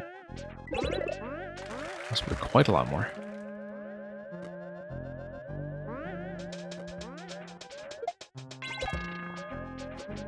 Okay.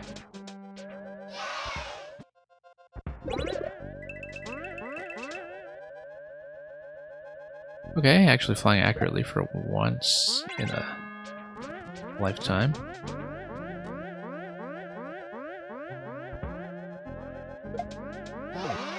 Okay, it would need to go faster. Otherwise I will not keep up. Yeah, got bumped back, that's going to be trouble. And Yoshi gets trapped. Yeah, Terminator, no, I'm just observing that I'm having more trouble than I expected from the clear rate, but of course the clear rate from a small sample size doesn't tell you anything useful.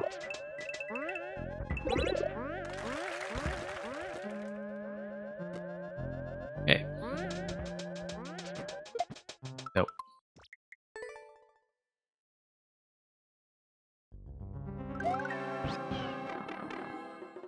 Yeah, dying a lot's of just missing the shells. It's been a pervasive problem.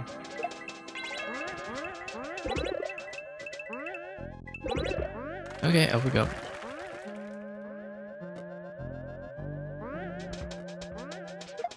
Still a fair bit of content we haven't seen.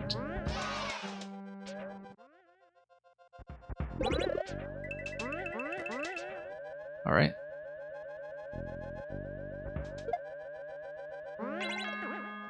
One of the more accurate flights we've had so far. Let's not miss the shell. Yeah, all about building momentum. Just trying to make sure everything is on course. Yeah, I don't know about this fire timing. This fire timing does seem to get directly in my way. I mean, I guess it enforces a bit of a stop, but the fact that it enforces a stop means that I have some pacing issues keeping up with Yoshi afterwards. Like, I feel like maybe I'm going too slow and that getting under that Photobu is what you're supposed to do, but either way, it is a little bit difficult to read. Also, I shouldn't have hit start over because I actually did, I'm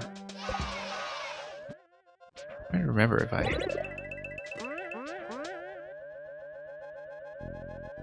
saw a checkpoint? No, I don't think I did. Yeah, once again.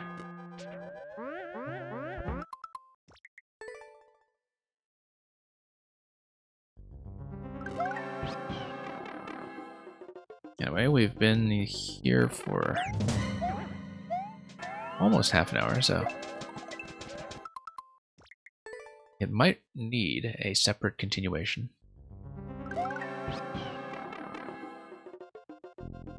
But we'll see. I mean, I've made a fair bit of progress.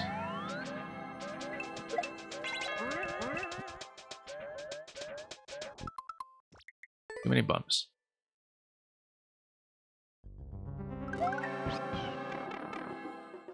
Lots and lots of bumps along the way. Nope. Once again, just missing. I am trying to align myself according to that arrow to cover both spaces there. And I'm just missing. Okay. A lot of stuff you can do full steam ahead. There are definitely some places where I feel like more substantial discussion would clarify things immensely in terms of mechanics.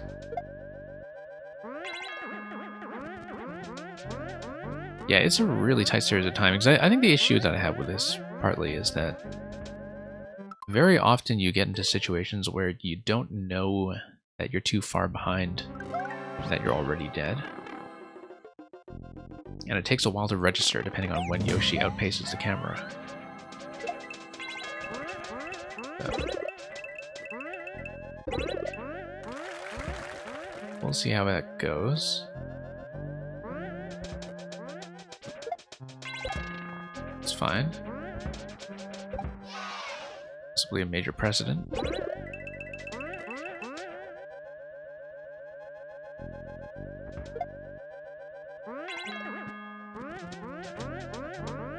Okay. Let's see if we can make this happen. Feel a little bit behind pace, actually.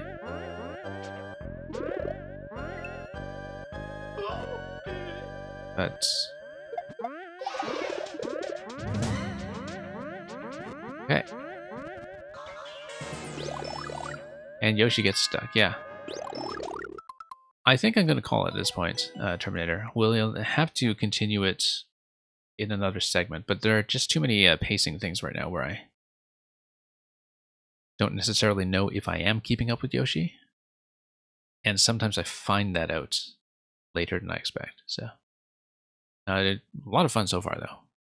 Really like the readability of it, despite all of the crisscrossing everywhere.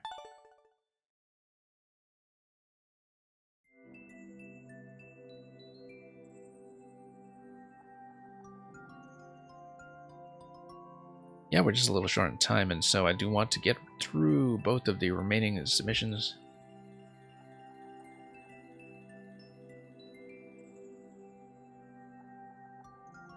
Merlin, if you would like to check in,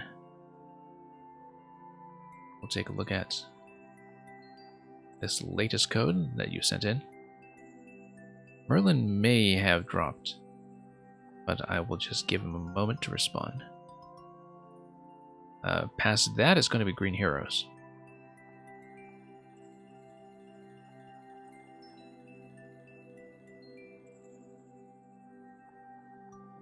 Yeah, we'll just do a quick bump then. I don't actually know if Merlin said he left. Oh, he said he was doing some making. That was a while ago, though. That's okay, we'll do Green Heroes first, if Green Heroes would like to check in.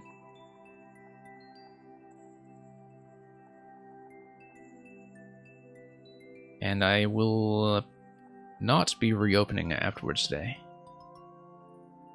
Because we're running a bit long. Oh, okay, Merlin is back. Yeah, Merlin, you were supposed to be first, so let's get to the original order. Checked in just in time. I was waiting on green heroes as well, so...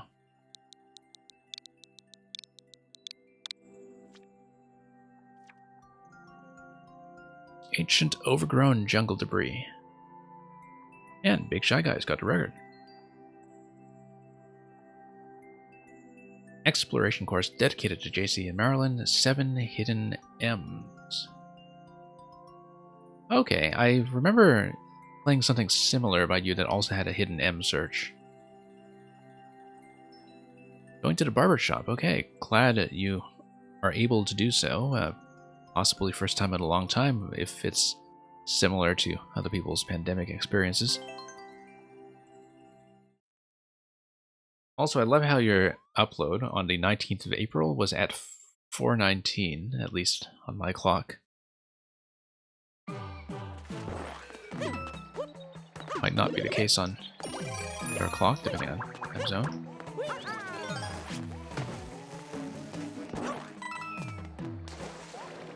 So yeah, I'm trying to remember if I actually would have played an early version of this one. But I don't think so. I don't recognize some of these setups, so...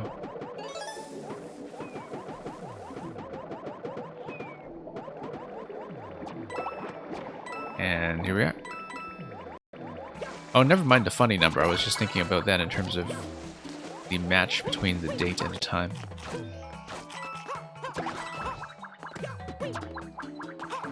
Okay, lots going on here. I can actually poke away at some of this. Okay, we can do that too, even though I lost a boomerang. Ah, interesting. Here's the M.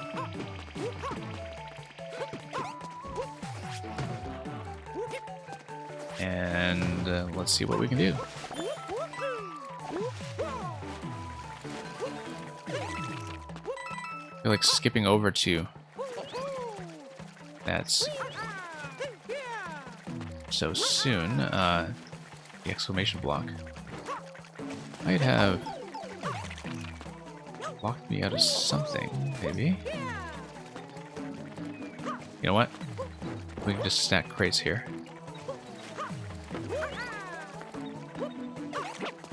That works much better, in fact. Oh, okay, so it's an intentional damage-based shortcut. Yeah, it wasn't clear on that. But I think here the idea is that you do have to jump on top of the creeper as it comes out.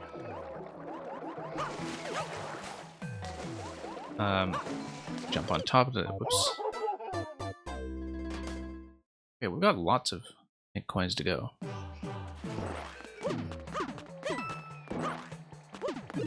There's one behind the crates. Okay, yeah, no, I didn't think about that because I thought about the crates mostly in terms of giving me a way up.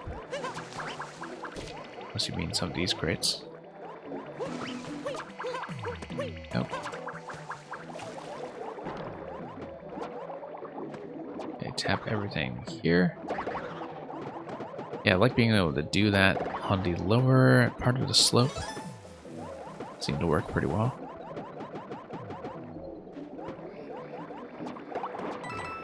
And okay, here we go.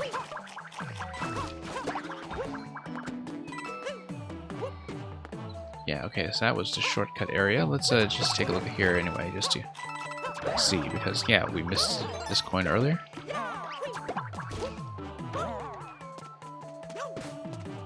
Reddish sparkle coming from the crate. Okay, I didn't see that. We'll keep an eye out for it. I see, so here's the shortcut. Nope. Just checking that right side. Okay. M was seen.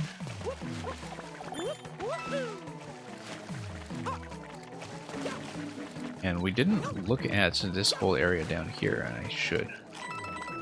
Okay, nothing going on, actually.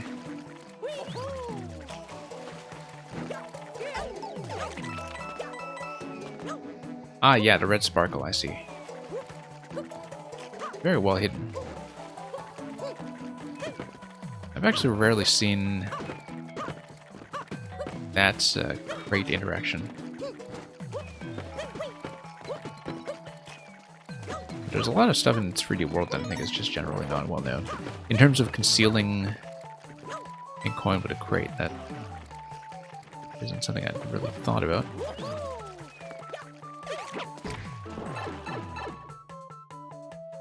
Random FYI, but you've been loving Resident Evil 8, I see. Yeah, if you're talking about the essence of Resident Evil, Momentarily Sane, are you sort of thinking about mainly, you know, the sort of pre-action survival horror resource management style, or about something else?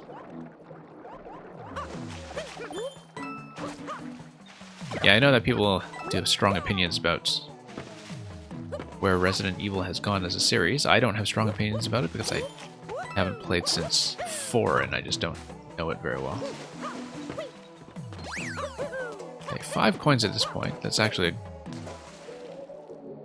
a pretty decent number to look at the potential midpoint.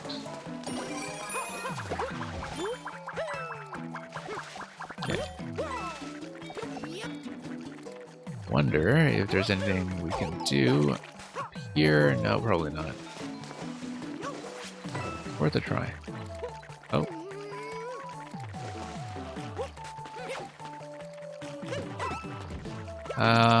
Not exactly sure what's going on with the on-off state switch here. I guess that's just to enforce it. For progression reasons. And yeah, you can see there is an upper location to get to as well if you're able to do so. But I'm pretty sure I can get to it from the right.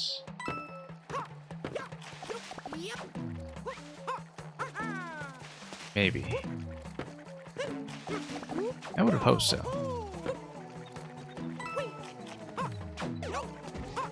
But yeah, that's what you need the on-off switches for on the right side there. So we hit on-off and then we come out the left side and we loop around.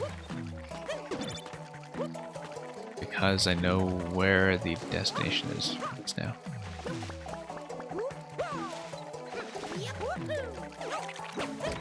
Not quite. Okay, well. See if I can look for that.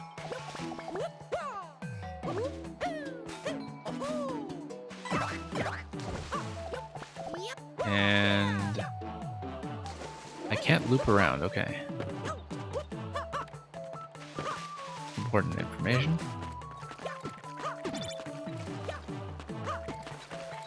Yeah, I guess this is just to enforce that the other gate's going to be off for the time being. We didn't check low down, of course, and there's the on-off switch down here, which is going to be a bit more accessible. I've almost never seen I've almost never seen sting bees underwater. I mean, they just behave like sting bees with a bit of extra drag.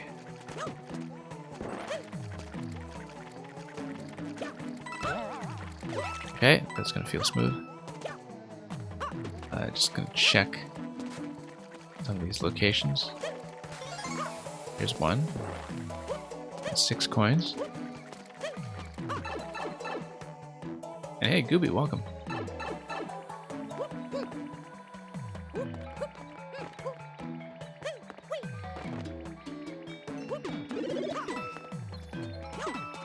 Yeah, not sure if those pipes were anything really, but I will take the star.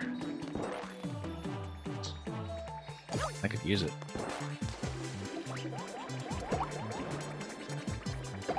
Okay. Down path over here. Whoops, no, didn't expect the expiry.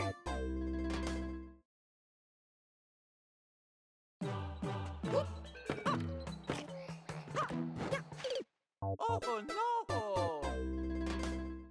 So yeah, just gonna push on this a little further. Pretty large scale layout.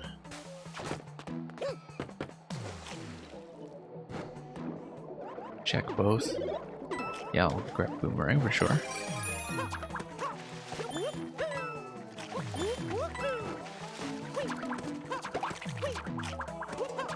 Okay. It's fine. Having Boomerang available might simplify some things, in fact.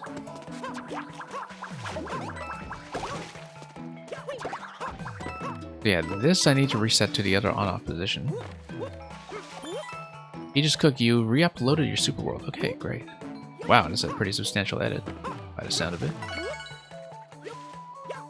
Now, Gooby, you haven't been playing Mario Maker, I see. Yeah, I mean, people come and go. There's lots of content waiting for you when you get back.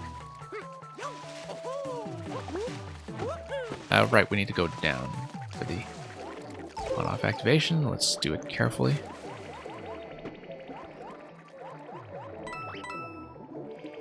Okay, E is just going to be slow.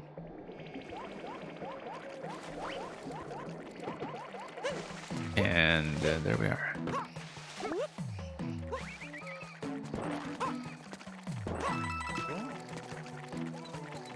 Yeah, let's...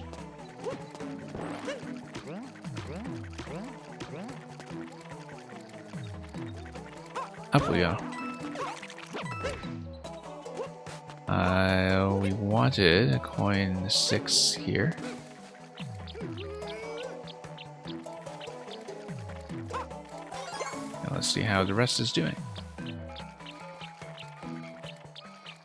And yeah, Minibarf is a great playtester to have around. So Aegis Cook, glad you could get an extensive amount of material to work from. Also my pleasure to play it when we got to it. Okay. Okay, no, that's gonna block me off.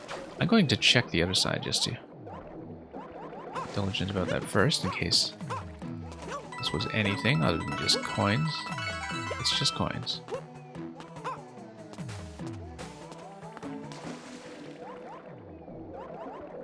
And yeah, we'll just wait this out. Yeah, Aegis Cook, at some point I'll have to go back to your SMB3 world. I'd heard about it, but I hadn't played it myself.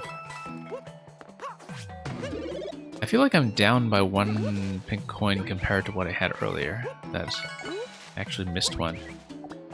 I missed a coin, yeah, exactly.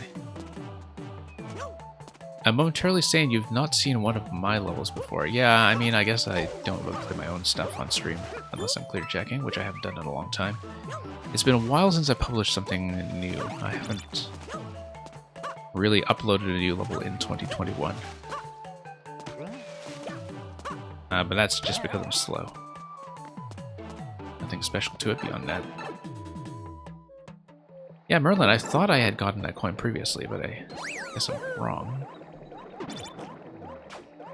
Now I missed 2. Okay, I mean, we have a pipe, we can go back through it. I just hadn't checked the other location down below yet.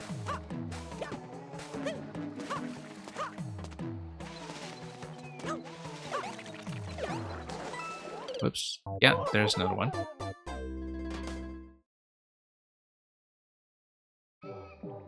Yeah, we can grab it.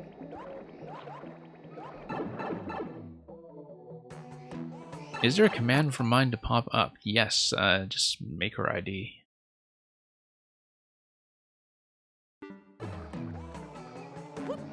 So yeah, momentarily saying do enjoy.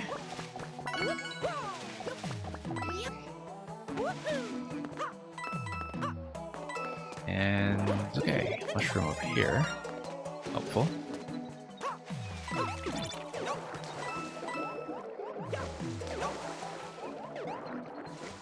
Okay, we'll take that. Yeah, I'm glad you actually are allowed to backtrack in this level. Red coin and a pipe.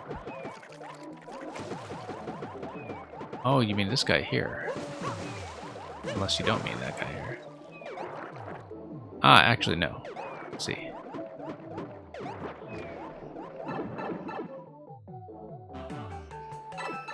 Great. Then I drop in through the other side just to see where that takes me. Okay. Nice loop there.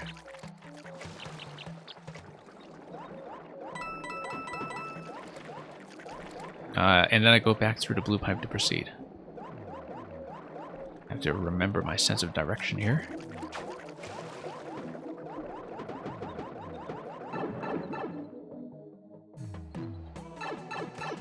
Okay, so that's fine.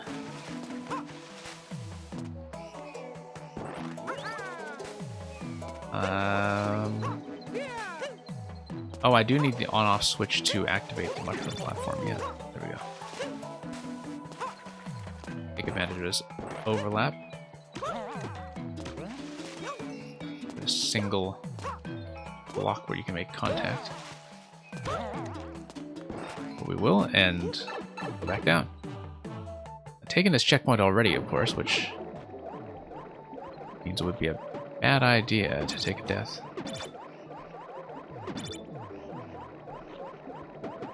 Pop that open.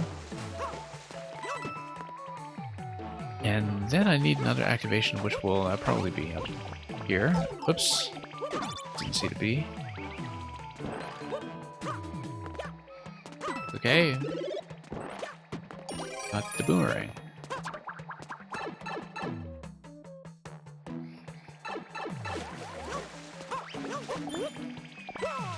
Okay. Nope. Lost the boomerang.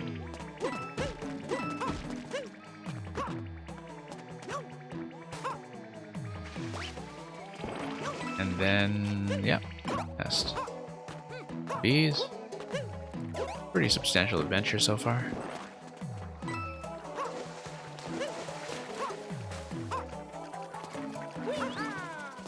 Okay, this is all going to be fine. Yeah, that looks like a bonus area with an M-like object and the key blocks.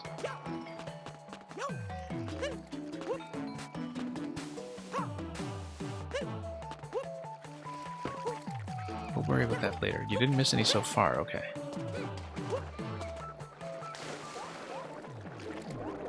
Definitely watching Creeper location on the left.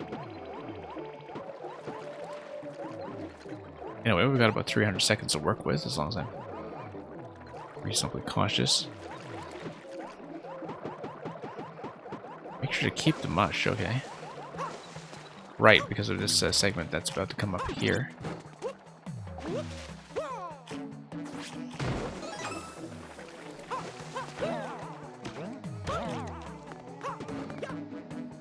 And the last one is probably just going to be the safety coin, given that the checkpoint system straddles the checkpoint. Rather, the coin distribution straddles the checkpoint, I should say.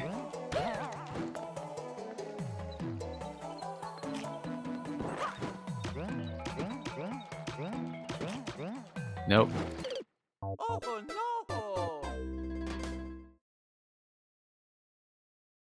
Well, that was a pretty significant setback. Yeah, I can still go back and get some of those.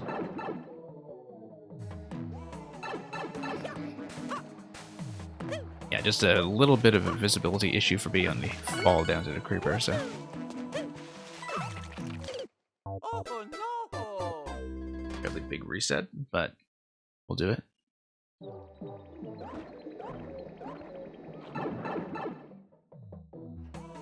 Just need to go back for 2 coins I'd seen already. Oh no! We'll have to do a bit better than that, though.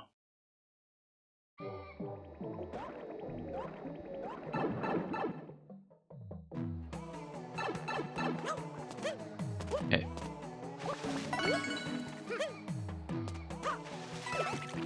Yeah, Oh no! just need to bounce accurately here. Definitely starting to slip a bit.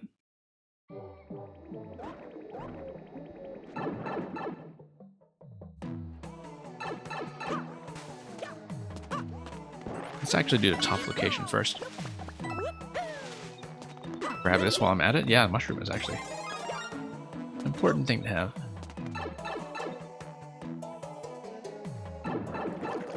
Maybe know where the next coin is. Whoops.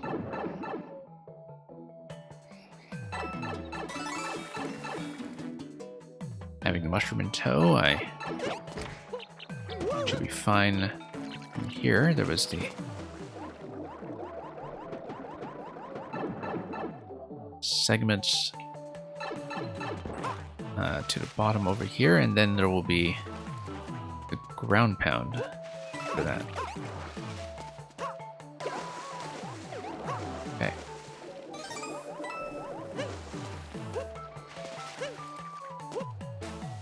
That worked.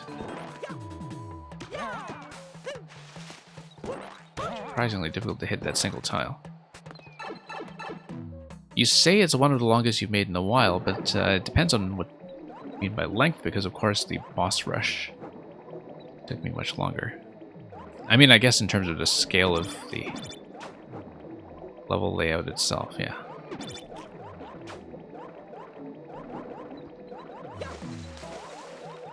And coins is a lot to work with. Yeah, that one still felt a little bit blind, that bee up there. That's okay, we get the mushroom immediately after.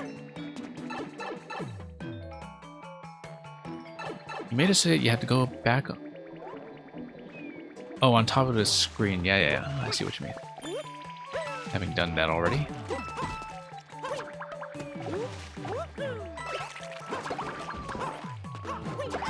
Okay, gonna take a hit here. Not a good start.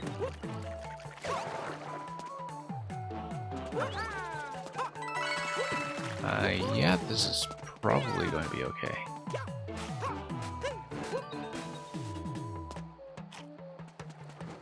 That's going to be exit only from the exclamation block, so don't need to fuzz around with it too much. Whoops.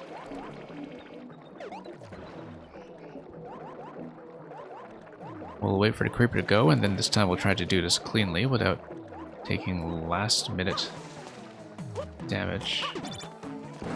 Ah, whoa. Oh no! Yeah, pretty gigantic experience once we take a few inconvenient deaths from having already grabbed that checkpoint.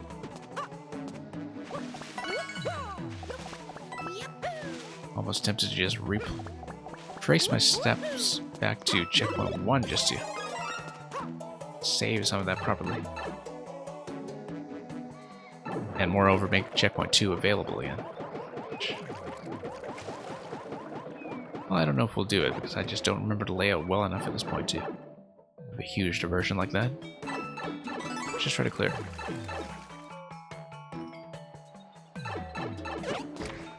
Okay, there we go. Taking too much damage. And yeah, Gooby, thank you for dropping by. Hope you have a good day.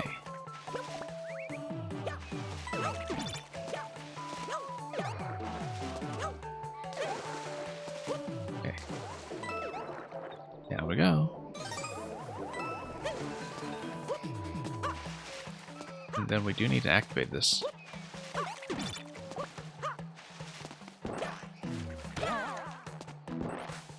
Okay, I do know where coin 9 is going to be. Priority here is to survive long enough to get powered up again.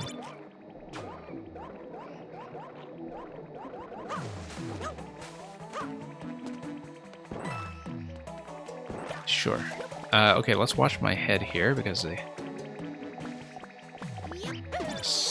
partly blind bee was be a bit of a problem. Now let's watch this, given that it is a bouncy platform.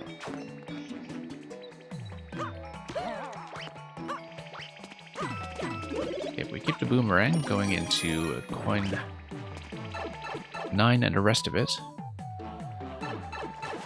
should be okay soon. Okay, actually gonna keep it out for it. Let's drop down. No.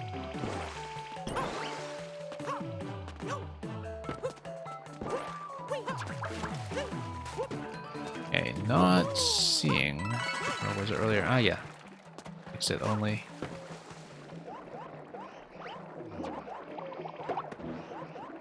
Poor bee. Whacked by the boomerang.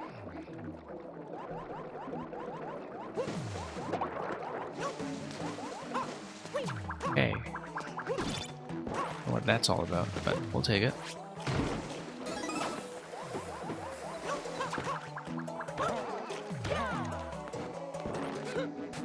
Okay. Be careful here. And through we go. Okay, let's see it. And yeah, that's going to be a bonus with a hammer. Interesting. Hammer's just going to drop you on top of the flagpole, though, so not going to break too much with it. We can try, of course, but I doubt this will get you anything, even. Counting for scrolling. This is going to be the flag screen. We know there's nothing to the right. Anyway, thank you for that, Merlin. We did make it in the end and did, in fact, show off the coin route.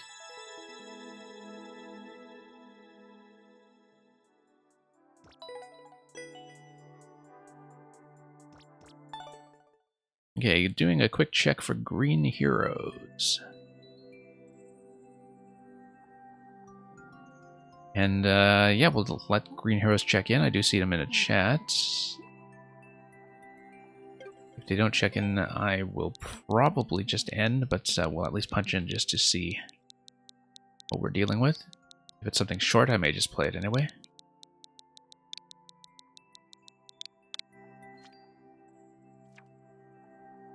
Oh, okay, it's just an Uno Mas, so we might as well just see it, actually. Send your mole friends away using a dry bone shell in this desertic puzzle. Well, as a puzzle, we'll see. I mean, I don't mind ending on one. 1 minute world record. I guess 11% tells us nothing as a puzzle.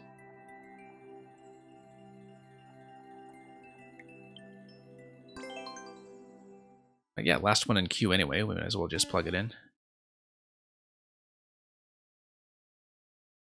Reach the goal while wearing the bone shell. I see a boo stack. I see mole. Mole is going to hit the P if I get down low and allow it to maintain its direction. So here's how it works. That's the mole continues in its direction of travel if I am in the duct form. So the idea is that I will get the other mole to run all the way over. Really interesting. I don't think I knew that mechanic about the mole, actually. This is news to me.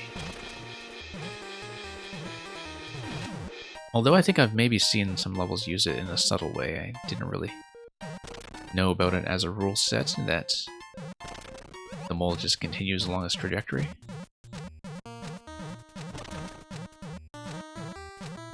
Anyway, it's just going to do its thing, and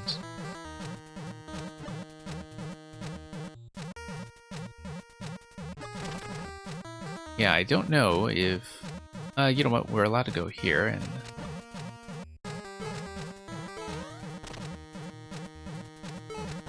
I should be able to just pop that. Oh, I see. Okay, so now it's going to ignite.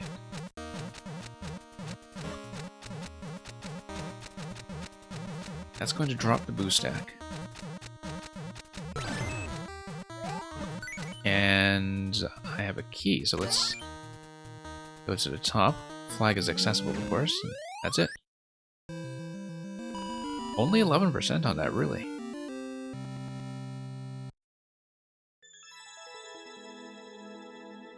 And yeah, I don't know if that's going to be a very tight record. It looks like it might be. But anyway, that's going to be it.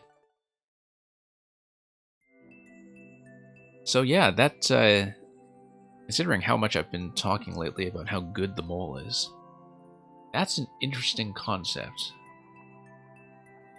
And actually, Mang, I was thinking back to the Pikmin level that you showed me again, and I was thinking about this in terms of mold control. So, there could be some potential in this, for sure, in terms of maintaining mole momentum, or momentum, as I guess the case may be. So, anyway, that is it for this stream. We ran preposterously long, as always, despite my efforts to close up early. We'll be back tomorrow with even more viewer levels in the same time block, assuming things go according to plan. And in the meantime, thank you everyone for watching, and momentarily saying, if you do play my levels, do enjoy them. Hope you have a good time. Let me know how they are.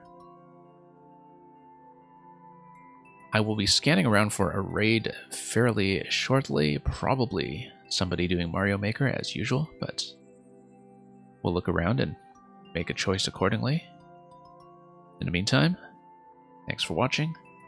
Have a good night, good morning, good evening, etc. Maybe not evening. Well, depends where you are, I guess, but regardless, good day to all of you, and fare thee well.